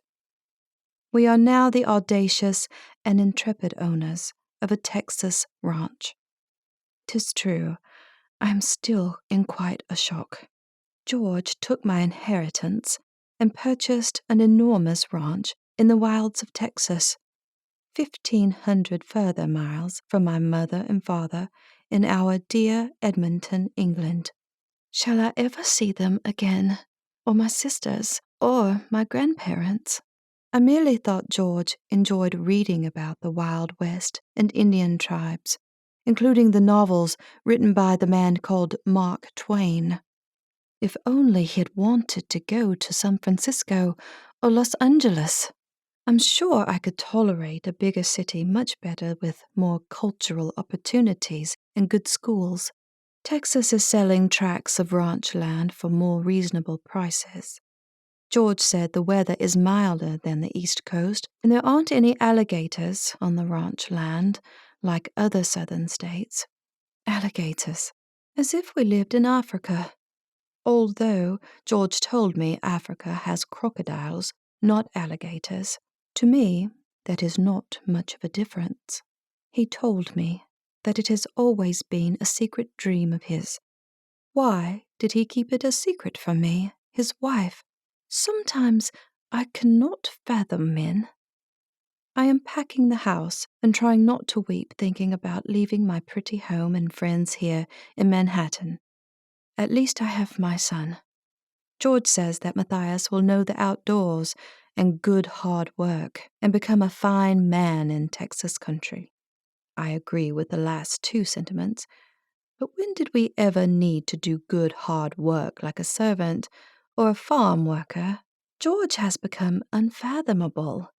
It's as if his Scottish roots have sprung up out of the blue and are now manifesting in inconceivable behaviors. I suppose I will make the best of it. I have pledged my heart and life to him, and I will try to become the best ranch wife that Texas has ever known. It was easy to feel sorry for Margaret. She had been a stranger in a new land and was now moving to a new state even farther away. Did George not consider his wife's peace of mind and happiness? Oh, drats! Sophia spotted the clock on her bureau and jumped up, showering in 5 minutes. Quickly she dressed in her favorite jeans, even as she denied to herself that she was dressing for Gavin Spencer's eyes. She put on a deep maroon shirt that was light and comfortable, perfect for spending a morning in the sun, although fluffy clouds scudded across the sky. Downing the eggs and bacon that Mrs. B wouldn't allow her to leave uneaten, she grabbed her boots in the mudroom and followed the stone pavers around the swimming pool to the horse barn. "I promise we will go for a ride this evening, Star," she murmured to her horse, who snuffled at her hand where wedges of crisp apples lay in her palm. "I'd ride out to the oil fire with you, but the noise and flames would scar you for life." It was a perfect late May morning, one of the last, as June would bring heat indexes that tortured one's soul. Running her palm down the soft, velvety sides of her horse, Sophia laid her head against Star's warm back and ran her fingers through Star's mane. The previous evening, after Spencer oil fire specialists had disappeared over the horizon in all their huge, loud trucks back to Houston, Sophia had brushed and curried Star and smoothed out all the tangles in her mane. Sophia held Star's face in her hand while the horse nibbled at her hair and nickered her impatience. "Okay, girl. I will see you tonight. Max is going to run you through your exercises in the yard this morning. Be a good girl for me and obey Max." "Are you a horse whisperer?" a male voice said behind Sophia. She whirled to see Gavin standing there watching her. Her face flamed. He must have been listening to her talk to Star. "Where did you come from?" "My truck is on the side yard. Your foreman told me you were back here, so I walked around. Is this pretty little mare yours?" Sophia nodded. "She's an old dear. I got her when I was 16. Broke her and trained her. We ride pretty much every day, even if it has to wait until after dinner. I missed her a lot while I was in and out over the last 10 years. We always lived right in the middle of Houston, so I never had more than a dog. You're lucky. I always wanted a horse," Gavin admitted. "I shall teach you to ride, then." "I have ridden. Friends and the occasional birthday party at a local stable." "Where's the team?" "Waiting for us. I figured you were up for a good explosion or two." "Absolutely. Thanks for waiting and finding me, or whatever you want to call it." Gavin's eyes were on her face. "I call it wanting to spend time with you." Sophia tried not to blush. "I see." "Your coach is awaiting you." "Then I'd better get a move on," she said lightly. "I'm sure explosions wait for no one, except the boss himself." Gavin chuckled. "Something like that. But explosions are best done in the cool morning, when there's very little wind. Otherwise, we'd have a backdraft." "It's the perfect day to blast out my oil rigs, then." The well site was a bevy of activity. The nitro explosions were in the process of being prepped, and the cutting of the pipe on the second fire had been finished. Both wells now had a single column of fire licking the blue sky. "So how does one go about exploding the oxygen out of a fire?" Sophia asked as she surveyed the site. "A few cases of nitro are the easy part," Gavin told her. "The hard part is getting it into the flame before it explodes and takes us all with it.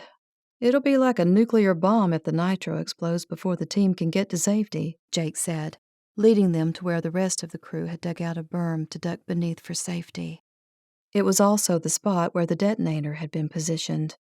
The plunger of the detonator was in position, and thick wires ran from it along the ground to where they would eventually be attached to the explosives. Honestly, that sounds terrifying, Sofia said. Are you sure you guys aren't a little crazy to do this for a living? I never said we weren't, Gavin said, his laugh a deep, warm sound.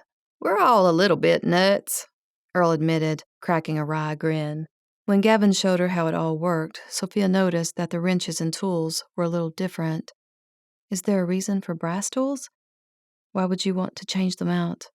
We use brass because it doesn't give off static electricity when we're placing the well cap, Gavin told her. Other tools might cause a spark.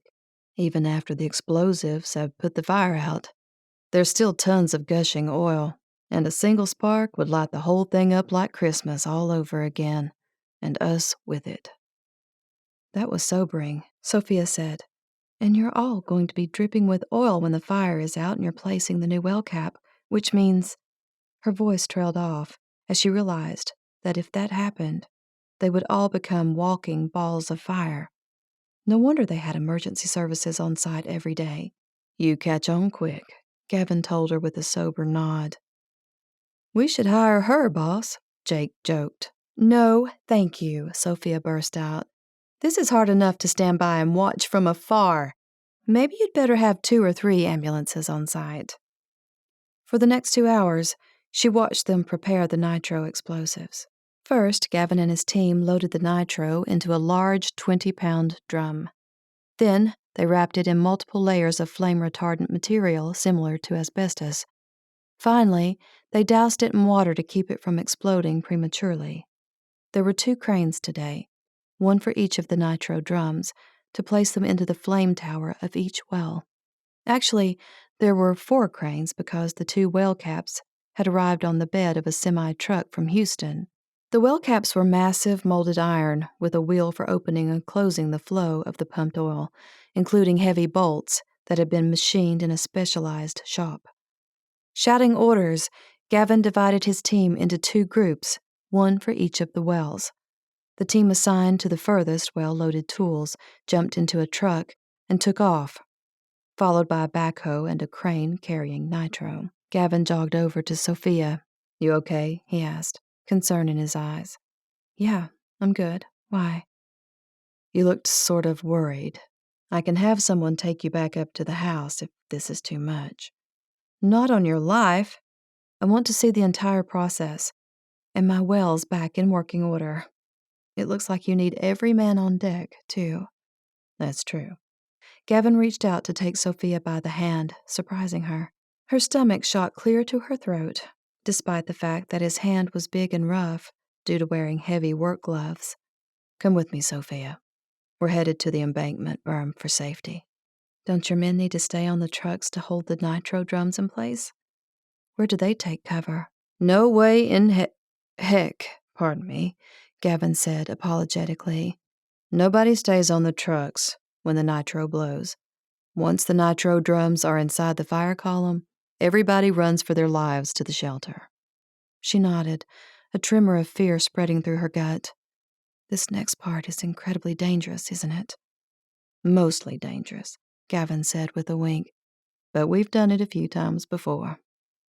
He led Sofia to the embankment and helped her down. The explosive plunger sat on the ground, waiting for the final wires to be attached. I'll be back in 20 minutes, Gavin said. I need to make sure the wires are clean and navigate my guys moving the cranes and nitro into the flame spouts. Sofia watched him hurry away. There was shouting and instructions and men hurrying about at both well sites. And then, all at once, the crane trucks began to slowly move backward, maneuvering the nitro drums over the bouncing terrain and closer to the raging columns of fire. She wrapped her arms around herself and winced when the nitro drums disappeared into the flames. Despite hundreds of gallons of water being doused on the drum the entire time it moved into position, The heat was intense. She prayed that the asbestos-wrapped drum wouldn't be compromised and explode prematurely. Her palms were sweating, her mouth dry as she watched Gavin directing the operations as he stood under the two wells. Angry orange flames danced above his head. "Back!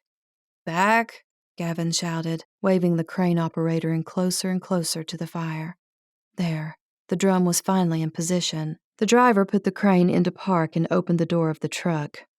Across the oil field, Earl waved his arms at Gavin to let him know that the second drum was also in place. "Go! Go!" yelled Gavin at the top of his lungs. The men who were manning the water trucks and the men operating the cranes immediately jumped out of their seats and took off running for the embankment. Sophia's heart was in her throat, her palms sweaty as the men jumped below the berm of dirt. Gavin and Earl quickly screwed the explosive wires into the correct locations on the detonator, while the last of the team leaped into the hollow below the berm. Gavin shouted to Jake, "Ready to blast 'em? I'm giving you the honors to light them up."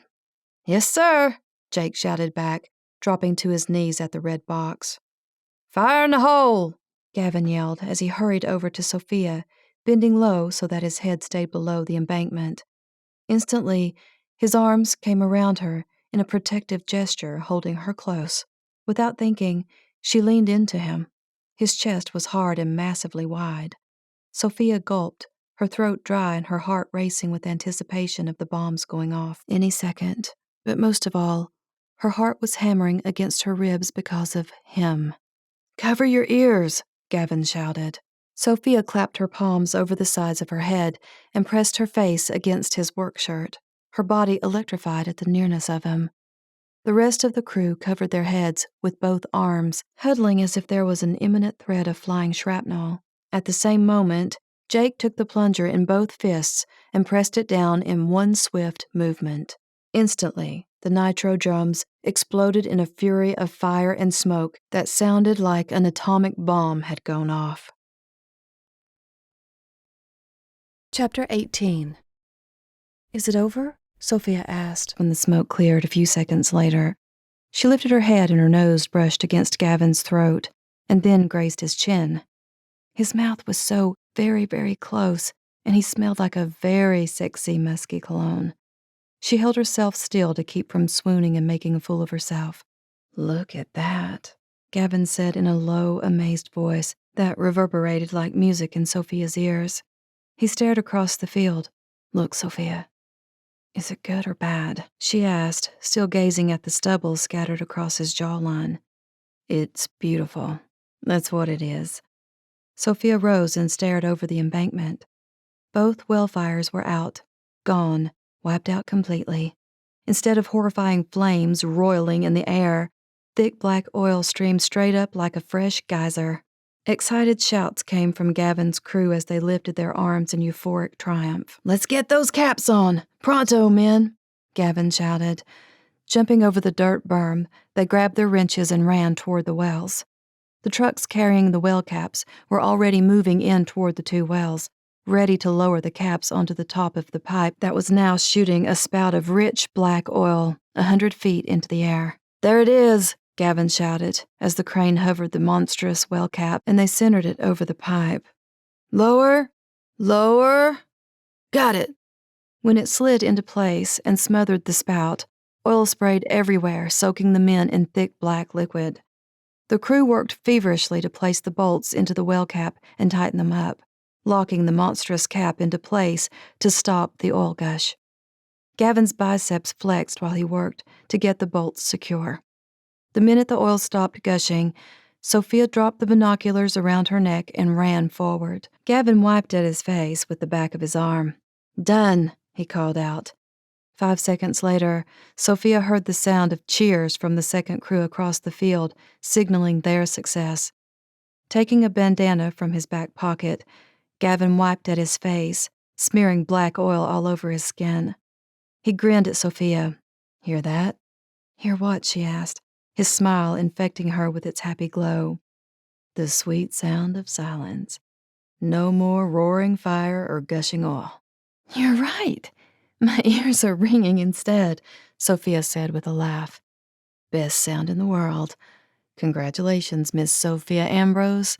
Your wells are out of danger. Just have to clean this place up a bit, although the ground will soak up all the water and leftover oil, and the mud will disappear as soon as we get a 90-degree day. Is that all it needs? She said, sticking one hand on her hip. I'm afraid to tell you that Spencer firefighters leave their work area in disastrous shape. Tisk tisk. He continued to wipe at his hands and face as he moved toward her, shaking his head at her teasing. I've done my job. Now it's time for you to kick in, so make a list. Sofia widened her eyes at him and spluttered just as Gavin took his oil-stained fingers and wiped at her cheeks. Then they were both laughing at each other's dirty faces. Watch it, Putty, she threatened. I am, he said simply, staring at her with a look of approval. Oh, you, Sofia retorted helplessly. Then Gavin got back to business. First, you need a good inspection by your drilling company. Check your pumps and oil flow. Order a meeting with your board and shareholders and, well, you can probably think of a few other folks. My granny would probably like a personal tour. Think you can handle her? With pleasure, Gavin said. But before I take on the role of tour guide, I have a proposition for you. What's that? I'd like to invite you to come to New Orleans with me. Sofia let out a small gasp of surprise. Now, that is quite a proposition. You better define your terms, Mr. Spencer, before I slap your face. He held up his hands in an innocent gesture. My motives are strictly above board and purely gentlemanly. In that case, I'll listen to your proposition. I'm always up for a good adventure. That's my life right now.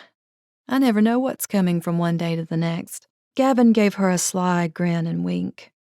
I don't know if you recall our very polite phone call last week while I was in Iraq. We had such a polite phone call, didn't we? She said sweetly. He shook his head at her impertinence.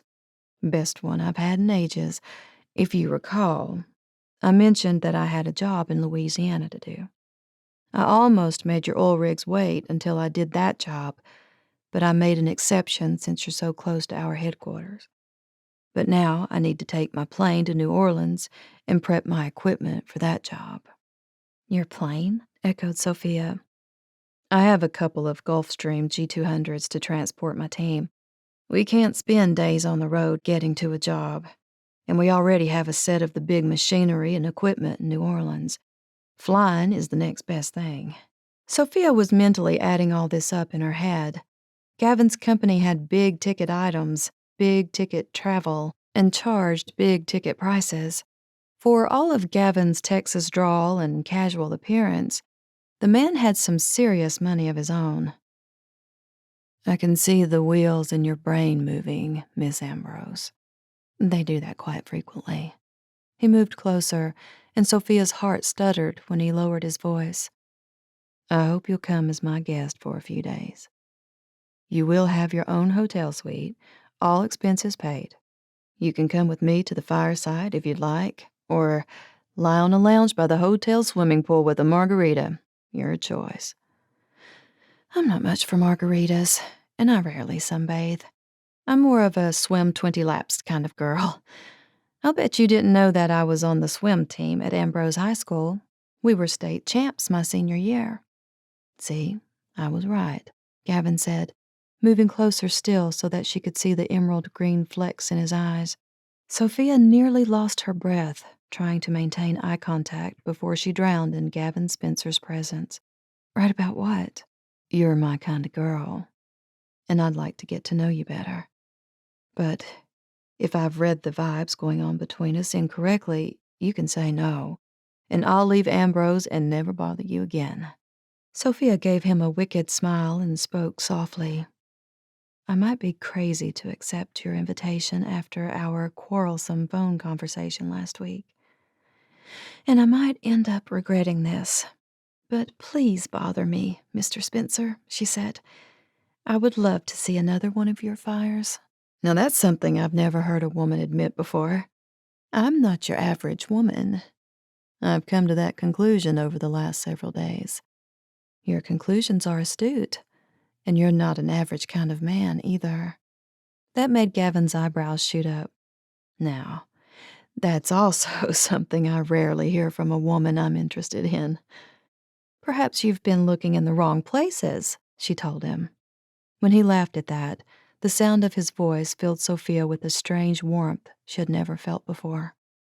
Over the next 24 hours, Sofia met with the Ambrose Oil Company board. The members were split on their ambition to drill more wells or let the current ones run their course. Drilling was costly, and there was no guarantee that the ranch still had any oil hiding beneath its acreage.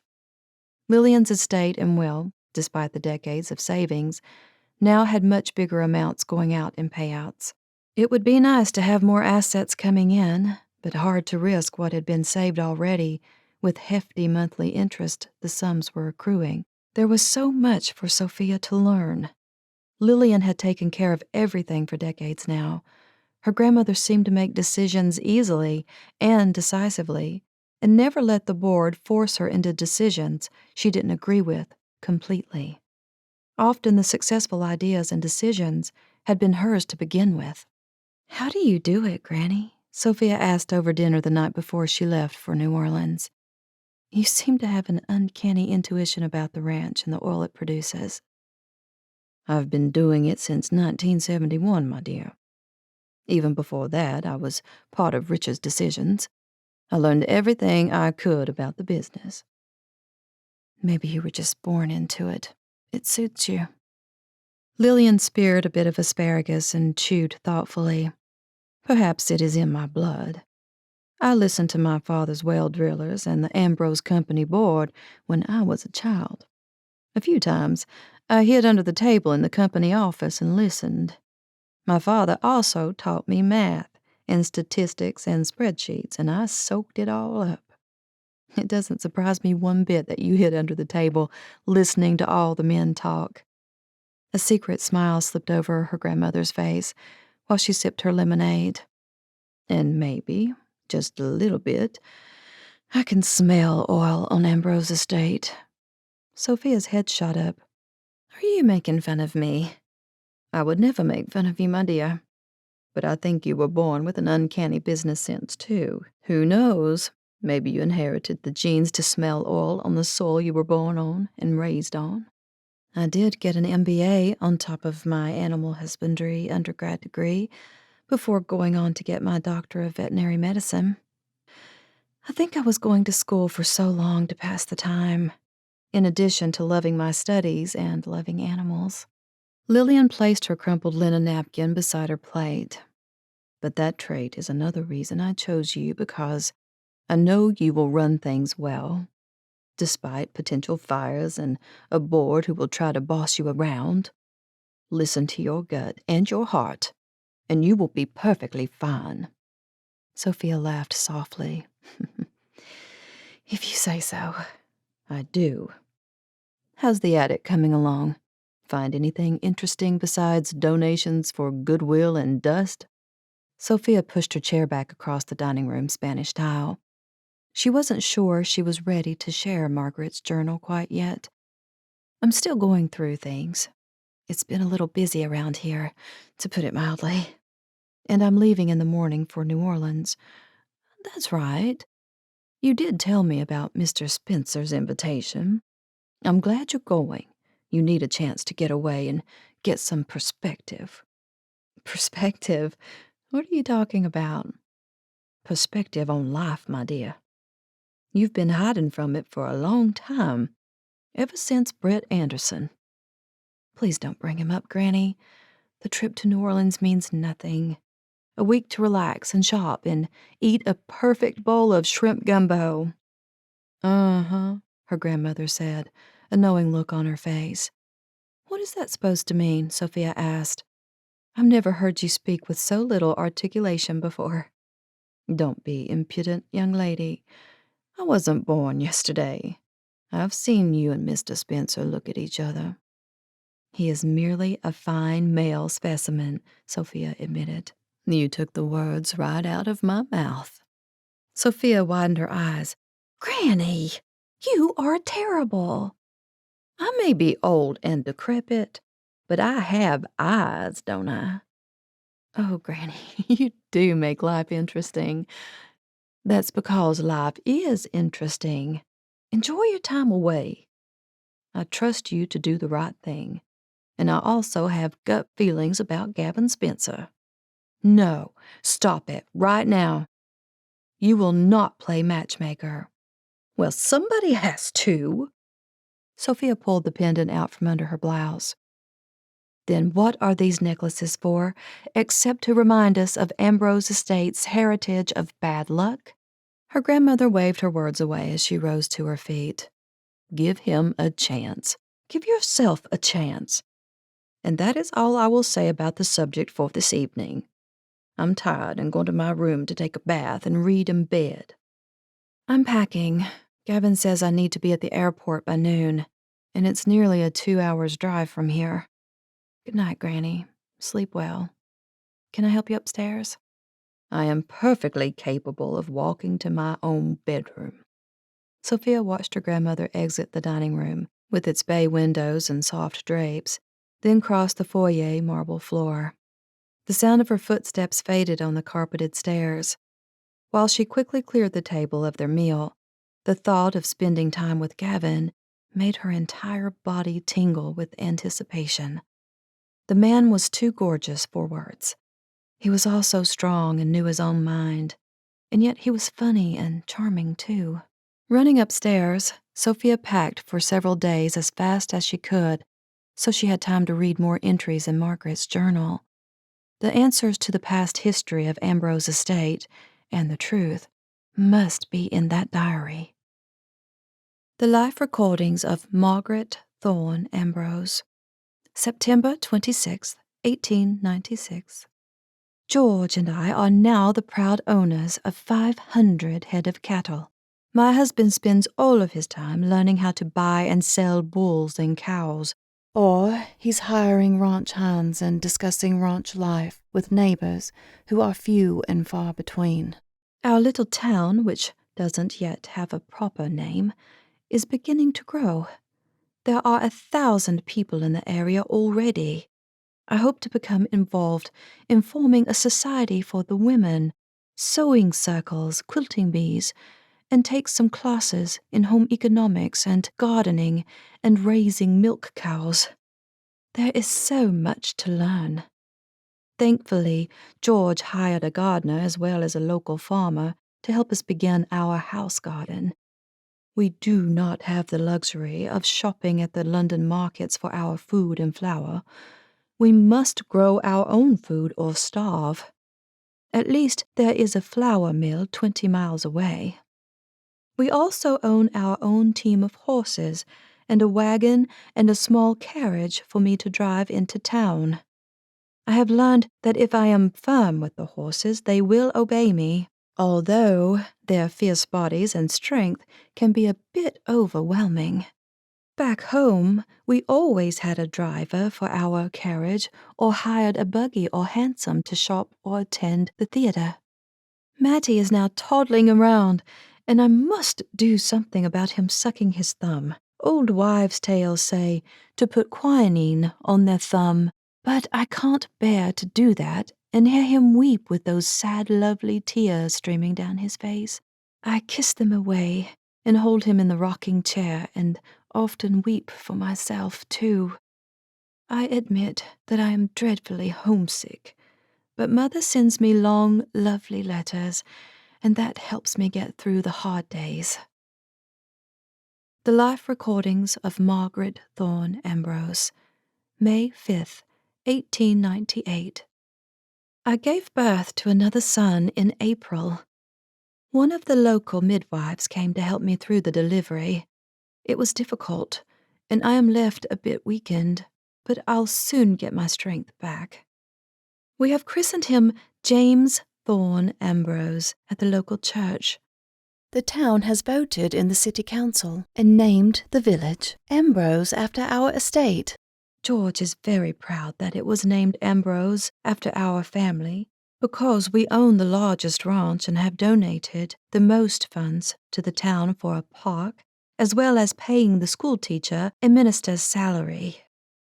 I must count my blessings, for my sons are healthy and growing like weeds. Matty talks all the time and is learning his numbers and letters. Chapter 19. The Life Recordings of Margaret Thorne Ambrose, January 16, 1901. It is a new year, and the turning of a new century. Writing the date makes me feel quite ancient, despite my 26 years, although 27 next month. I'm an old married woman now. George laughs at my melancholy silliness. The ranch takes all of his time. His life belongs to the ranch. That is all he thinks about, talks about, and dreams about. So many plans, so much to do all the time here in the wild country of Texas. The people are fierce and independent. The cattle have now grown to 800 head. We also have goats and sheep and 4 more horses. I'm learning how to make cheese and butter. There are fences around the main house, a big, beautiful house with dormer windows and a flower garden. No more living in a plain cabin that got so crowded we bumped into each other all day long. Spring, 1903. I had a little cry today. George surprised me with beautiful furniture imported from the East Coast and a few pieces from my dear old England. 2 sofas, wing chairs, pillows, a footstool, carpets, and lamps. He said it was a late birthday present for my 30th birthday anniversary, which was in February. The furniture had been ordered a year ago. It was late arriving.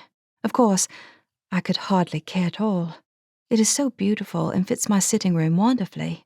My house is looking more English and ordered all the time, and I'm grateful to have such a good husband. Now, to keep the boys from climbing all over it.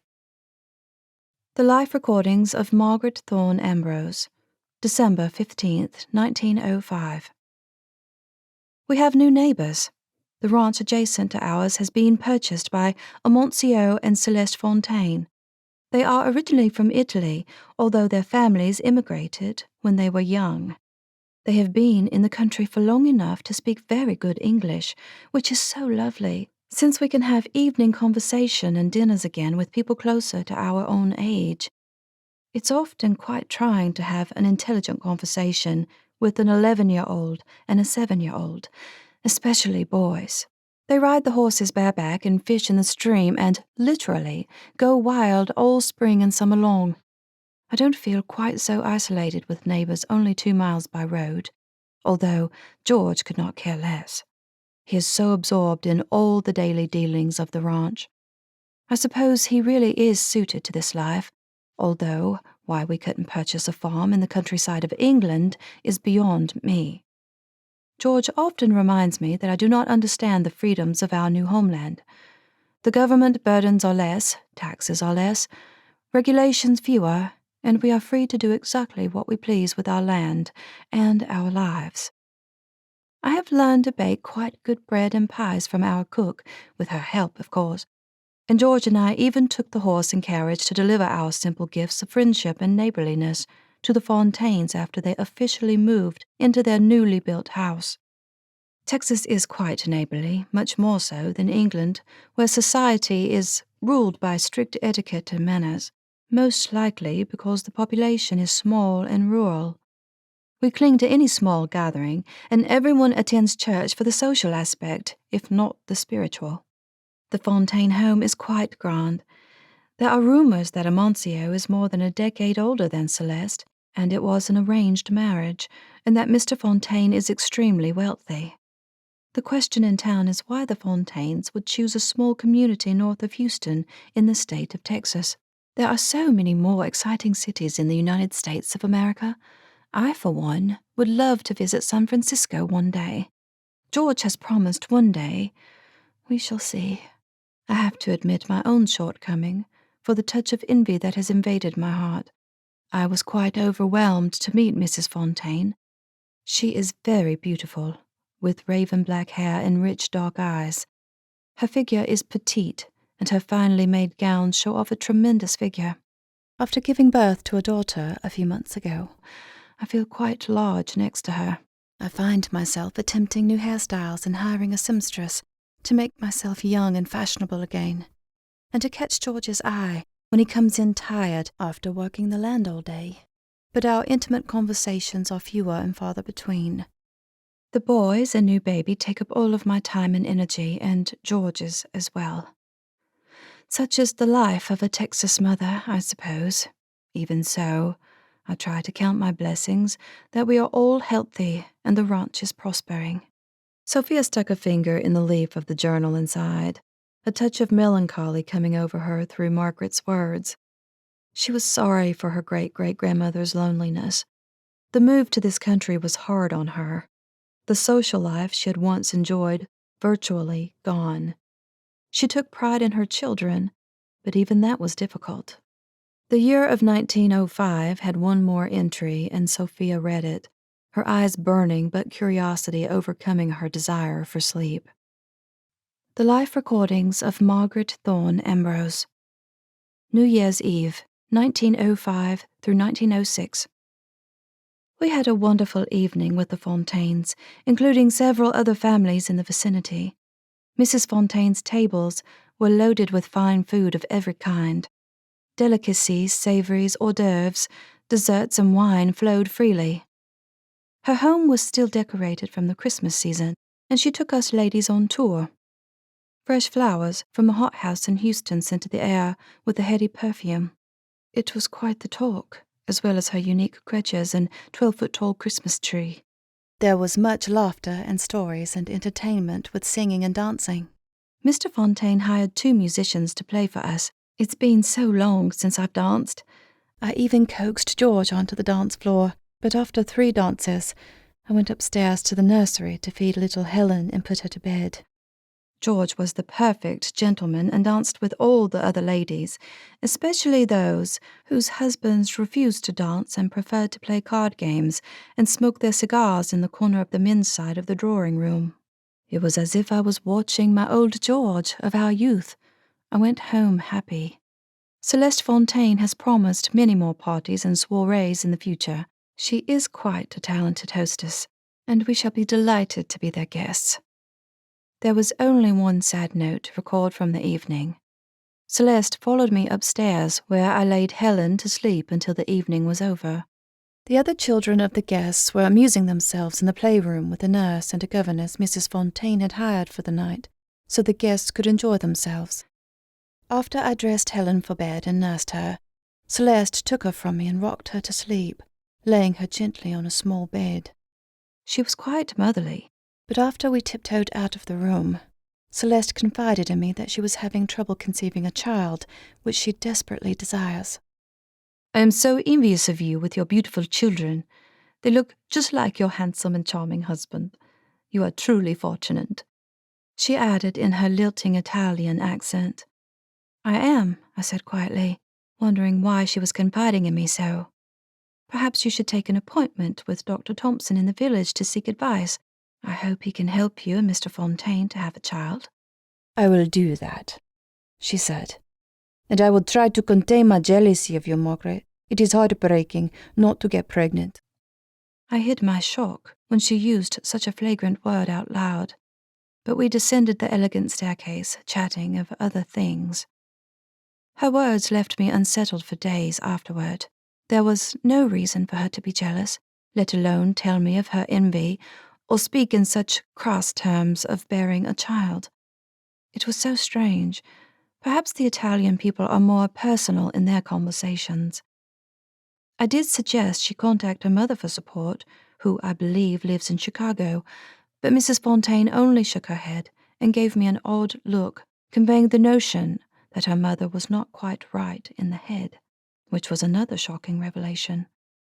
I vowed to be kind to Celeste, now that I know her life isn't as grand as it appears to be. Closing the journal, Sophia changed into her nightgown and crawled under the sheets, her heart thumping at revelations in the journal. There was a mood coming over the pages of the journal that bothered her, but she couldn't quite put her finger on exactly how or why. She wanted Margaret to be blissfully happy, but Margaret wasn't truly happy. I'm probably making things up out of nothing, she muttered. But before she turned out the light, she jumped up one last time and tucked the old journal into her luggage for the trip in the morning. Her phone buzzed before she could silence it for the night. It was a text from Gavin, and Sofia sucked in a breath of anticipation. Sofia, a quick message to suggest that you pack a nice dress for dinner and dancing on Friday evening. Sofia, dinner and dancing in the Big Easy? Ooh la la. You're going to leave your jeans and cowboy boots at home? I'm not sure I'd recognize you out of your fine uniform. Gavin, just find the mystery man, and it will be me. Sofia, the intrigue continues, but I think I can manage to throw something together. 12 hours later, she was flying on the luxurious Spencer plane from Houston to New Orleans. It was a 90-minute flight, and Gavin's pilot landed smoothly on the runway. After disembarking, Gavin took Sofia's elbow to lead her across the tarmac, a porter carrying their luggage on a cart. The entire trip was effortless. No decisions needed to be made, no taxis flagged down, no lost luggage, of course. A hired car was waiting for them. The driver loaded the luggage and drove them downtown to the Ritz-Carlton Hotel in the French Quarter. I'm impressed, Mr. Spencer, Sofia said, as they sat in the back of a black Lincoln town car while the driver maneuvered through the narrow streets. These leather seats are very soft and beautiful. I'm sure this is old hat for an oil heiress, Gavin said blithely. How many sports cars do you own? Not a single one, Sofia shot back. You figure me all wrong. My grandmother raised me up as a regular girl.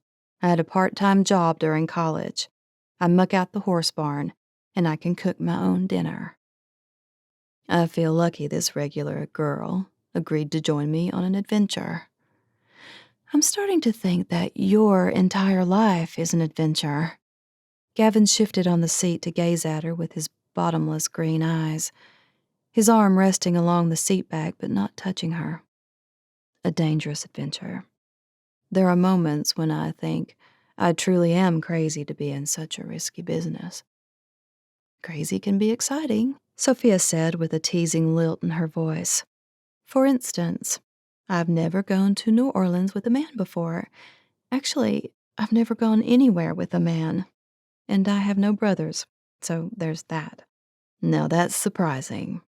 But you make this trip sound like we're having a secret rendezvous when it's completely above board. You might even call it business. Business? Sofia widened her eyes in a mocking shock.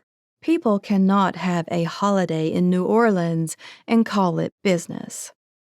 I am fighting a fire tomorrow. I'm not. I'm doing research.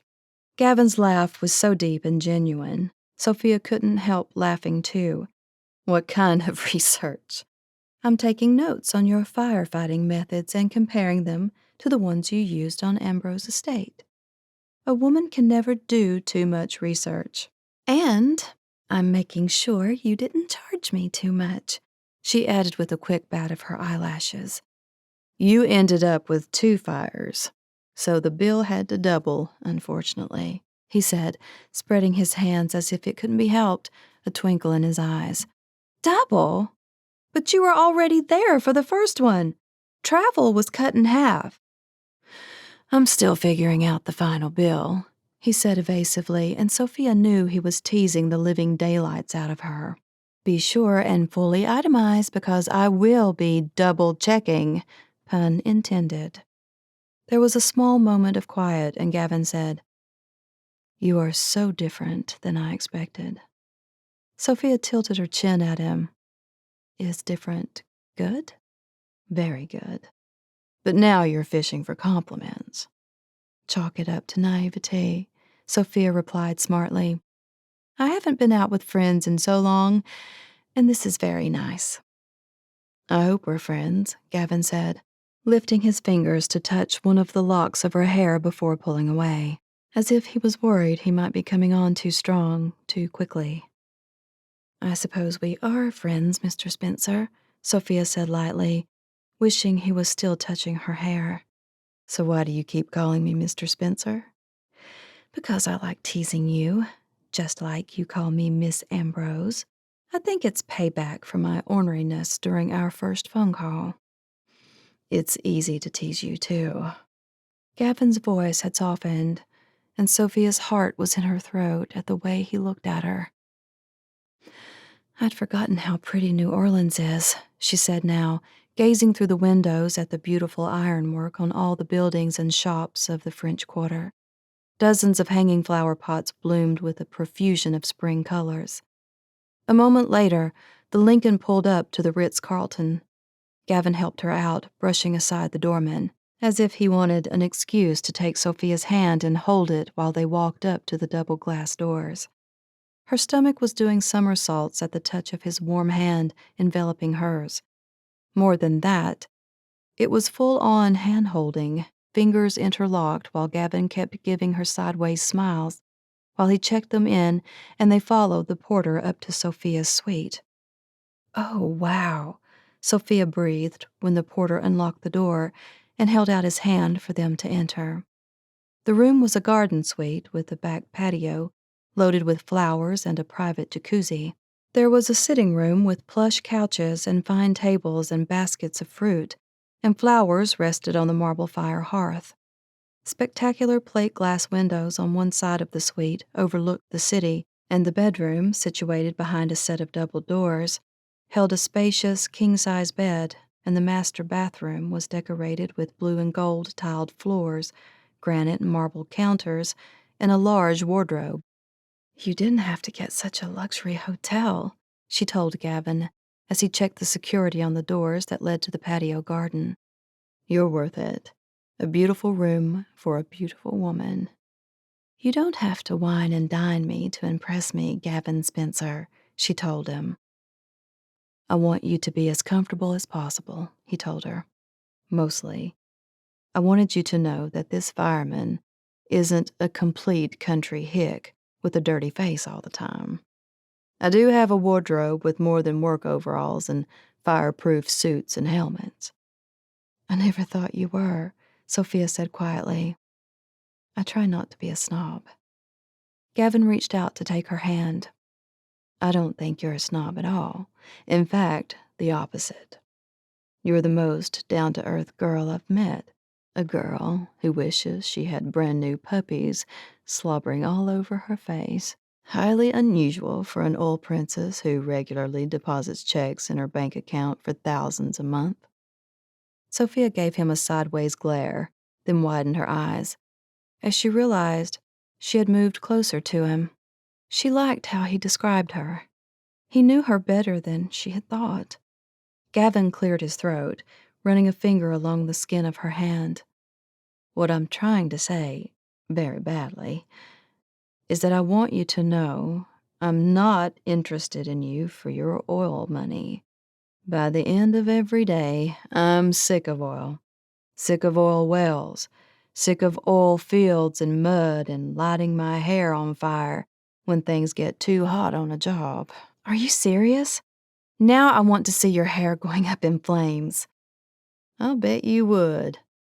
Seriously, how do you keep from losing all your hair? I jump into the line of water pumps and instantly get soaked head to toe. That's what I want to see. You doused in water. I even shake out my hair like a dog. Even better, Sophia shot back. Gavin growled in his throat. You sure do like to keep me on my toes. That's the best place to keep you. What else do you like, Gavin? His eyes were fastened on her, and Sophia's stomach was jumping all over the place. I like to fly my planes. I like to plan my fires and hone my firefighting skills. And I like puppies, too. Is that so? She said now, her mouth lifting into a big smile at the way he talked about puppies. So, why are you interested in taking me to another fire? To show off all the skills you honed at your job? Nope. I have other reasons, but the most important one is that I'm interested in you.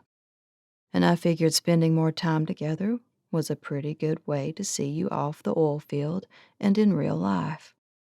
I think you're trying to tell me that you're not interested in me as an oil heiress and the millions I can't touch because they're in a trust and 401k, among other things.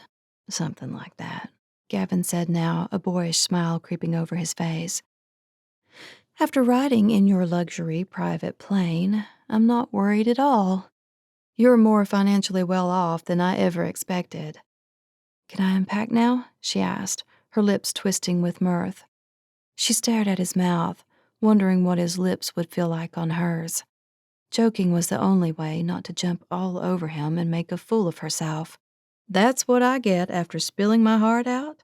You are one heartless oil heiress, Miss Sofia Ambrose. It's all part of the package, she said, flirting outrageously. Touché. Unpack and take a rest. Then we'll drive out to the fireside. But only if you want to. You can stay here and swim or nap all afternoon. I can swim later and sleep tonight. I'll pick you up in about 45 minutes. Is that enough time? Perfect.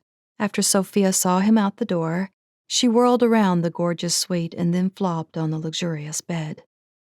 Hotels weren't something she did very often. She'd been too busy with school and work for years to travel much, except for a few long weekends with college roommates or her longtime high school friend, Janine, who now lived in Seattle with her husband and twin daughters. This little getaway was a total treat, and she was looking forward to being pampered and spoiled by Gavin. Quickly, she unpacked her clothes and toiletries while daydreaming about Gavin's big, warm arms surrounding her. Her heart was in her throat, remembering the romantic touch of his fingers along her hair when they leaned against the leather seats of the Lincoln. Was she a silly, romantic fool for coming here with Gavin? This trip was inviting trouble she didn't need. Deep down, she knew she could never really have the man as more than a brief friend in her life. Despite his handsome looks, rugged work ethic, and charming and funny quips and jokes, Gavin Spencer was dangerous to her heart. Very dangerous. No, if she was totally honest, that wasn't the problem at all. She was dangerous to him. Chapter 20. Gavin's new fire job was located close to the Gulf of Mexico shoreline, about an hour's drive from downtown New Orleans. By the time Sofia came down to the hotel lobby in her jeans and t-shirt, Gavin had one of his four-wheel drive trucks parked on the curb. You look great, Gavin told her, a big smile on his face. I like your hair in the ponytail, too. You look like a girl who should be out riding a horse. That's the one nice thing about being home for the foreseeable future. I can ride Star every single day. Maybe what happened 2 weeks ago was meant to be, then.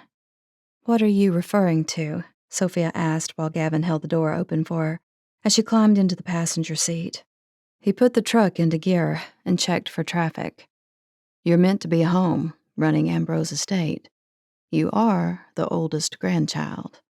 Sofia didn't answer for a moment, and she sensed Gavin studying her.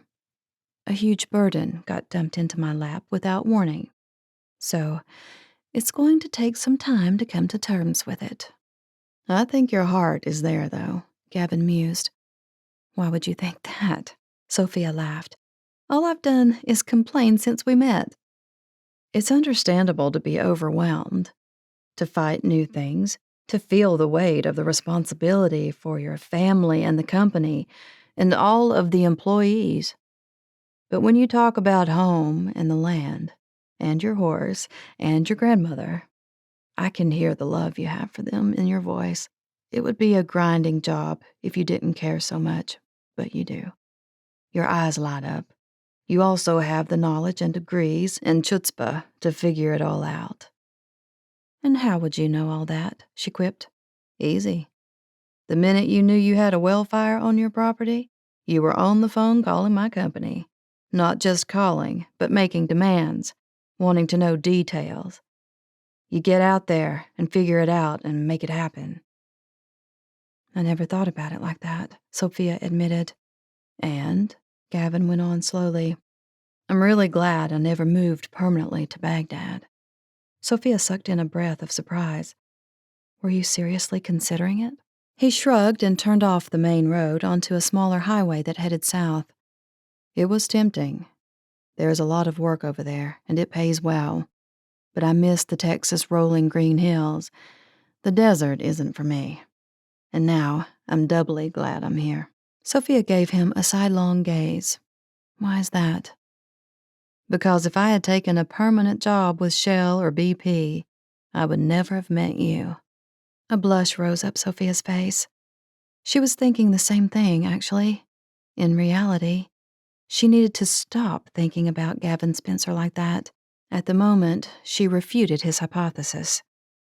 If I hadn't been home, the ranch hands would have discovered the fires and had the CEO hunt you down. I would have stayed where I was and signed the papers for my new vet clinic. But fate can also play dirty tricks on us, twisting happiness into tragedy. All of a sudden, Gavin spun the steering wheel to take a narrow road that looked like it led to the middle of nowhere. But far in the distance, there was a familiar black cloud of smoke and a plume of fierce flames. Gavin stopped the truck before they got within range and left the engine idling for a few moments. "What tragedy, Sofia?" he asked, twisting in his seat to look at her. "Sometimes it seems like you're talking in riddles." She bit back an onslaught of emotion. Why did this man seem to look into her mind, her soul? "Hey, I have 5 sisters. Isn't that enough drama? I love big families, actually. I only have one younger sister, and she takes care of our mother." Sofia heard a note of sadness in Gavin's voice. "Is she ill?" "She's got MS, and it's getting worse. She was diagnosed when I was in high school, so she's been living with it a long time already." "And your dad? After what you told me, I guess he isn't much help?" "Nope. He actually has liver disease now, on the list for a transplant, but he can't stop drinking to save his life. Literally." "I'm so sorry, Gavin. You might lose them both much sooner than you'd like." She touched his hand, and he gently wrapped his fingers around hers. Leaning across the truck's console, Gavin kissed the back of her fingers, soft and sweetly and ever so romantically. Sofia's free hand clenched, and she pressed her knuckles against her mouth, trying not to melt into a swoon. "I know you have a story, too," Gavin said, "because you were raised by your grandmother. You've mentioned your mother's new marriage, but where's your father? And where are your sisters?" "My sisters are all over the country, living their own lives, lucky things. Emma is in Egypt working as an archaeologist, and actually, there are 3 different fathers." Gavin's eyebrows shot up, but he didn't say anything, merely waited for her to continue. "I was 6 when my dad was killed in an air show right there in Houston. He was a Blue Angels Navy fighter pilot. Lauren and Emma and I are his daughters." Gavin's expression was one of shock. The muscles in his jaw twitched. "Sofia, I never expected you to say that. What a tragedy. How horrible not to have known your father for very long." "Emma was only a year old, Lauren 3. Ever since, my mother has never handled life very well. She's been married a lot. I ended up living with my grandmother while they lived in town. It goes without saying that my mother really loves her social life." "Your grandmother is quite the matriarch. I imagine she's made out of old-fashioned discipline and a work ethic of steel. In spades. She's also opinionated and terribly bossy. But when she gets the itch to bake in the kitchen, she makes a mean chocolate chip cookie." "Isn't that what a grandmother is supposed to do?" Gavin said with a chuckle. "Not mine. But Granny was young when she lost her husband in a strange accident.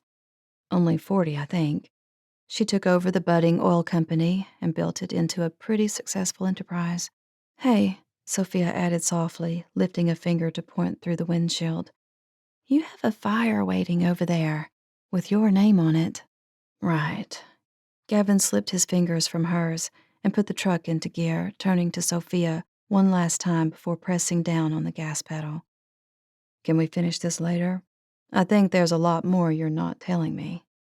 "I'm a simple girl, Mr. Spencer," she said flippantly. "Inside, All Sofia could think was, "Don't look too hard. You'll get burned worse than one of your oil fires."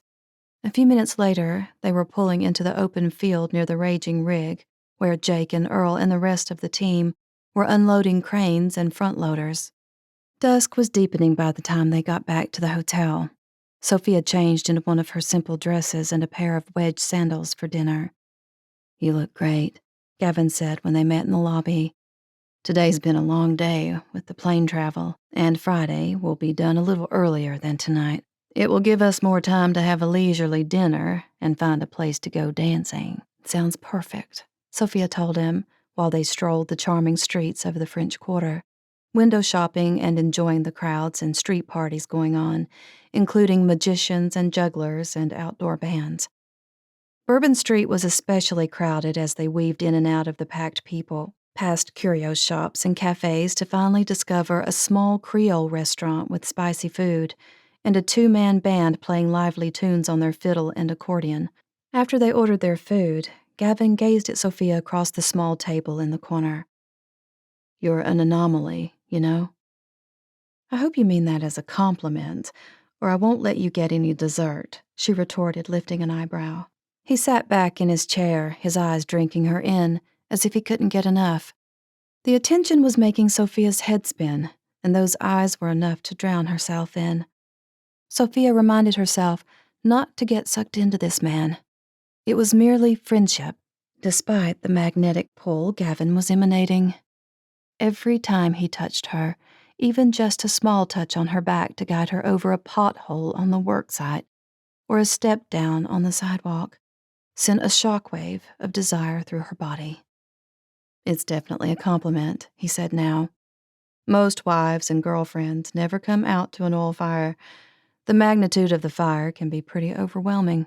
Brings to life the danger their men put themselves in to bring home a paycheck." "I don't blame them," Sofia said, taking a sip of her ice water. "Those fires are the most intense thing I've seen up close and personal. That's the biggest reason I was panicking on the phone with you. After seeing mine, I had nightmares of my entire field exploding and losing half of my ranch. I'll bet it's hard on married couples." "Unfortunately, the divorce rate is high," Gavin admitted. "The stress can be as bad as the job of a police officer or having a spouse in the military. We're in harm's way at all times. There's no let-up." "It's sad to hear those statistics. I suppose someone has to go into the line of fire, but I imagine it's nerve-wracking when it's the life of the person you love." "Most family members don't want to know the details, but you seem to be able to handle it, as well as you're interested in the process." "I find it one of the most intriguing jobs I've ever seen up close and personal. But please, don't ask me to be on your team," Gavin chuckled. "Don't worry, I'm not offering you a job. Besides, there's no way I would put you at risk." "But you'll put yourself at risk," Sofia told him, swatting his hand lying on the table. Gavin reached out to grab her hand, his eyes on her face, as if no one else in the world existed but the two of them. The powerful jolt in Sofia's stomach when he held her hand was more potent than any kiss she had ever had. "Gavin," she whispered, trying to breathe without hyperventilating. He leaned across the table, their faces close.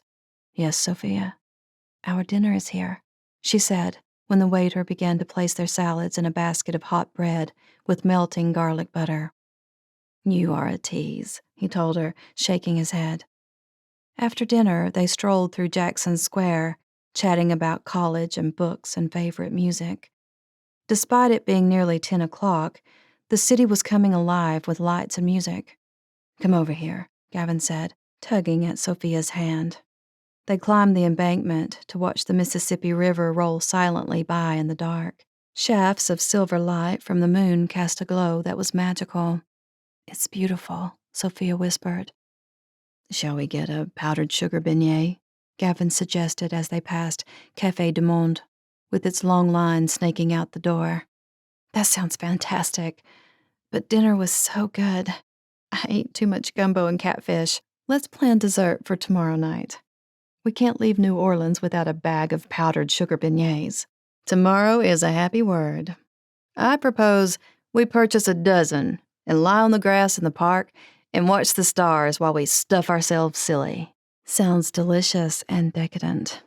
When she laughed, Gavin's arm slid around her waist, and Sofia leaned into him instinctively, as if his arm belonged around her. Inside her mind, Sofia warned herself not to enjoy his body so close and protective, but it was hard not to give in to her own desire to touch him. "We have a long day tomorrow," Gavin finally said as they drew closer to the hotel. "It'll be an early morning, but you do not need to come out to the site. You've had such a busy couple of weeks yourself that you should take some time off to relax and enjoy New Orleans." "I like to watch you work, actually. I can't explain why exactly. The strategy and finesse of bringing such a powerful force of oil and fire mixed into submission is mesmerizing. With a bomb, no less. Every job is a new challenge, that's for sure. Plus, I like the paychecks." "You're such a mercenary," she said, placing a palm on his chest. Quickly, Sofia withdrew it, as if she'd been burned. Gavin's heart was beating hard and fast, exactly like her own. To distract herself, she pointed down the street.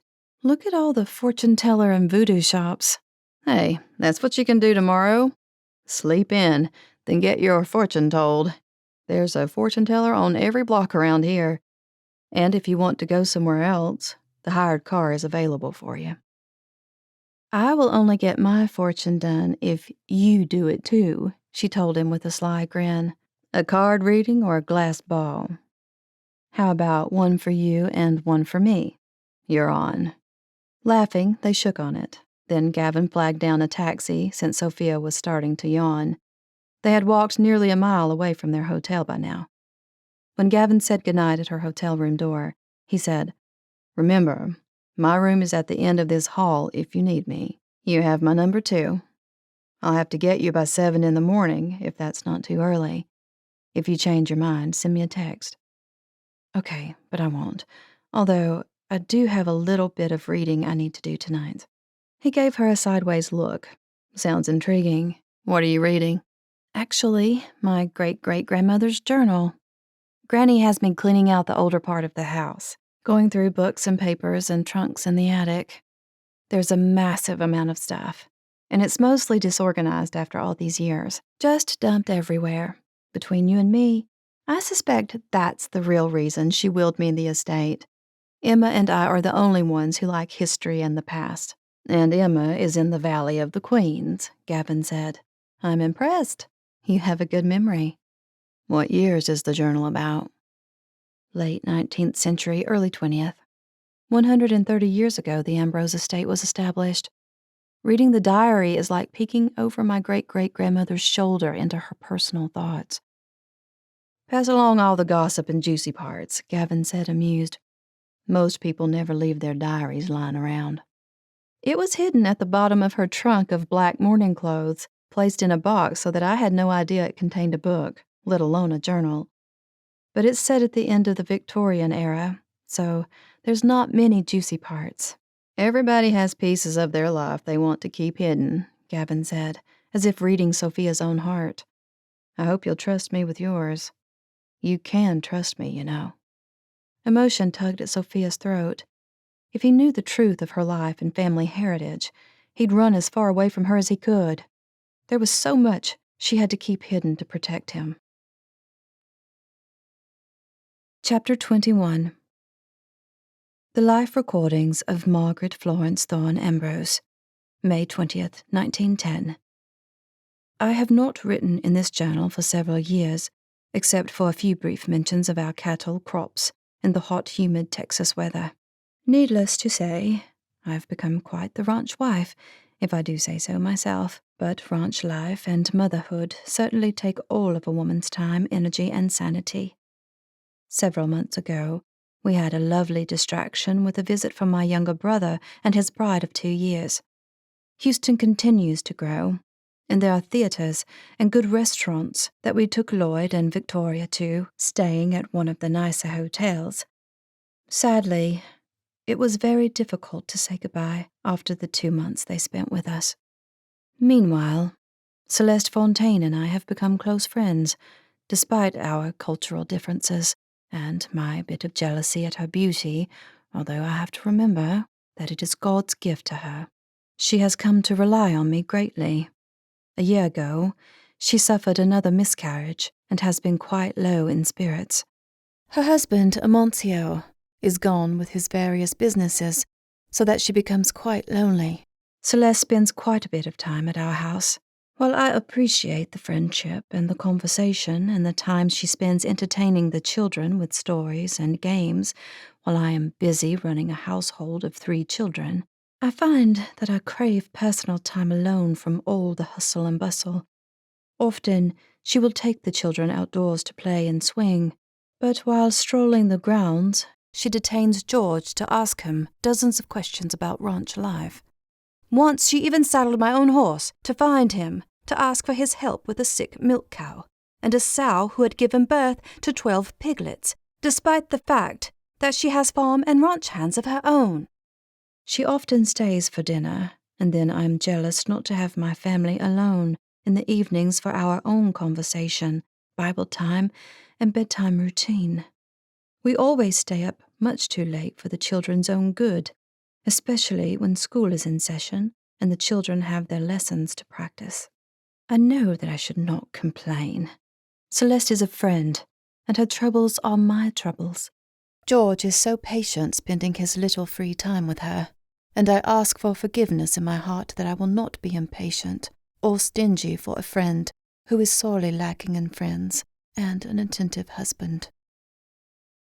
The Life Recordings of Margaret Florence Thorne Ambrose, January 21st, 1911. After a much colder December and January than we are used to, our little Ambrose village is aflutter. Celeste Fontaine is throwing a party on February 12th in honor of my birthday and invited everyone. I'm honored, and George told me to order a new dress made. I'm quite taken aback that I am about to turn 37 years old. It does not seem possible. I think a new hat is in order too. George patted my cheek and told me to spare no expense. I think he feels guilty that he's been neglecting me lately. The Life Recordings of Margaret Florence Thorne Ambrose, February 15th, 1911. The party at the Fontaine Estate was an extravaganza, more luxurious and festive than anything I ever attended in London. Celeste hired special caterers to prepare a most impressive and sumptuous 6-course dinner. Imagine 6 courses of heavenly appetizers and savories, and pastries and fish and beef and fruit plates, and an entire trolley of desserts. Mr. Fontaine has certainly hit his stride with his various businesses. There are even rumors that he has invested in oil. Yes, oil is springing up from the ground in various places of the state. Imagine that. Oil was actually first discovered a decade ago now, but it seems that nobody talks about cattle any longer. It's all oil, oil, oil. George is quite eager to explore our ranch for the stuff, but exploration is quite costly. We might need to wait for an unexpected gusher. Unfortunately, Mr. Fontaine was unable to be at the party, despite knowing it had been scheduled for several weeks. The foundry he owns in Colorado had an emergency, and he was called away at the last minute. But there were so many attendees at the party, he wasn't actually missed very much. He can be a very reserved man, although he provides anything that Celeste wants. I think she merely snaps her fingers. The most intriguing aspect of my birthday party was the woman Celeste hired from Houston. A woman of the occult. Celeste asked George to drive all the way to the southern outskirts of Houston to pick her up, which took a full day of driving in his fancy new Model T, including an overnight stay. Madame Zelana is younger than I expected and quite a mysterious beauty from Romania, although she has lived in the country for many years, having immigrated with her parents as a child. She wore layers of skirts and lace shawls, including heavy makeup and bangles and big gold hoop earrings, the like I have never seen before.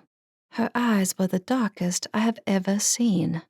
and Celeste set up a corner of the parlor for Madame Zelana to tell our fortunes, replete with a small table and lamp, curtains and smoky candles. It was quite enigmatic and mysterious. There was much laughter and ambience, as one by one the women sat at Madame Zelana's table to hear their fortunes. The women asked mostly silly things, how many children they would have, and if they would ever have a chance to travel to South America, or if their husbands would become rich from the oil business in the future. Since George and Mr. Fontaine already own personal motor cars, we are considered wealthier than most, although cars are becoming more plentiful on the roads every year. As the birthday person, I went last. My stomach was all aflutter when I sat in the plush chair at her table. Madame Zelana had a crystal ball and tarot cards spread out on the pretty table. Her red-painted fingernails glowed under the light of the candle. She smelled exotic and mysterious, and I confess that my laughter was a bit nervous, especially as the women of the party were watching us from across the room. Then Madame Zelana went quiet for several long moments, and I began to worry. "Surely everything is all right?" I finally asked her. "You have a successful husband, yes," she said to me, her dark eyes gazing deeply into mine. I nodded, any words I was thinking quickly disappearing. "You have 3 healthy children, 2 sons and a daughter?" "Yes, ma'am," I answered. "I advise you to keep them close," she said, not taking her eyes off my face. "What do you mean? That sounds ominous."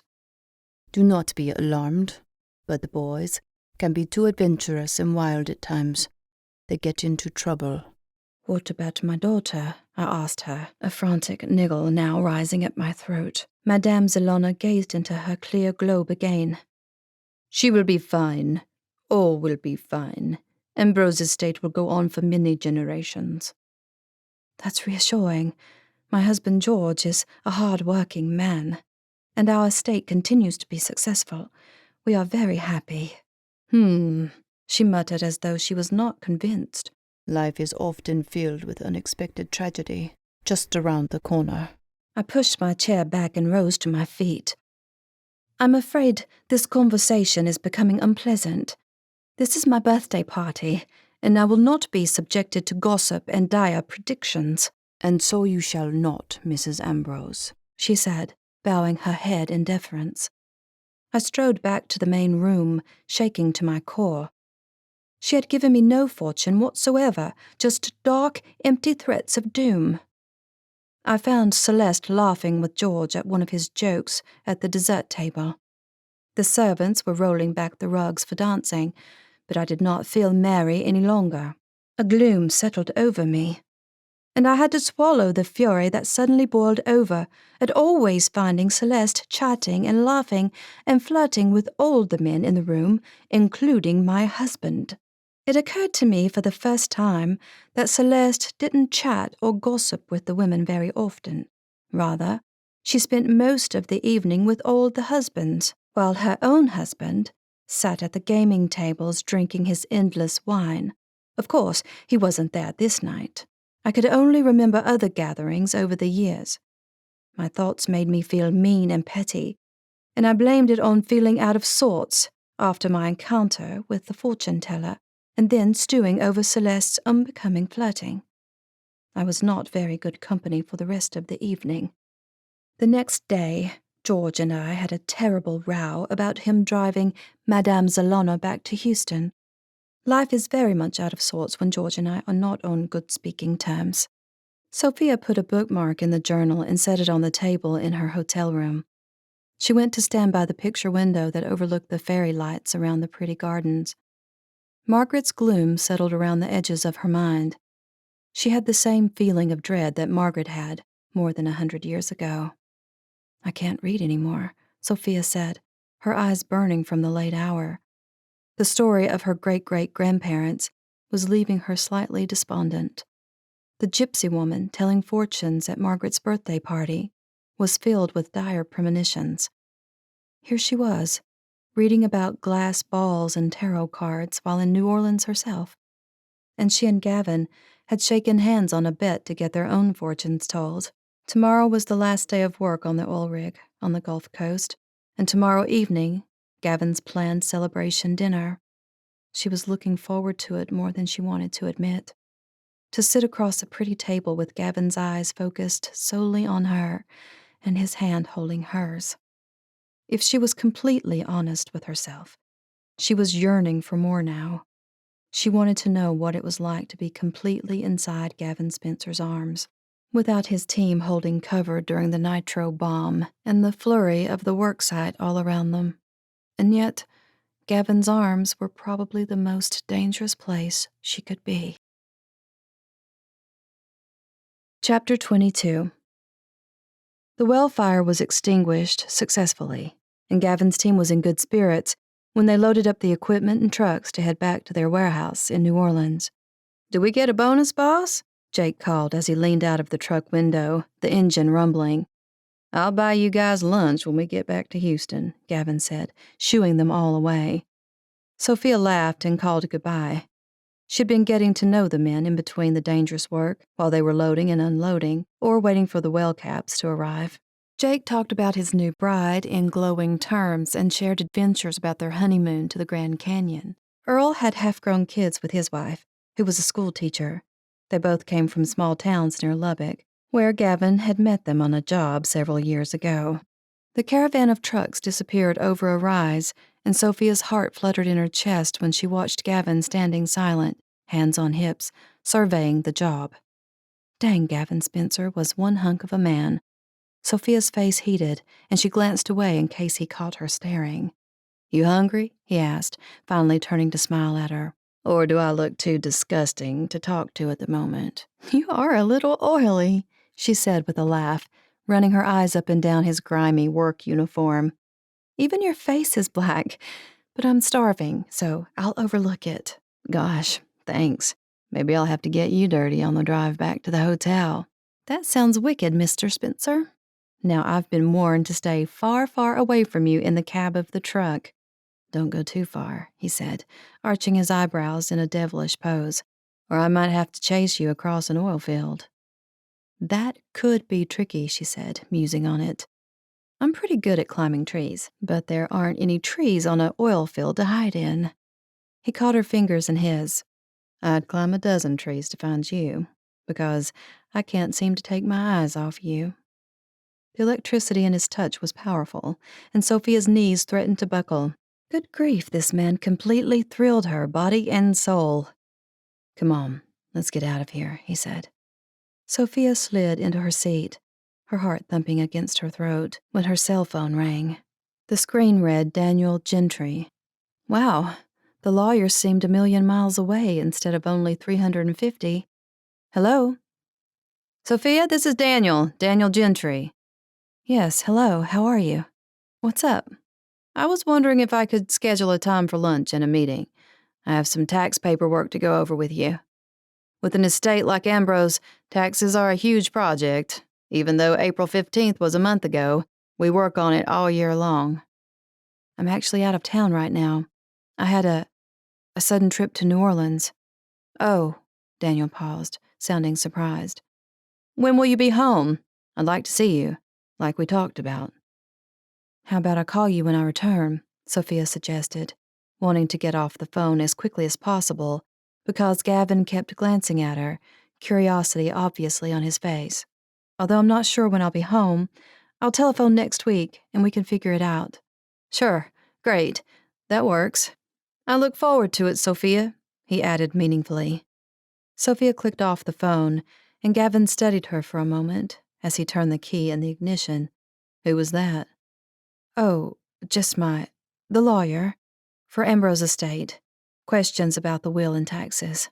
"Sorry, I shouldn't have asked. None of my business." I could tell it was a male voice on the phone, and I was too curious for my own good. Sofia glanced at him from the corner of her eye, suppressing the urge to tease him. "You seem a little bit bothered. Everything okay?" Gavin focused on the road. "Not bothered at all. A mere lawyer, right?" His question caused Sofia to pause. Daniel Gentry was very nice, but after that first initial buzz, the feeling had disappeared because she'd met Gavin. Daniel was just a lawyer. She didn't even think about the man when he wasn't calling on a pretense or coming by the house with papers. The knowledge made her feel guilty about promising Daniel lunch, but it wasn't something she could help or force. An hour later, they were back at the hotel, late afternoon sun slanting over the city. Sofia showered, excitement rising at the idea of their dinner date. Gazing at herself in the mirror, she finished the final touches on her makeup and hair, which she'd done in a fancy upsweep, a concoction of interlocking waves and curls that brought out the highlights of her hair. She pulled on the deep blue glittery dress she had packed, a dress she had bought years ago, then never had a chance to wear when she lost Brett Anderson. But she couldn't think about him, or else she'd cry again and get a stomachache. Instead, Sofia turned on some music to distract her while she applied powder and lipstick. Her eye makeup turned out smoky and alluring, and her skin was glowing. For the final touch, she inserted a pair of sparkly fake diamond earrings with a pale blue hue of color in her ears. Lillian Ambrose had once admonished her granddaughter to wear fake diamonds, while the real ones were kept locked away in a safe deposit box. Then Sophia's eyes caught the pendant around her neck. The necklace had become such a part of her over the last 16 years that there were moments she forgot she was actually wearing it. Now the amethyst clashed with her evening gown. She stood still, staring at herself, thoughts whirling, and then, with a sudden rebelliousness that rose up her spine, she unclasped the necklace and let the silver chain sift through her fingers, abandoning it to the top of the bureau. There. It was done. The pendant she had always promised to wear was lying in a puddle. At the moment, she didn't feel a thing. Well, maybe a twinge of guilt. But she wasn't going to let it stop her from having a good time tonight. Turning in a slow circle in front of the full-length mirror, Sofia checked the back of her dress, pleased with the way it lay, perfectly around her hips, and fitted her bust line.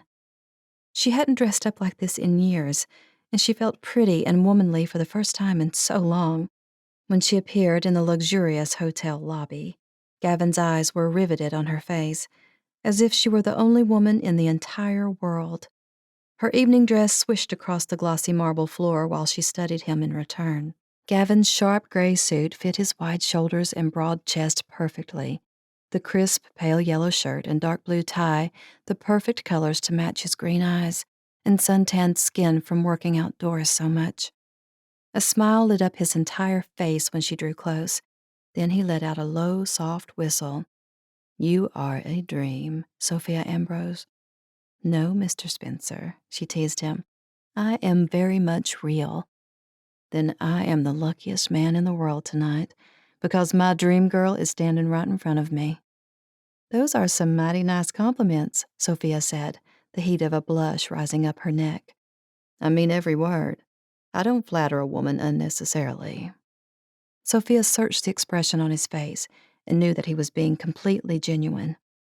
"That's even better to know." Gavin tucked her hand in the crook of his elbow while they walked out to the curb to where the hired car was waiting for them. "I'm probably too candid sometimes. Direct to a fault, some would say. I got a dose of your candid honesty the first time we met over the phone," she said. "Of course, you might have been snarling at me, but I was the one doing the actual biting. I'm lucky I got a chance to redeem myself." "Nope, I'm the lucky one," Gavin said, helping her into the Lincoln and then sliding in on the street side.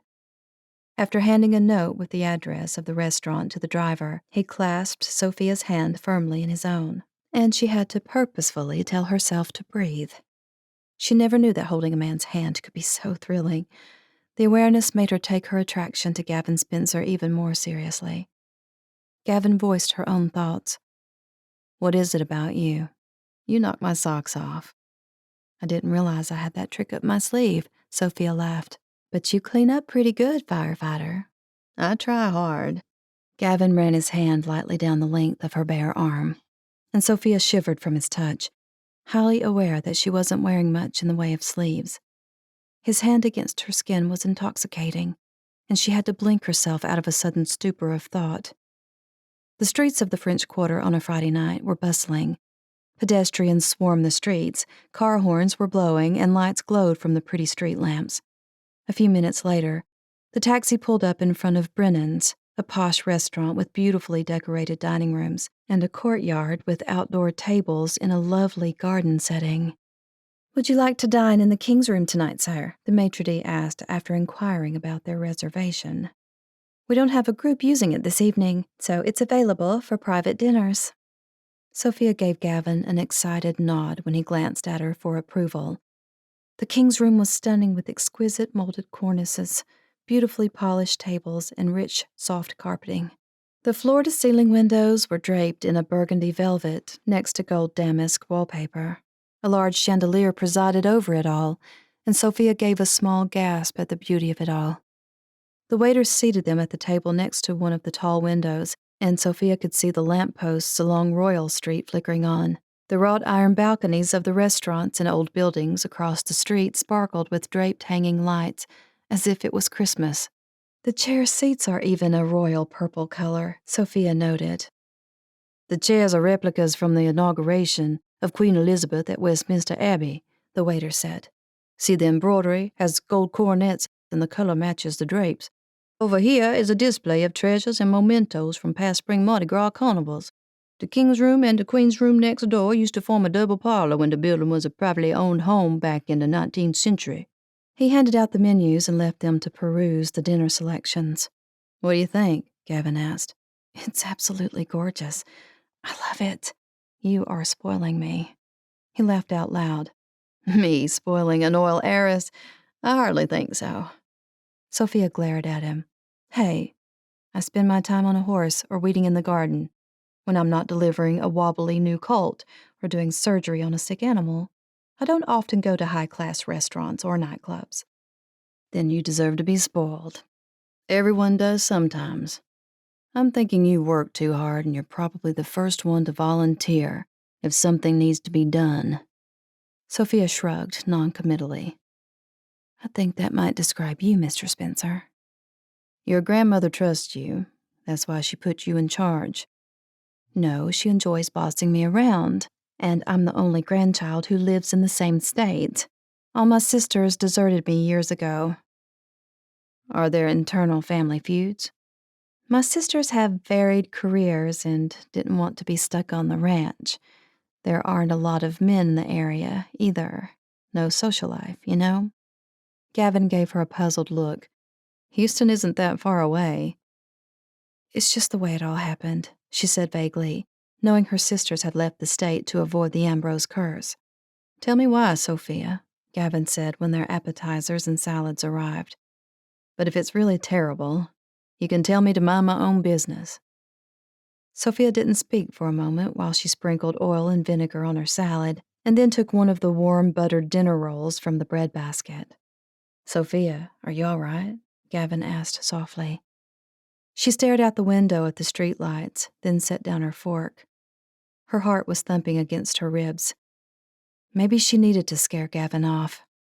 "We're getting into dangerous territory, talking about the Ambrose family," she finally said. "The estate, the house, it's all haunted." "Yes, Gavin, I live in a haunted house. Haunted by the spirits of all my ancestors who have died over the last century." "I'm not sure I understand.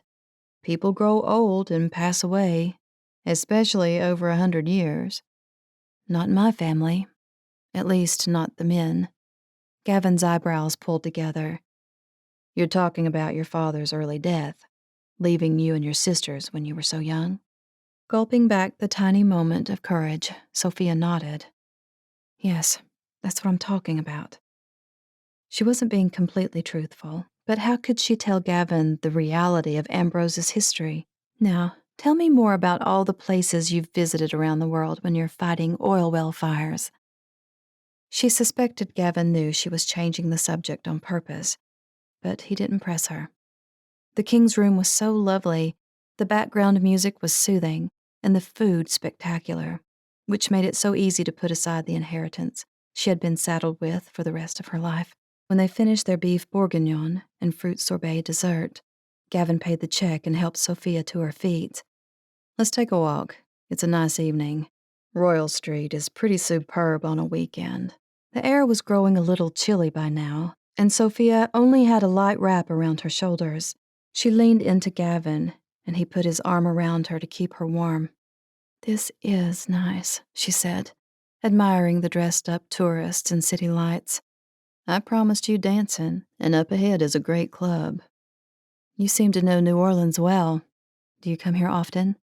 "Louisiana probably has more oil fires than Texas. Well, make that a tie between the two states, actually." "True," Sofia admitted. "But you don't seem like the kind of man who would know how to dance." "My mother told me at 16 that a man needed to know how to lead a woman around the floor so he didn't make a fool out of himself." "I like your mama."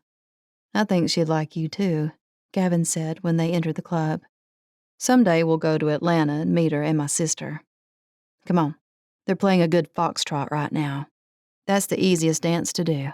Downstairs was a bar with small tables and a big talkative crowd, while upstairs, a live band was playing dance music beside a polished wooden floor. Several couples swirled about, but it wasn't too crowded. "I need to work off that fantastic dinner," Sofia said when Gavin gave a small tug at her hand and pulled her into his arms. His other arm slipped around her waist. "Oh my," Sofia gasped under her breath as she suddenly, irrevocably knew what it was like to be in Gavin Spencer's arms. She could feel his hard chest muscles and the biceps outlined by his coat jacket. He smelled incredible, musky and masculine, a heady scent that made her so distracted she missed a step. "Oh, oops." "I've got you, Sofia," he whispered into her ear. "Sorry, I'm distracted." "You're distracting me to no end," Gavin said without missing a beat.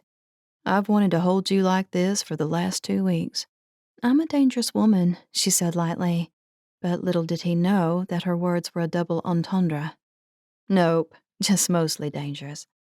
After a couple of swing dances, the music changed into a slower two-step. Gavin's lips were against Sofia's ear as he leaned in close. "Your instincts were right." "About what?" Sofia was trying to stay upright, his breath tingling against her ear. If Gavin asked her to follow him to the moon, she'd go without a second's hesitation. "I was a little bit jealous." "When were we talking about jealousy?" Then Sofia remembered Daniel Gentry's earlier phone call. "Oh, right," she added. "When I heard a man's voice through your cell phone. I was envious because I've never been completely sure you were even available or didn't have a secret boyfriend. The night I first saw you coming out of your front door, I was so happy to learn that you weren't married." Sofia pulled back to look into his face. "Are you serious?" "Dead serious. You might have had a husband and 3 kids in that big house." "I'm glad you're not married either," she said with a coy smile, "because if you were, I wouldn't be dancing with you right now." "Good point," he chuckled, his cheek pressing against hers. "I'm falling for you, Sofia," he added gently, "and you're driving me insane." "How in the world am I driving you insane?" "Because you're gorgeous and smart and sexy as hell. Pardon my language." "I've never heard a compliment like that before." "The rest of the world's males must be blind then. But I'll be happy to tell you every single day if you don't mind keeping me around." Sofia's throat closed up. She wanted him desperately, but a relationship could never happen between them. Of course, Gavin didn't get the memo on that piece of information, and she didn't have the nerve to tell him the truth. He'd think she was insane. Gavin would forget about her on his next overseas work trip. He had to, because she wasn't meant to have happiness. A moment later, Sofia realized that the music had stopped and the band was taking a break. The other couples were moving downstairs to buy drinks from the bar. Gavin was gazing at her with such an intense look, chills swept all the way from her toes to her head. "You haven't said a word in response to my confession. Plus, the music stopped." I just realized that." "You were far away for a minute there. I wish you'd tell me all your hidden thoughts. I've been trying to read between the lines of what you're not saying. I suspect Ambrose Estate has got a few secrets you don't want to talk about." "You're too smart for your own good, Mr. Spencer," she said.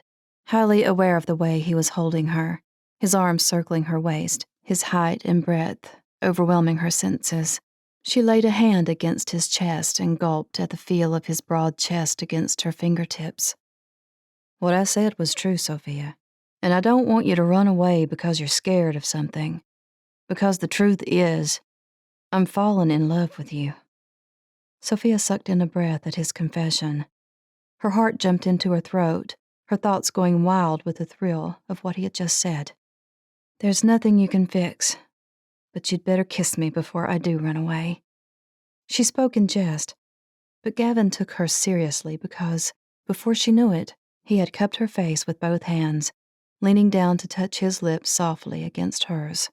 Sofia stood stock still, unable to move, unable to breathe. Gavin Spencer was kissing her. This was really happening. There were no words to describe the taste of his mouth on hers as he deepened the kiss, pulling her closer, their bodies fitting together so perfectly. A moment later, Gavin took Sofia's arms and pulled them around his waist. That's when she gave in to the desire he invoked in her, unable to resist any longer. And then they were kissing and kissing and kissing, her arms sliding around his neck, her fingers in his thick, dark hair, her mouth open to him as he deepened the most perfect kiss in the world. When Gavin slowed to kiss the corners of her lips, Sofia thought she would faint at any moment from the connection between them. But as much as her body was helpless against him, and her heart pounded with 1,000 lightning bolts of desire, her mind was screaming from the injustice of her life, screaming from the attraction and desire she felt for this man. She wanted to be with him all the time, talking, laughing, joking, and now kissing like she had never been kissed before. But she had lost one fiancé in the past, and she couldn't do that to Gavin. To lose him would break her soul, break her completely. Finally, she pulled back, breaking the connection of their lips to catch her breath. She had to get her mind back into the real world. I can't. Why, Sofia? I will never hurt you. I can promise you that. But that kiss, you can't tell me you're not feeling the same thing that I'm feeling. We had a fiery explosion of our own over the last 15 minutes. Sofia sagged against him weakly. I can't stop, but we need to stop. There are probably people watching us too. His chuckle was low and deep. There's not a soul in the room but us. But since we fly out tomorrow morning, we should probably go back to the hotel. But believe me when I say that I've meant every word I've said tonight. She wavered on her feet, emotion swirling through her. Her eyes burned when she thought about Brett Anderson and what she had done to him. I believe you, she whispered back. But if you stay with me, I might hurt you. You talk in riddles, Sofia Ambrose. Tell me what dark thoughts are going through your head. Confide in me, please. I can't, she repeated, breaking away to run down the stairs to the lower room, past the bar and tables filled with laughing people, and out the door. On the sidewalk, she gulped in fresh air, trying to clear her mind of the mesmerizing moments she had just spent with Gavin. His voice suddenly sounded behind her. He reached out to hold her shoulders, filling her with a warmth and strength she wanted so much. She didn't want to live a lonely life, but what choice did she have? I won't press you, but I'm serious when I say you can trust me. She nodded silently, fighting the tears swimming behind her eyes. Gavin helped Sofia back into the hired car and held her hand on the way back to the Ritz. But she felt no pressure from him, only comfort and assurance. She did trust him. And that's what made this whole thing even worse. Why did Gavin Spencer have to turn out to be the one her heart and soul wanted? Chapter 23. 30 minutes later, Sofia was in her room, pressing her face into her pillow. Why did Gavin have to be so perfect for her? Why did he have to turn out to be strong and charming and smart and devastatingly handsome? She could not stop reliving every single one of Gavin's kisses, every touch and every look. Frustrated, She jerked up off the bed and paced the suite, her mind spinning all the agonies of meeting someone who might be the one. Deep down, she knew she had to cool things off between them. Perhaps that was the easiest thing to do since Gavin traveled for work so much. It would be easy to put him off, pretend she was busy or missed his calls. Of course, that part was not easy. In reality, it would be agony. Sofia fanned her face, remembering those delicious, perfect, and so very, very romantic kisses. Maybe she needed to take a cold shower. Even better, she'd go down to the hotel swimming pool. Some exercise would clear her head. She needed a lot of head clearing. After dressing in her bathing suit, she grabbed a towel and her cell phone and headed down.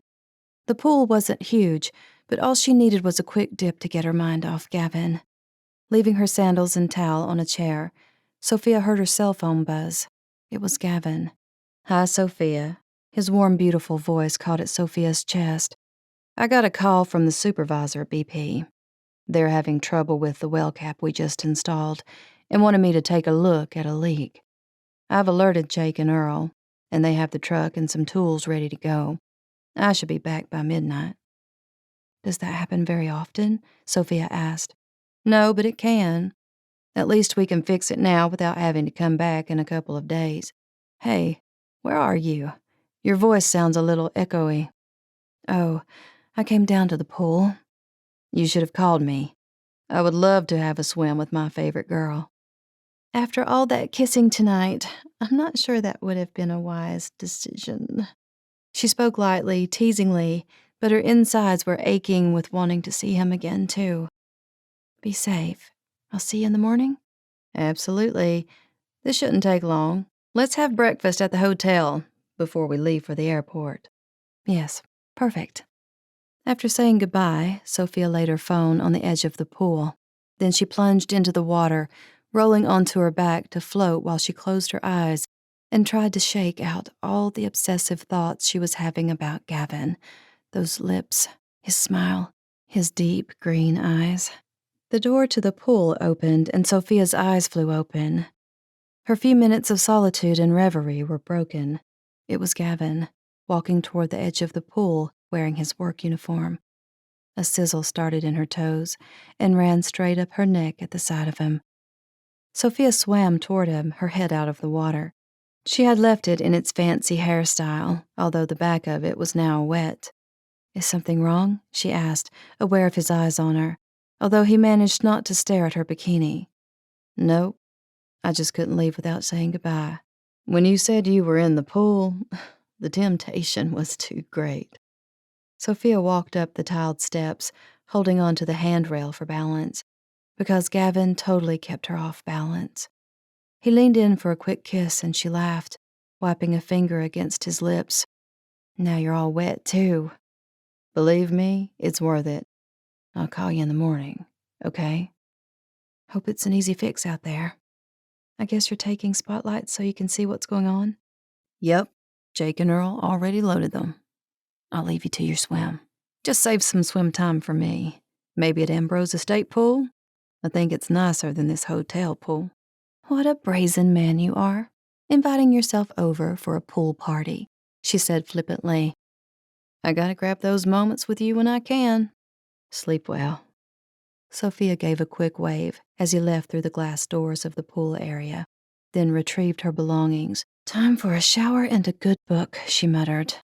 An hour later, after a shower, donning warm PJs, and watching part of a movie from the mountain of pillows on the king-sized bed, Sofia grabbed Margaret's journal. The life recordings of Margaret Thorne Ambrose. May 15th, 1911. There is good news in the neighborhood. Celeste has recently visited Dr. Thompson. She is expecting a baby again. She's thrilled, of course, and all of her friends have been celebrating with her. I told her in all earnestness of my happiness for her and my fervent prayers that this child would be born healthy and strong and grow up to make her proud. It's planting season and birthing season on the ranch, so this is a very busy time. I look at my children and am shocked to see how tall and grown up they are becoming. Mattie is 17 years old, and quite the grown-up man. He has applied to several universities on the East Coast, which is much too far away for this mother. James just turned 13, and Helen Elizabeth is no longer a child either, at nearly 6 years old. She wants to learn how to bake cookies and wear grown-up dresses instead of her little girl pinafores. The Life Recordings of Margaret Thorne Ambrose, June 16, 1911. Celeste Fontaine does not keep to tradition very well. Her pregnancy is beginning to show at more than 4 months gestation, and since her husband provided her with 3 different vehicles, she is out and about all the time, shopping, visiting, even driving into Houston for the theater or to be fitted by her special seamstress. This new century has certainly brought about many changes in the world. I will now confess the wicked machinations of my own brain. As I was directing the gardeners the other day and admiring the burgeoning flower beds, a very peculiar thing suddenly occurred to me. If Celeste Fontaine is 4 months expecting, that would put conception in early February, about the time of my birthday extravaganza. The exact time Mr. Fontaine was away on business on the East Coast for 6 weeks. I do hope that I merely have my dates all muddled, or that Celeste has her due date mixed up. Perhaps Dr. Thompson has it all wrong. I pray so. Even so, I cannot help ruminating on it over and over again. When I brought it up to George, he looked outraged and scolded me for being so unkind to my best friend. Sophia dropped the journal into her lap and got up from the lounge chair. Then she ran back over and flipped through the pages. Yes, it was true. Celeste's husband, Mr. Fontaine, was out of town during the birthday party. Surely it was all a mistake. How well did women know their pregnancy due dates in the past? But doctors weren't stupid, and women weren't naive about how babies were created. A peculiar sense of gloom settled in Sophia's chest. She picked up the television remote to find a romantic comedy to watch, something that would make her laugh and take her mind off Margaret's life and her own plight over Gavin. She had only scrolled through a few channels when her cell phone rang. It was a number she didn't recognize, then realized it was a Houston area code, the same prefix as Gavin's. Quickly, she punched the button. Hello, Gavin? This is Jake, Miss Ambrose. What's... He cut her off. There's been an accident out here at the well site. Gavin is hurt. We lost our spotlights and he was moving a pipe between the rig and one of the oil company's trucks. The driver didn't see him and he was crushed. He was what? No. An ambulance already took him away. Where? What hospital? I'll meet you. Sophia's voice turned wobbly and her limbs were suddenly shaky, her stomach sick. The University Medical Center. I don't think it's too far from the French Quarter. Can you get a taxi? Yes, of course. Gavin was hurt. How serious was it? Was he going to be all right? There were 100 questions she wanted to ask Jake, but he already had clicked off. No, she moaned as she yanked on her jeans and pulled a shirt over her head. Jamming her feet into her shoes, she grabbed her handbag, phone, and a hotel key and ran for the door. Chapter 24. The hotel concierge called a taxi for her, and during the entire ride to the hospital, Sophia's mind was sick with worry and fear. Had the Ambrose curse already struck at Gavin? But they were here in New Orleans, not back home. But did the curse care? Maybe it didn't make a difference. This was the closest she had come to a serious relationship in 7 years, and the mysterious Ambrose curse was always out there lurking, biding its time to strike. It seemed too much of a coincidence. Sophia held her fists tight in her lap in the dark back seat of the taxi, while her mind ran away with convoluted, panicked thoughts. The premonition of dread in Margaret Ambrose's journal was becoming Sophia's terror now. Perhaps it was affecting her, or her imagination was running away with her. All Sophia knew was she had to finish that journal. Tonight, if possible. As soon as she knew that Gavin was okay. How badly hurt was he? Would he survive? Please, God, she silently prayed as the taxi driver honked his horn and maneuvered around thick Friday night traffic. Please don't let him be another victim of my stupidity and selfishness. Soon the lights of the hospital came within sight. She wasn't married to Gavin. They were not engaged, not even an official couple. Surely the curse couldn't get at him, and he hadn't been at Ambrose Estate in almost a week. Tears swam in her eyes, but Gavin had held her in his arms tonight and kissed her with a passion and fervency that was more real and powerful than anything Sofia had ever known. Sofia's hand flew to her chest. She hadn't worn the pendant tonight during their dinner and dancing date, and she had forgotten to put it back on. Now she felt bare and exposed without it.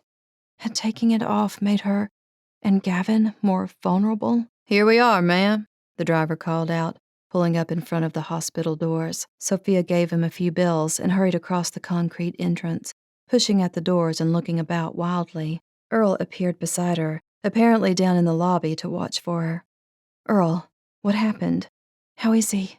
"We should never have gone out there tonight," he said, the expression on his face tortured. "You can't blame yourself, Earl. You've all done this 1,000 times before." "It was an accident. We need to get back home tomorrow and wanted to be done with it. Oil company was worried about the leaky cap making it more vulnerable to light up again with a fresh fire." "Then, of course, you needed to go out there. But Gavin will be okay, won't he?" The man was scaring her. "I think so. The doctor's coming soon." Earl led her to one of the examination rooms down a sterile hallway. Jake stood at the door, his face sober. "Hey, Miss Ambrose," he said with a weak smile. "You okay, Jake?" "Barely," he muttered with a crooked smile. "Gavin will sure be glad to see you." "Is he conscious?" "Sort of." The two men pushed open the door and Sofia slipped inside. 2 nurses were there, checking IVs and vitals.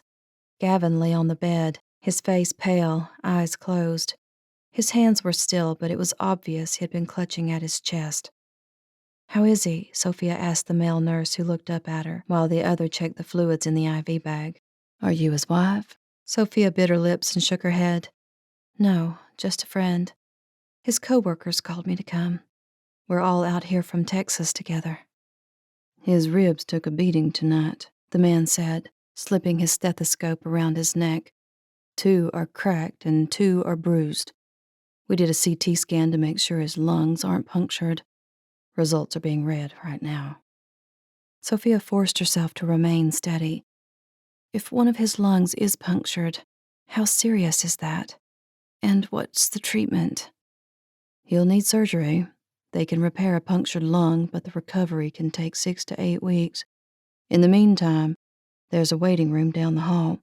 We've given him some painkillers, so he's a little out of it right now, but he'll probably be able to talk briefly before we take him into surgery, if that's what's determined from the CT scan." "Thank you," Sofia whispered. Jake and Earl were staring at her, their faces haggard and anxious. "Sit with him," Jake told Sofia. "We'll see you in a little bit. Gonna get us some coffee. It's been a brutal long day." "I'm sorry, guys.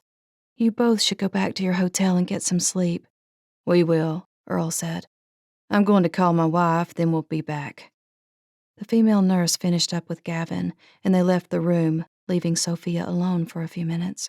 She sank into the hard-backed chair and reached out to take his hand in hers, holding it to her face and closing her eyes. "Oh, Gavin, what are we going to do?" she said, her words barely making a sound in the quiet room.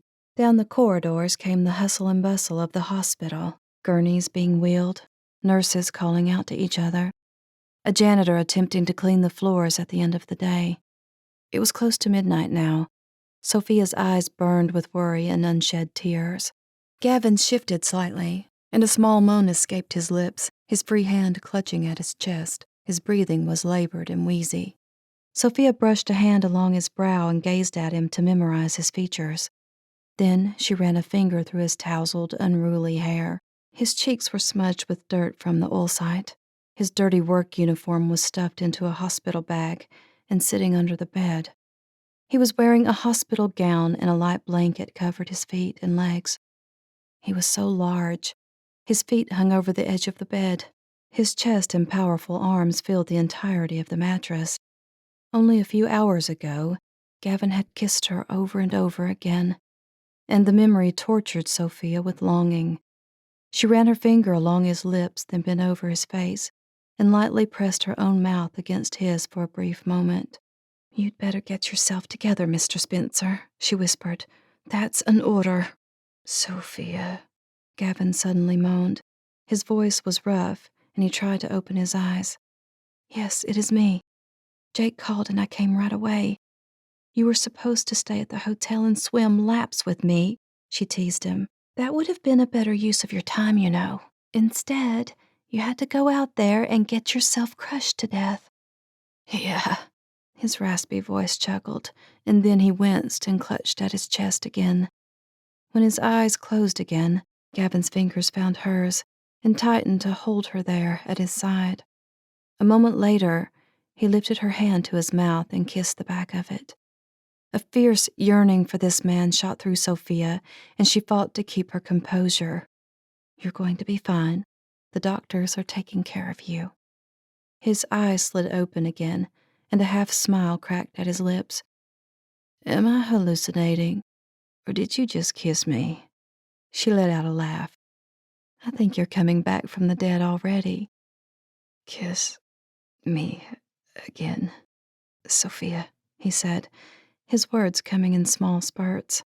Before Sofia could obey his wishes, a woman in a white lab coat and a name tag of Dr. Benoit walked briskly into the room. "Mr. Spencer, you are a lucky man," she said, walking to the opposite side of the bed to place a hand on his arm and peer into his face. "The good news is your lungs are not punctured. The bad news is that you have several fractured ribs and a couple more that are pretty bruised." "Will I live, Doc?" Gavin asked, quirking his mouth. "At least for another day or two," she replied. "We're going to clean you up, wrap those ribs, which means you're going to look like a mummy for a few weeks, and keep you overnight. I want to make sure you have no other injuries we're missing, make sure you don't get a fever, and that you can walk out of here tomorrow on your own 2 feet. But I have a flight tomorrow." "If it's later in the day, you might make it. For now, we're giving you some strong pain medication and sleeping pills to help you get some rest." Keeping her eyes on Gavin, she flicked a glance at Sofia.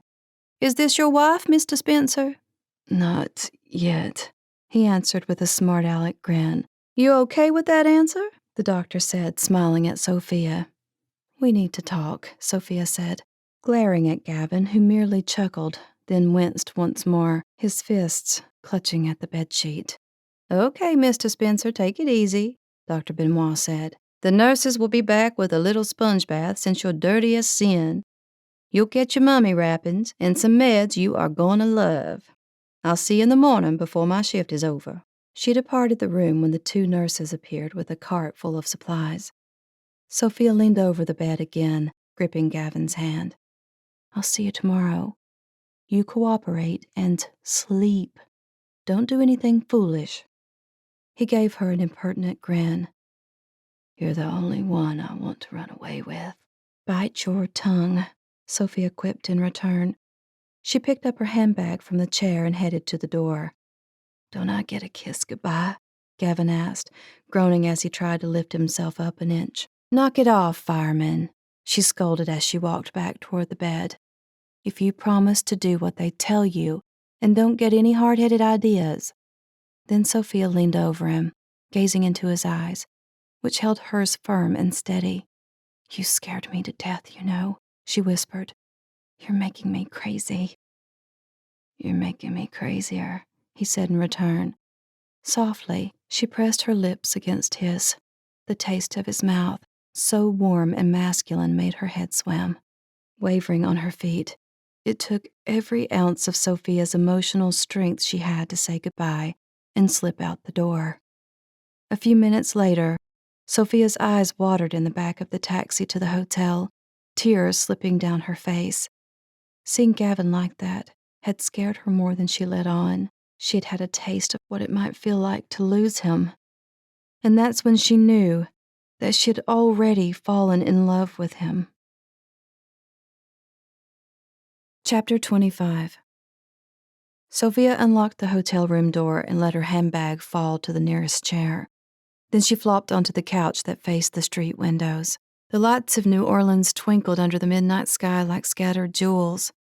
From somewhere in the distance, live music drifted down the road, mingled with the chatter of tourists on the streets below her balcony. Slogging to her feet, Sofia picked up the clothes she'd flung around the bathroom in her hurry to get to the hospital, hanging her bathing suit and damp towel on the towel rack. After slipping on her nightgown, she climbed into bed and turned out the light.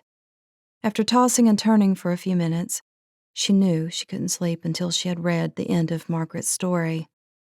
Sofia picked up the journal and snapped on the lamp as she turned to the next entry. The Life Recordings of Margaret Thorne Ambrose, July 30th, 1911.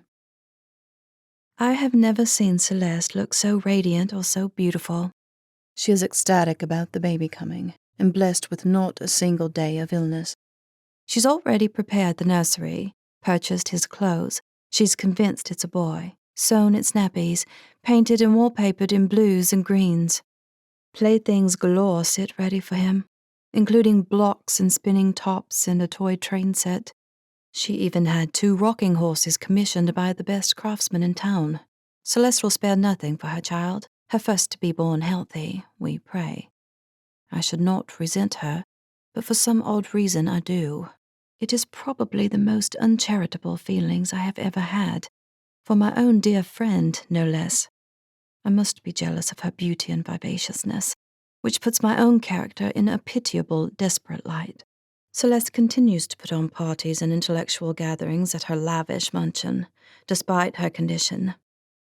Sometimes I think she's flaunting it on purpose, but I cannot figure out why exactly. As if she is bragging, as if this child is more special, more wanted than any other woman's child. Only once have I seen Mr. Fontaine these last few months. He was quite abrupt with all of us at the luncheon Celeste put on, despite the heat of the summer making us all swelter. She hired servants to fan us and keep us cool with cold drinks, bringing in blocks of ice for the occasion. I keep my secret thoughts to myself, but I watch Mr. Fontaine surreptitiously and wonder if he suspects the same thing that I do. But if his and mine suspicions are true, then who is the father of this child that Celeste brags about and flaunts her own growing figure? Wouldn't a woman who is carrying another man's child be more discreet? And then the answer occurred to me. Celeste doesn't care because she's in love with the father of her child, and the father could not possibly be Mr. Amancio Fontaine, for he was not at home the entire month conception had to have occurred. In fact, he is rarely home now, which told me that stern Mr. Fontaine, a wise and learned man so much older than Celeste, knows the truth. He knows it. If it was his child, his firstborn, wouldn't he be home to make sure Celeste and the child remain healthy and have the best care?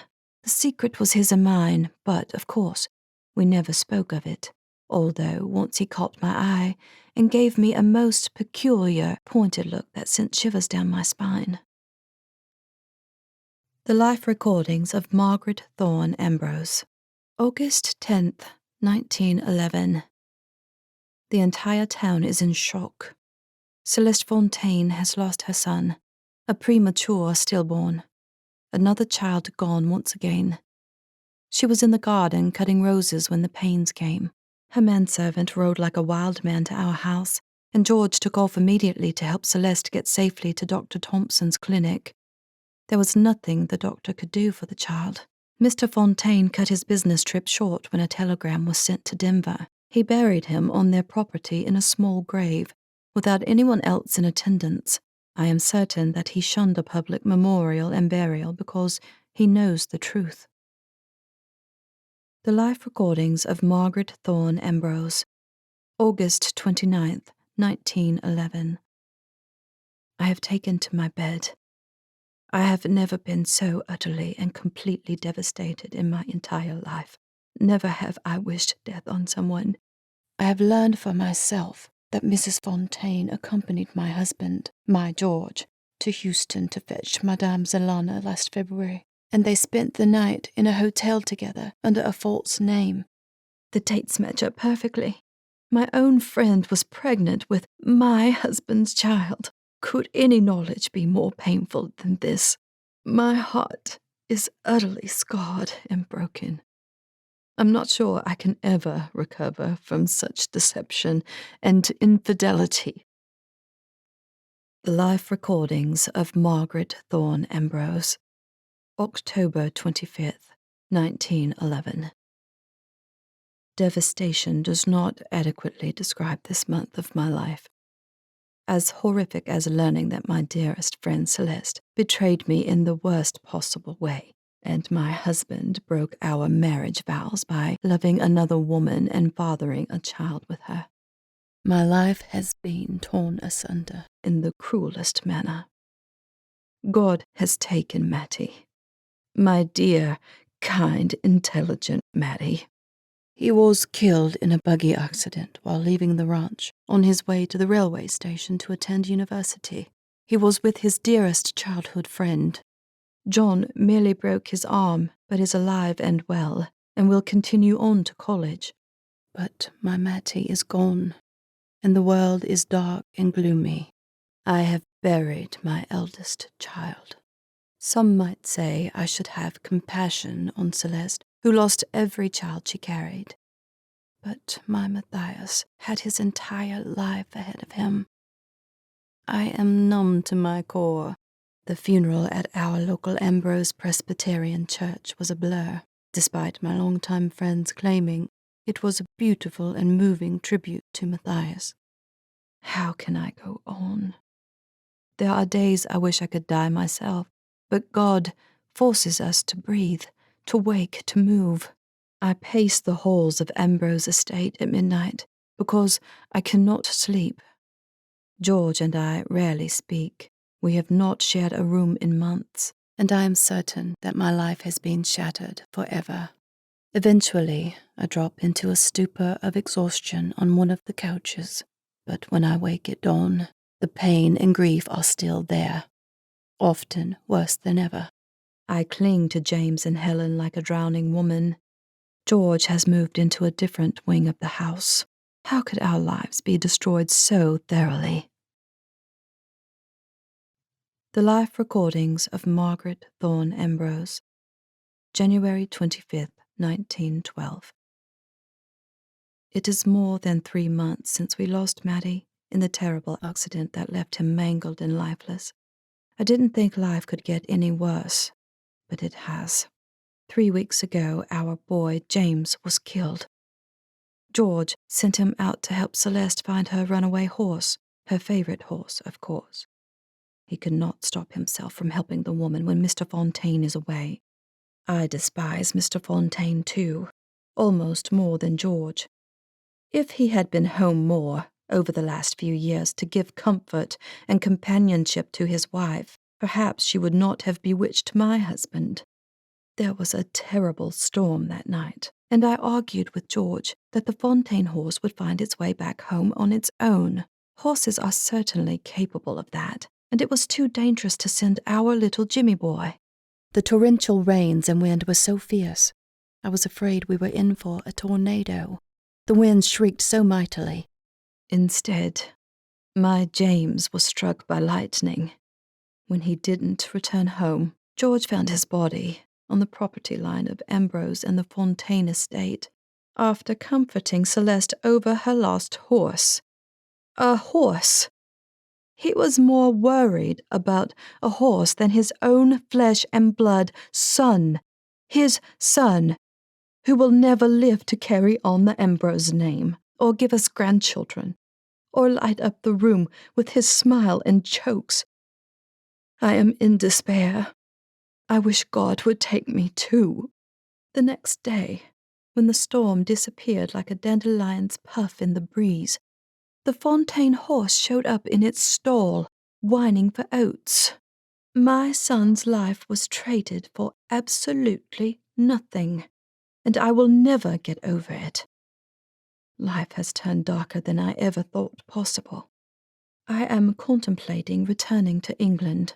My parents are getting elderly, and it might be best for me to help them through their last years. as well as have time apart from George while I decide what to do about our lives and our marriage. I will take Helen with me, of course. George can have a duel with Mr. Fontaine over Celeste if they care to. She is not worth it, but men are fools over a woman with a pretty face. I truly believe Celeste might be possessed by a devil, for fresh gossip came from the most unexpected source. I overheard some of the townswomen talking at the produce market. They had a most interesting tale to tell. The week James died, it seems that Madame Zelana had been staying with Celeste Fontaine. The coincidence is uncanny. What wicked spells did those two concoct to destroy my life and steal my husband and family? Did Celeste take my 2 boys because she had lost her child, George's child, so that I would not have my sons any longer either? Wickedness abounds here at Ambrose. The Life Recordings of Margaret Thorne Ambrose, April 3rd, 1912. I will be wearing black for the rest of my life. After losing my 2 beautiful sons, George made an attempt at repenting of his wayward ways. He was inconsolable at the loss of Mattie and James, and most likely his own guilt finally caught up with him. He met several times with Reverend Johnson and asked for my forgiveness. He wants to stay married and try to repair our relationship. I think the shame of separating or divorcing is too much for him to face. He's a coward. But how can I live with a man who loves and protects my enemy instead of me? My sorrow and numbness know no height or depth. A dark void has invaded my heart. In order to keep herself occupied, Mrs. Celeste Fontaine has taken to having séances to raise the spirits of her dead children. Madame Zelana is deceiving her for the filthy lucre Celeste gives her. The trust George and I used to share has been broken too many times to repair. Even though he lives here at Ambrose, I don't trust that he doesn't visit Celeste when Amontio is gone, or she lures him there with a spell from that gypsy woman. Only with God's divine help can things be restored, and that will take time. My heart is sealed off with the burden of losing my children. I told George that he has to prove to me his atonement and give me solid proof that he does not maintain any kind of contact with the Fontaines. This is where we stand at present. May God forgive me if I have an unforgiving heart. I need his healing more than ever. I need strength to sustain me while I finish raising Helen. I spoke with George about taking Helen to England during the summer, since passage across the Atlantic is safer during the summer months. This would be a good part of her schooling, to raise her into a fine young woman of stature and means. But could I trust my husband while I am gone for several months?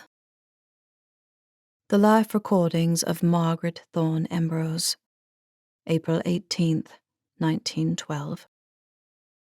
The trip to England has been cancelled after the sinking of the Titanic.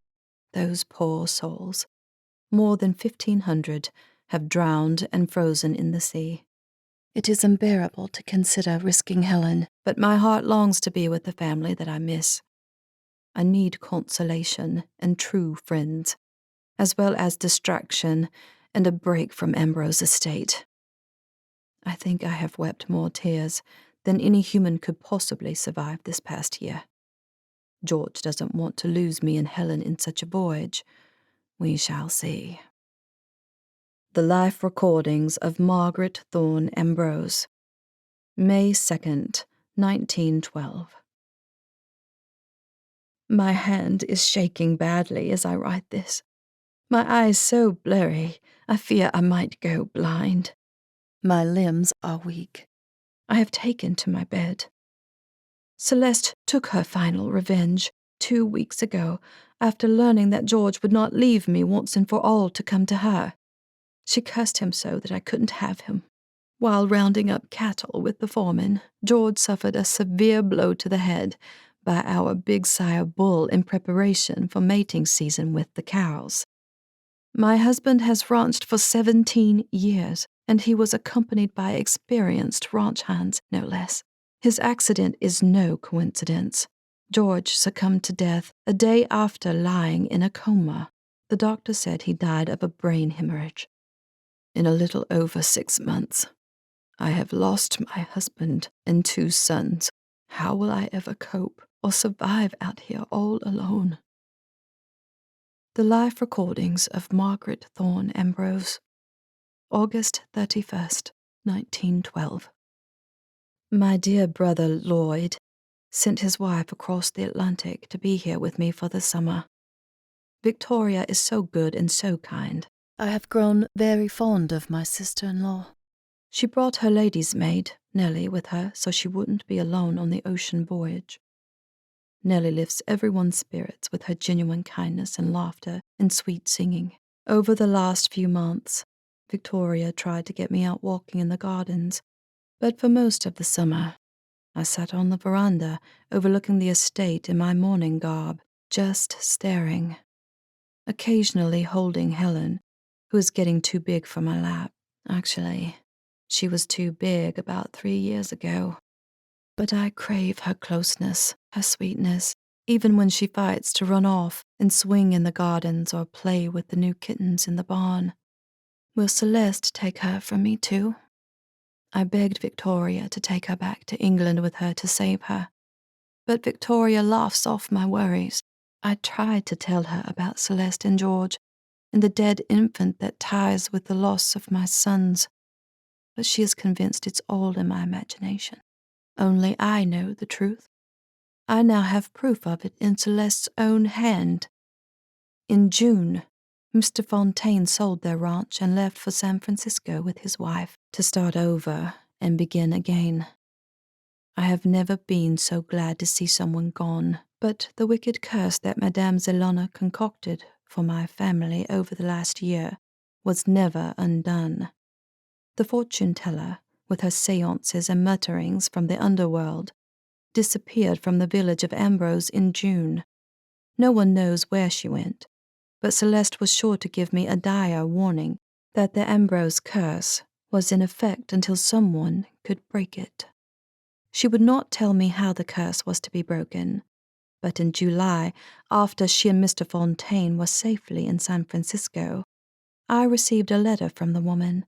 Enclosed was the curse in Madame Zelona's own hand, directed by Celeste for our downfall. She never could have loved George if she didn't care that he died.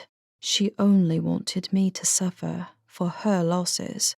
She could not bear to know that I would have my husband and sons, and she nothing. Since I cannot stand to look at the curse for one more second, I will write the details in my own words so my progeny will know what to do to save future generations. Madame Zelona stated that in retribution for the loss of Celeste's son with George and his subsequent betrayal to her, every Ambrose son and father and brother will die. Every Ambrose woman who loves a man will lose their husbands and sons. Arrogance would not save Ambrose Estate from the curse. Only George could have done that, and he had not given in to Celeste. In the end, he shunned her by not running away with her. These facts confirmed to me, too late, that George had finally broken all association with her, something I never believed from my husband's own mouth, because I was too distrustful. Celeste was bitter and vengeful. She had allowed her own sins to blacken her soul. She didn't care what her bitter envy would do to George and his family, the man she professed to love. This is not love. This is wickedness at its deepest depth. Madame Zelona states in her vile curse that the only way to break the hold of the curse is for every Ambrose woman to willingly give up or lose something they dearly love. If they do not, they too will lose the men they love. The curse was written by Madame Zelona's own hand and signed with Celeste's own blood. The devil is in the details. I am putting this journal and Celeste's curse in my trunk of mourning clothes. Helen is too young to be told these things yet, but before she is married, I will tell her. I have vowed to do my part. I will not return to England. I will stay here and run the ranch and estate myself. All those hours of contemplation in the gardens and ruminating on the veranda of the house George and I built together convinced me that I belong here. England holds nothing for me any longer. It has been nearly 20 years, and it would be too difficult to start over. George worked too hard for this estate with my own dowry, and it's the only way I can honor his memory and have peace within myself.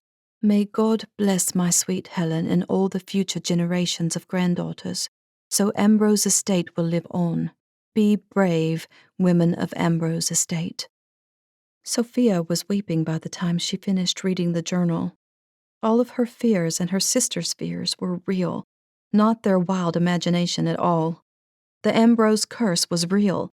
Every single male had died over the last 100 years, and would continue to die unless she and her sisters broke the curse. But how would they accomplish it? The most unnerving thing of all was holding the actual curse in her hands, written on parchment paper by Madame Zelana.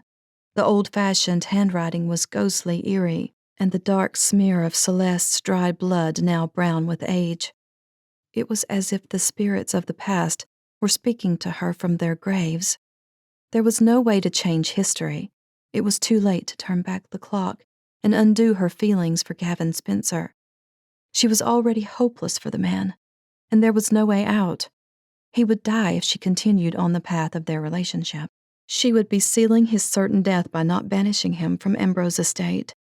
She needed to tell him that she did not love him, that he needed to forget about her and find someone else.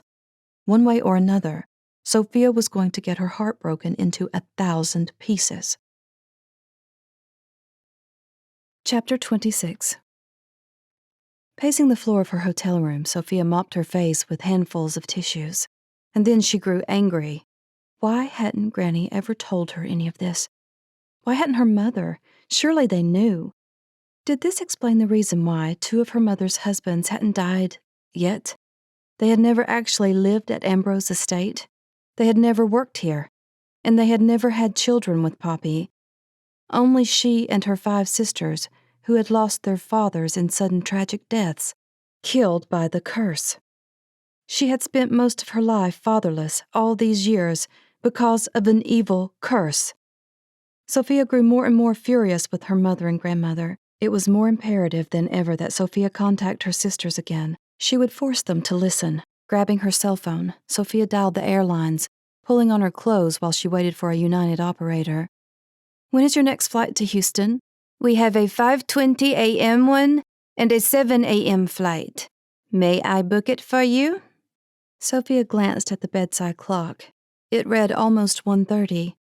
She needed more than 2 hours sleep if she had to drive the 2 hours from Houston to Ambrose once the plane landed. "Yes, please book the 7 o'clock. Here's my credit card number."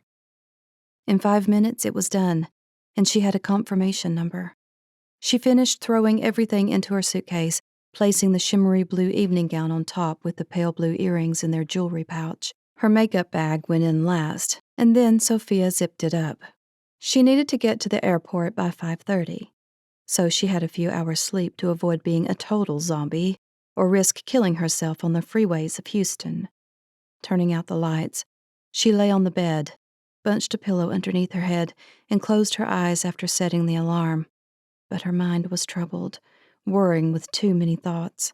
She had to talk to her grandmother and shake some answers out of her. When the alarm went off, Sofia brushed her teeth, ran a comb through her hair, and was down in the lobby in 10 minutes. The concierge called a taxi for her. While she waited, Sofia went to the front desk and handed over her room key. "I'd like to leave a message for Gavin Spencer." "Oh, and is there a way I can get something photocopied in the next 15 minutes? "Of course. We have a copier in the offices. I'll have the desk clerk run it for you. 25 cents a sheet." "That's fine. It's very important." Sofia handed him the journal. "It's very old, so please be careful." "Of course, ma'am. Here is paper and a pen for the note for Mr. Spencer. I'll make sure he gets it." A lump in her throat threatened to overcome her. Her eyes were burning with so little sleep and the crying jag she had. She wrote, "Gavin, I'm flying to Houston this morning and headed to Ambrose. I hope you're feeling much better this morning. I'm sure you will heal quickly with lots of rest. The Ambrose curse is real. I know it now without a doubt. Enclosed is the journal I was telling you about. If you're interested in why I've left New Orleans, you may read it. If not, I'll understand. You can mail the photocopy back or burn it. I just don't want it lost or stolen due to its personal, sensitive nature. Thank you for all of your help with our oil fires these last few weeks. I hope you get better very soon. Take care of yourself. Sofia Ambrose." Fighting to keep her emotions at bay, Sofia opened the padded envelope the front desk woman handed over, placed the note and the copy of Margaret's journal inside, and then sealed it. Then she tucked the original journal into her carry-on bag. "Your taxi to the airport is here, miss," the concierge said, leading her outside. "Have a safe journey." The minutes seemed to crawl by while she waited to board, and then flew the hour back to Houston. After landing, she rented a car, loaded her personal items in the back seat, and began to drive to Ambrose Estate. Frustration and resentment simmered inside of her like a pot about to boil over. Had nobody ever read the journal? Had nobody thought to check the birth and death records of her ancestors? She couldn't marry Gavin one day only to have him die fighting one of the dangerous oil well fires. It would kill her. It was easier to leave him before their relationship got more serious. Sofia knew that she loved the man. She had known it with a certainty that knocked her over when she saw him lying in the hospital last night. Little pieces of her heart had torn off, and she had left those pieces on his lips when she kissed him goodbye. Tears ran down her cheeks when she realized that she would never kiss Gavin Spencer again. After another hour of driving, Ambrose Estate came into view. Sofia's heart tugged at the sight of her beautiful and deadly home. Wrenching her bag out of the back seat of the rental, Sofia strode through the front door and banged it against the foyer wall. Before leaving the airport at 9, she had sent a message to Mrs. B to warn the housekeeper that she would be home soon. The older woman came running down the hallway from the kitchen. My, Miss Sophia, what brought you back home so early? We didn't expect you until at least tonight." "I need to see Granny as soon as possible," Sofia answered, her voice so tight and constricted she thought she might break her vocal cords. "Where is she?" "I'm right here," came her grandmother's voice from the doorway of the drawing room just across the foyer. "I heard you bang into the house. Did something happen in New Orleans? Did Mr. Spencer not treat you well?" Fury grew inside Sofia. "That's the first thing you think of when I come home early? No, Granny. Gavin was the perfect gentleman. He's perfect. My problem is with you." "Me?" Her grandmother's eyebrows rose, and she smoothed a hand down her perfectly pressed slacks, lifting her chin. "I think you need to come with me inside the drawing room so we can sit down and talk properly." Sofia's eyes narrowed. "I don't need to go behind a closed door. Mrs. B can hear everything. I'm so tired of the Ambrose secrets and lies. What in the world are you talking about? Have you ever read Margaret Ambrose's journal?"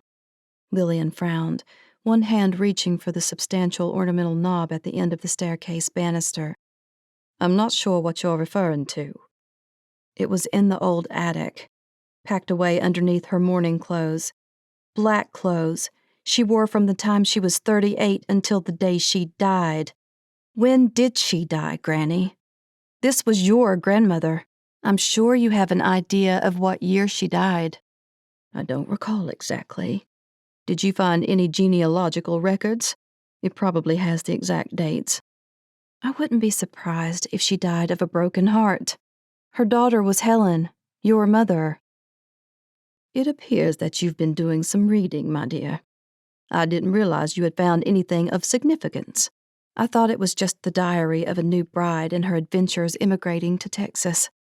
I had no idea the heartache she suffered, the pain, the loss. Within 6 months, she lost her sons and her husband." "I think I remember my mother saying something about that." but I had no idea how close their deaths were. You should read it sometime. You might learn a few things. But I swear, Granny, I don't think you're telling me the whole truth. You've known about an Ambrose curse for a long time. I'll bet your mother told you about it. Helen probably grew up hearing it from her mother, Margaret. Perhaps, her grandmother said vaguely. Stop being so ambiguous, Granny, or I swear I will start smashing vases or taking a baseball bat to the chandelier. Lillian's mouth became a thin line. She had never liked confrontation, unless she was the one doing the confronting. You're getting yourself all worked up. That's the understatement of the year, Sofia said, glaring at her grandmother. I read Margaret's journal. I read her heartache, her husband's infidelity, all her losses. Her best friend hired someone to curse the family. It's horrible, frightening. And it's all real, in black and white in her own handwriting. Why didn't you tell me or my sisters? Why didn't you do something? What could I do? There's no stopping it. We are all helpless to stop the accidents, the deaths. Her grandmother suddenly sounded weak and confused. If you read her journal, you must know how to break the curse. Lillian shook her head. No, I never read her journal. And frankly, I had no idea one actually existed, let alone where it was located. My mother, Helen, mentioned it once, but I never had the nerve to tear apart the house to find it. Sofia couldn't believe that.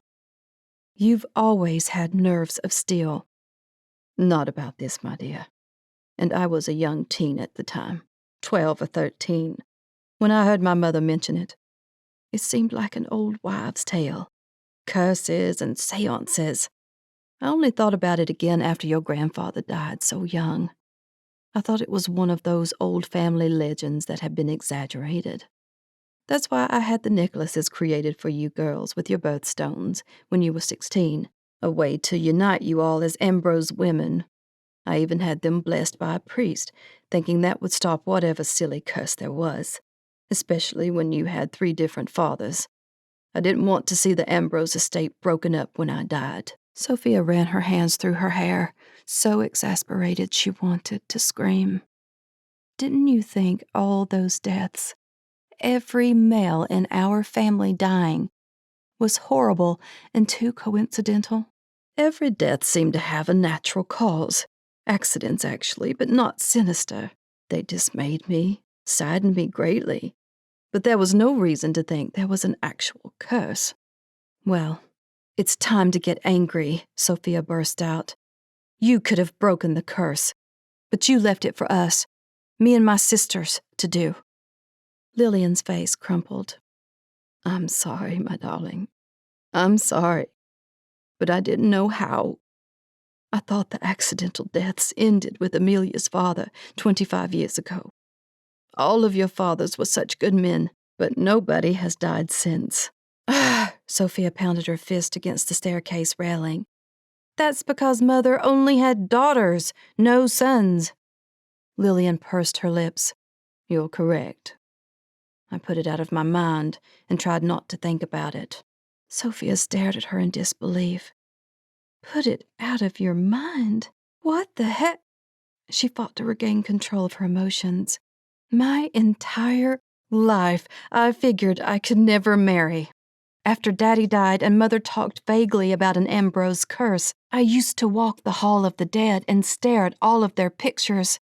Even then it seemed that a husband and a family was out of my reach. Perhaps I should never have lived here with you. I should have run away with Poppy and my sisters.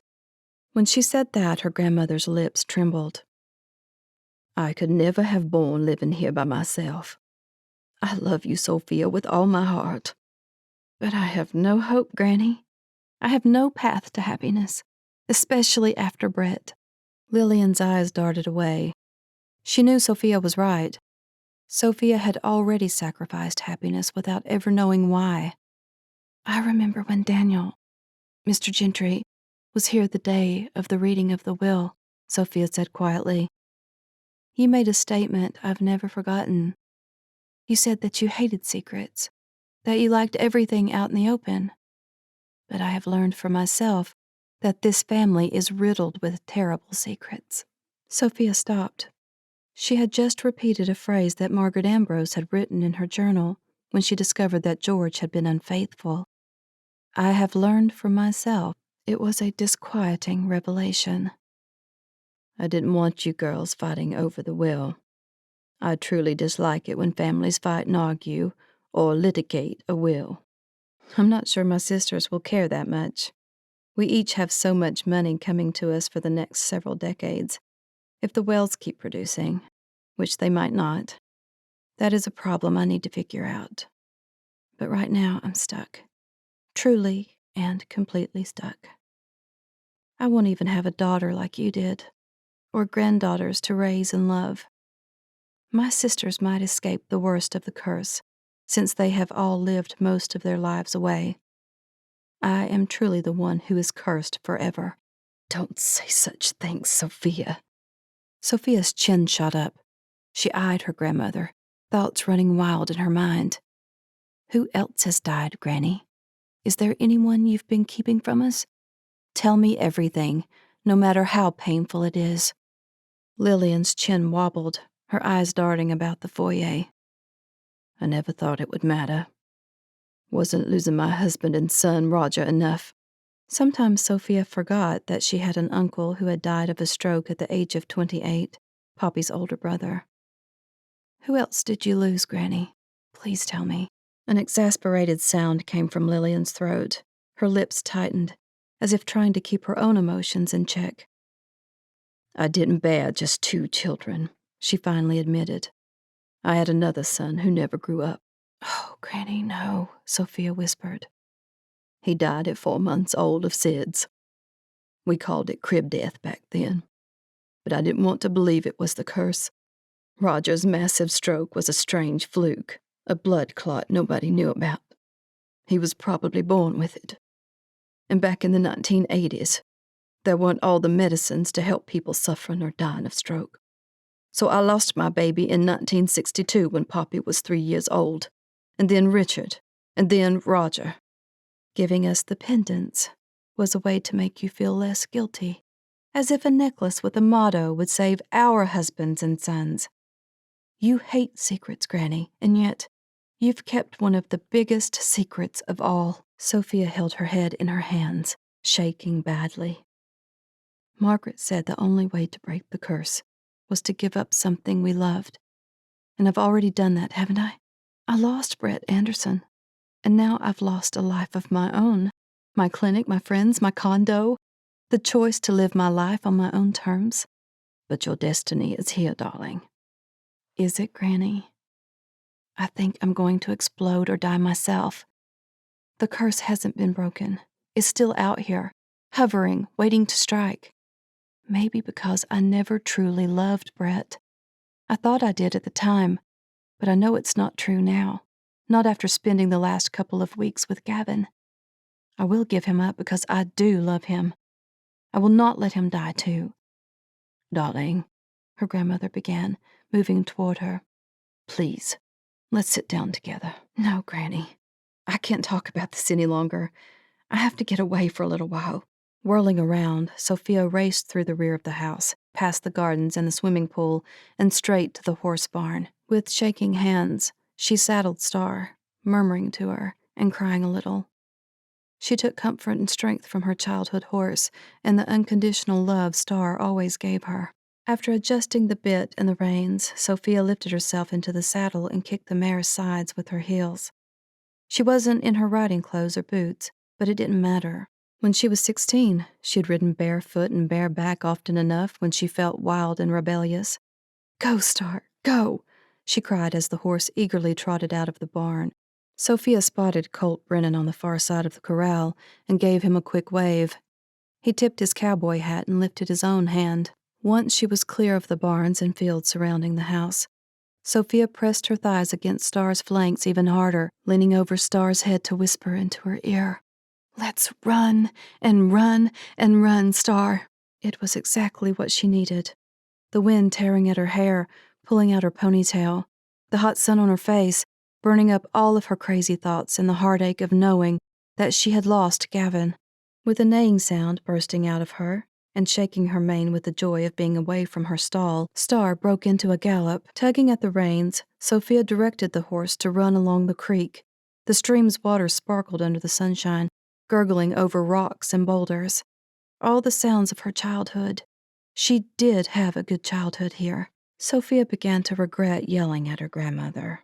While Star ran and she bounced on the horse's warm back, her hair streaming in the wind, the words of the curse ran through her mind again.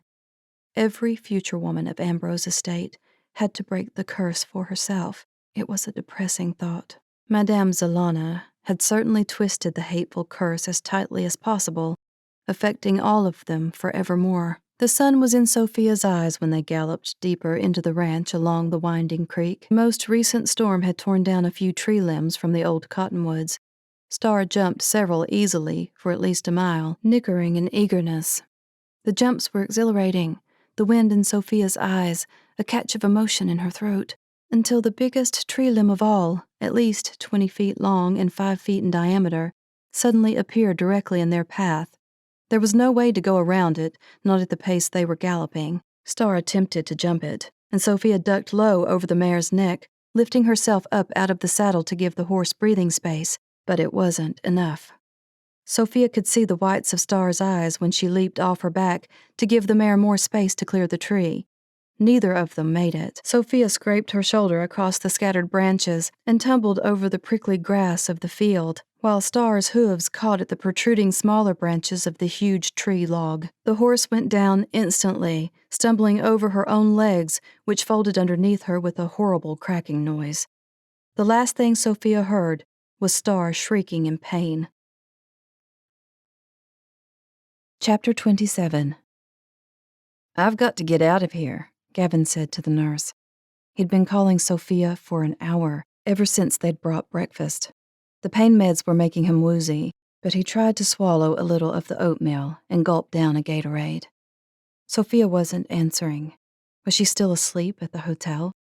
He knew she had come to the hospital the previous night, and it was late, but he thought he would have seen her by now this morning, and he was anxious to see her. Gavin couldn't stop thinking about the kiss she had given him. It was gentle and incredible, of course, but different too. There had been palpable emotion attached to it, a kiss that held more than the excitement of new kisses, more than a friendly goodnight when they took him into the treatment room to clean him up and bandage his ribs so tight he was practically immobile. What did that kiss mean? Gavin was desperate to see her. He tried one last time, but her cell continued to go straight to voicemail. Finally, the fog began to clear his brain, and he got the brilliant idea to call the hotel to ask them to ring her suite. Even if he woke her up, he'd know where she was and could stop worrying. Of course, she might just have gone down for breakfast, and he was worrying over nothing. But if she had, why wasn't she picking up? After 4 rings, the front desk answered. "This is Gavin Spencer. Would you please ring Sofia Ambrose's room?" There was a shuffling of papers, then the sound of tapping at a computer keyboard. "I'm sorry, Mr. Spencer. Sofia Ambrose checked out this morning." "What?" Gavin swung his legs off the bed, groaning in pain. "Are you sure? Why would she do that? What time?" "My records indicate that she checked out at 5:30 a.m. That makes no sense. Where would she go at that early hour? The concierge just indicated to me that she took a taxi to the airport." The airport? Something had happened, something terrible. Gavin's heart began to pound with worry as he set the phone receiver back in its cradle. Just then, Jake poked his head in the door of the room. "Hey, boss, how you feeling? I hurt like hell all over, but I'm getting out of here. Call Earl and tell him to get the plane ready to leave. Like now, ASAP." Jake's eyebrows shot up in surprise. "What's going on?" "Sofia Ambrose is going on. She went back to Houston." Jake frowned. "That doesn't make any sense. Not after the way she kissed you last night." "Brilliant. Now you know why I'm worried. Get the nurse." An hour later, Gavin and his team were at the airport and checking with the tower for takeoff. Gavin had convinced the head nurse to give him extra meds to get him back to Texas, as well as extra wrapping. He had dressed as fast as his sorry body would let him, which was completely frustrating. His ribs were going to take time to heal, but he didn't have any time. He'd have to grin and bear it, or gulp down more pills until he saw Sofia and knew she was okay. Their pilot had made it to the airport without complaint at the urgent request. Then Earl showed up, bringing their luggage from the Ritz on a wheeled cart to stow away in the hold. "How soon can we get this bird off the ground?" Gavin barked. "Gavin, slow down. We're checking in right now with the tower about our flight schedule. We'll be there in less than 90 minutes. Straight shot to Houston. No stops, no layovers. But we're private," Earl said pointedly. "Commercial always gets preferential treatment. Now lie down on the couch and rest, or you're going to be no good to Sofia when you see her. And here, I brought you a package from her." "What are you talking about?" "Turns out she left a package for you at the hotel. Desk clerk gave it to me when I checked out of all of our rooms." Earl dumped the padded envelope in Gavin's lap. "Now read her note, and then take a nap." Gavin's muscles screamed when he leaned back against the seat, but he ignored the pain and ripped open the package, just as the plane began to taxi to their assigned takeoff location. His eyes flicked back and forth over her words. They didn't make sense. It was a goodbye note. Goodbye? Not after last night. Not after the way they had danced and kissed for 2 hours. They had connected in a way he didn't think was even possible, as if they were meant for each other. When she came running to the hospital, he was sure of it. When he and his men had gone back out to the job last night, Sofia was all he could think about, her laugh, her gestures, and her gorgeous smile.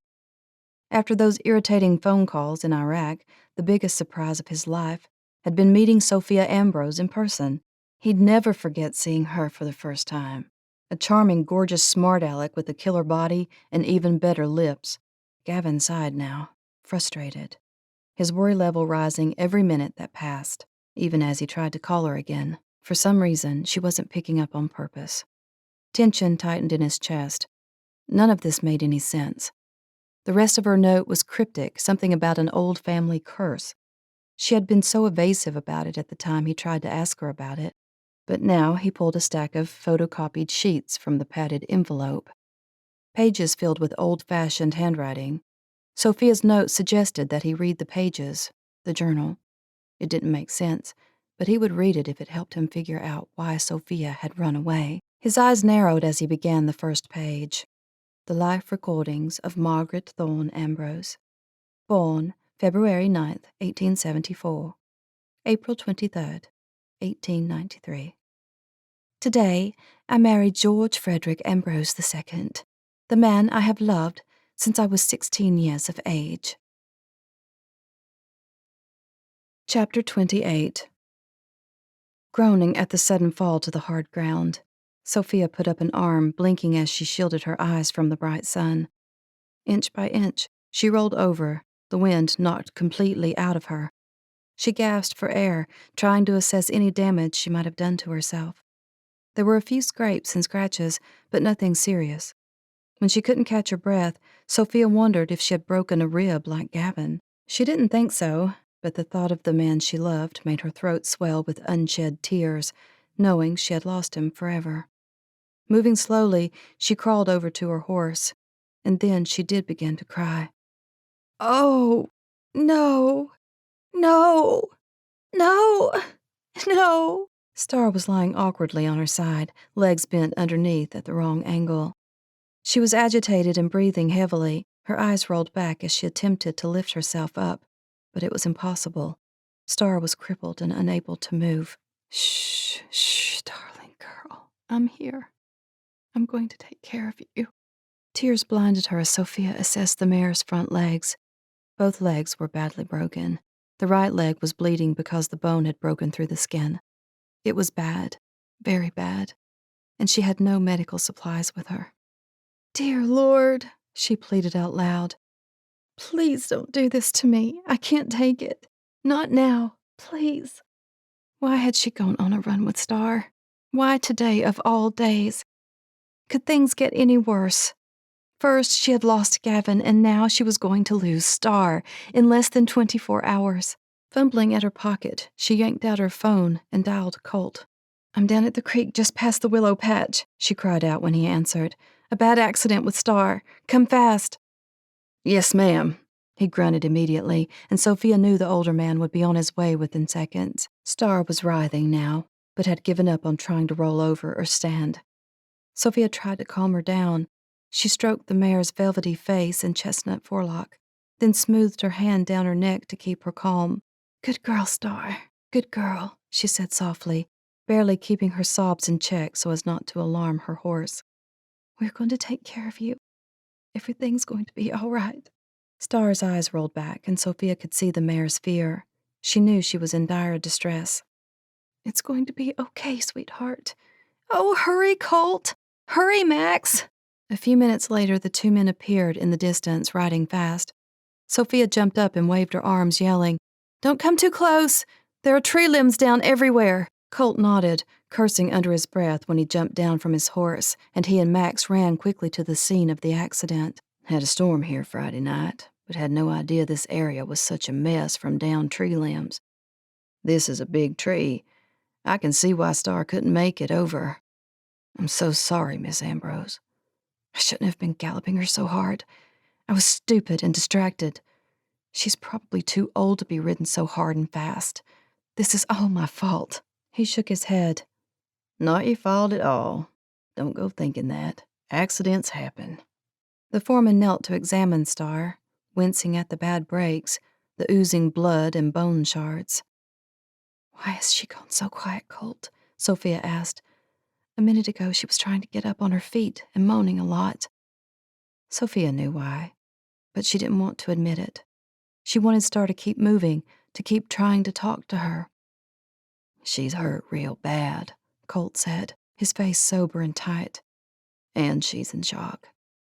It's the body's way of numbing us to excruciating pain. I know. Sofia rose to her feet, nervous energy screaming to get out. She paced the dirt, her throat burning from the strain of trying not to weep from the deep despair inside of her.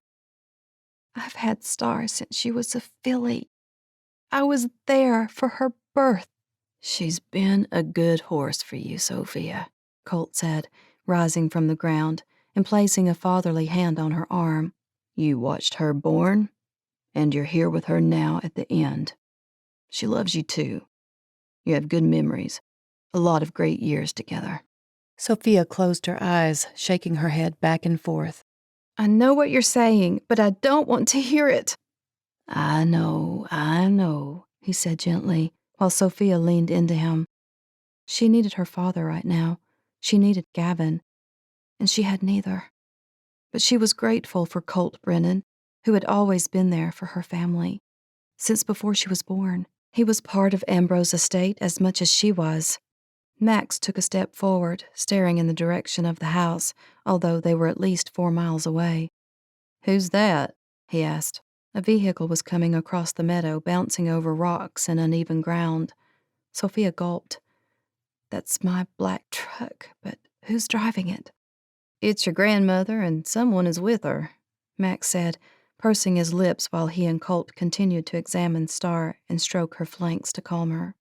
Good grief! Why is she bringing someone out here? Now, of all times, I'm in no shape to talk to anyone. I saw a car pulling up in front of the driveway just before you called, Max said, shading his eyes. Looks like a man, so it isn't one of your sisters. Maybe that lawyer fellow? Holding up a hand to shield the sun, Sofia stared, her eyes blurring. I'll be back in a few minutes, Miss Sofia, Colt suddenly said, swinging his legs back into his stirrups. What are you going to do? She asked. Desperation tinged her voice. This was all happening too fast. You're a trained vet, Miss Sofia, the foreman said quietly. I know this is hard for you. He broke off, and Sofia knew where he was going. To get his shotgun. It was no use getting Star to an animal hospital. It was too far away, and transporting her would take more manpower than they had. Worst of all was the fact that Star was too badly injured. Even if they could get her somewhere quickly, Star would never walk again. The breaks in her legs were the worst she had ever seen.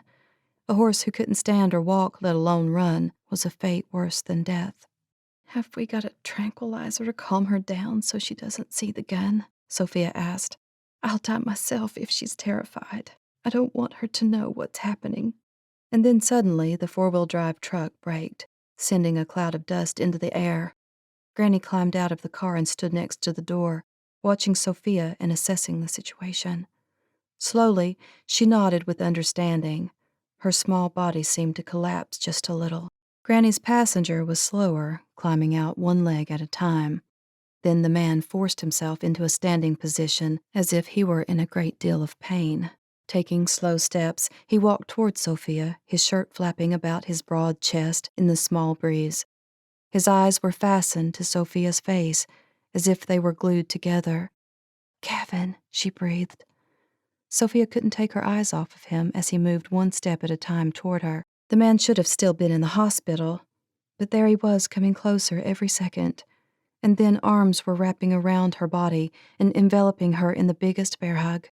Sofia gasped, barely holding back the emotion she was trying to keep at bay. What are you doing here? She choked out, her face in his chest. My best girl ran away, and I had to find her, Gavin said softly in her ear. Sofia's arm slid up his back, her cheek pressed against his, while a tear rolled down her face. He held her head with one hand, his other hand pressing her tight against him. Am I hurting you? She asked. Nope, he said. At least not much. I'm going to be slow for a few weeks, but it hurt much more when I found out you'd checked out. I'm sorry, but I had to come home. I had to talk to Granny. He leaned back to look at her. I understand completely. I don't blame you. You read the journal on the plane? Every word. How did the hospital let you out? They didn't, but nothing was going to stop me from getting to you. So many things make sense now. All your cryptic little messages, the subjects you avoided. Then you'll understand when I tell you that you have to leave. You need to leave Ambrose Estate or you will die. And I can't lose you too. Her voice truly broke then, and tears began to cascade silently down her face. Gavin placed his palm on either side of her face, locking eyes with her. I'm not leaving you, and I'm not going to die. Then you didn't read that journal very closely, you foolish man. Go find yourself someone who doesn't have a death curse hanging over her head. Nothing doing. His mouth quirked into a small smile as his Texas accent thickened. It's been bad around Ambrose Estate for 100 years, and the curse will get broken. But first you have to tell me your secrets. No more hiding from the past. What past? Sofia asked. You wouldn't be acting with such fear if something terrible hadn't already happened to you. She jerked her chin up to stare at him. What makes you think that? A lucky guess.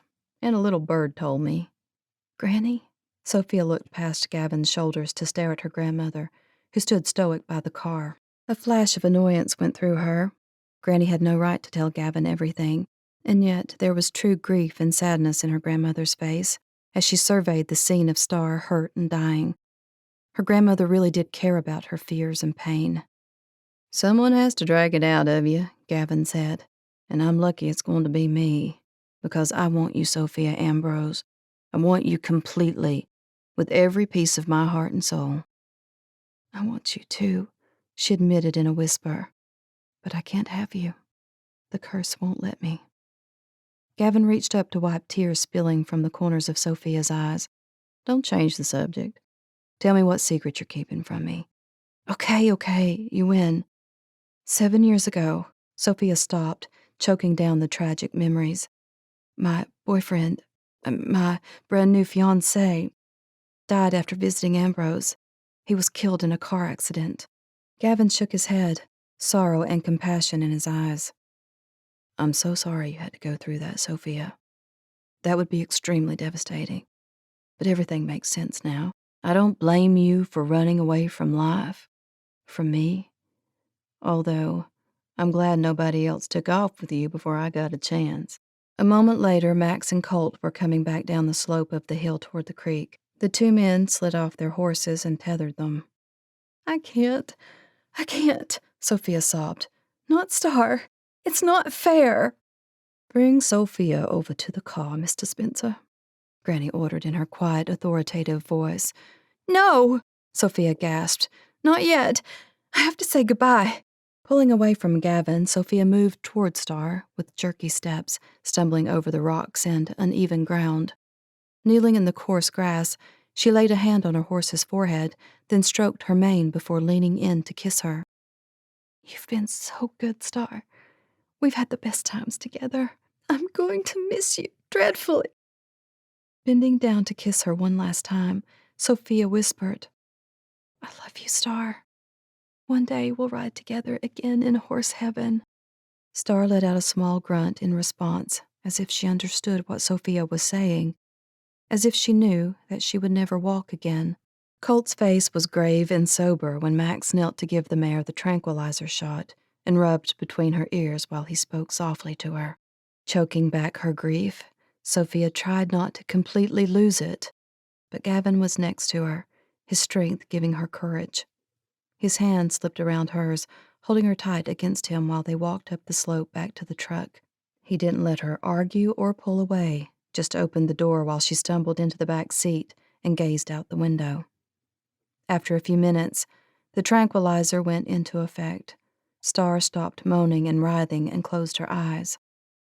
Bending over her knees, Sofia put her hands over her ears, her body trembling with dread while Gavin rubbed her back.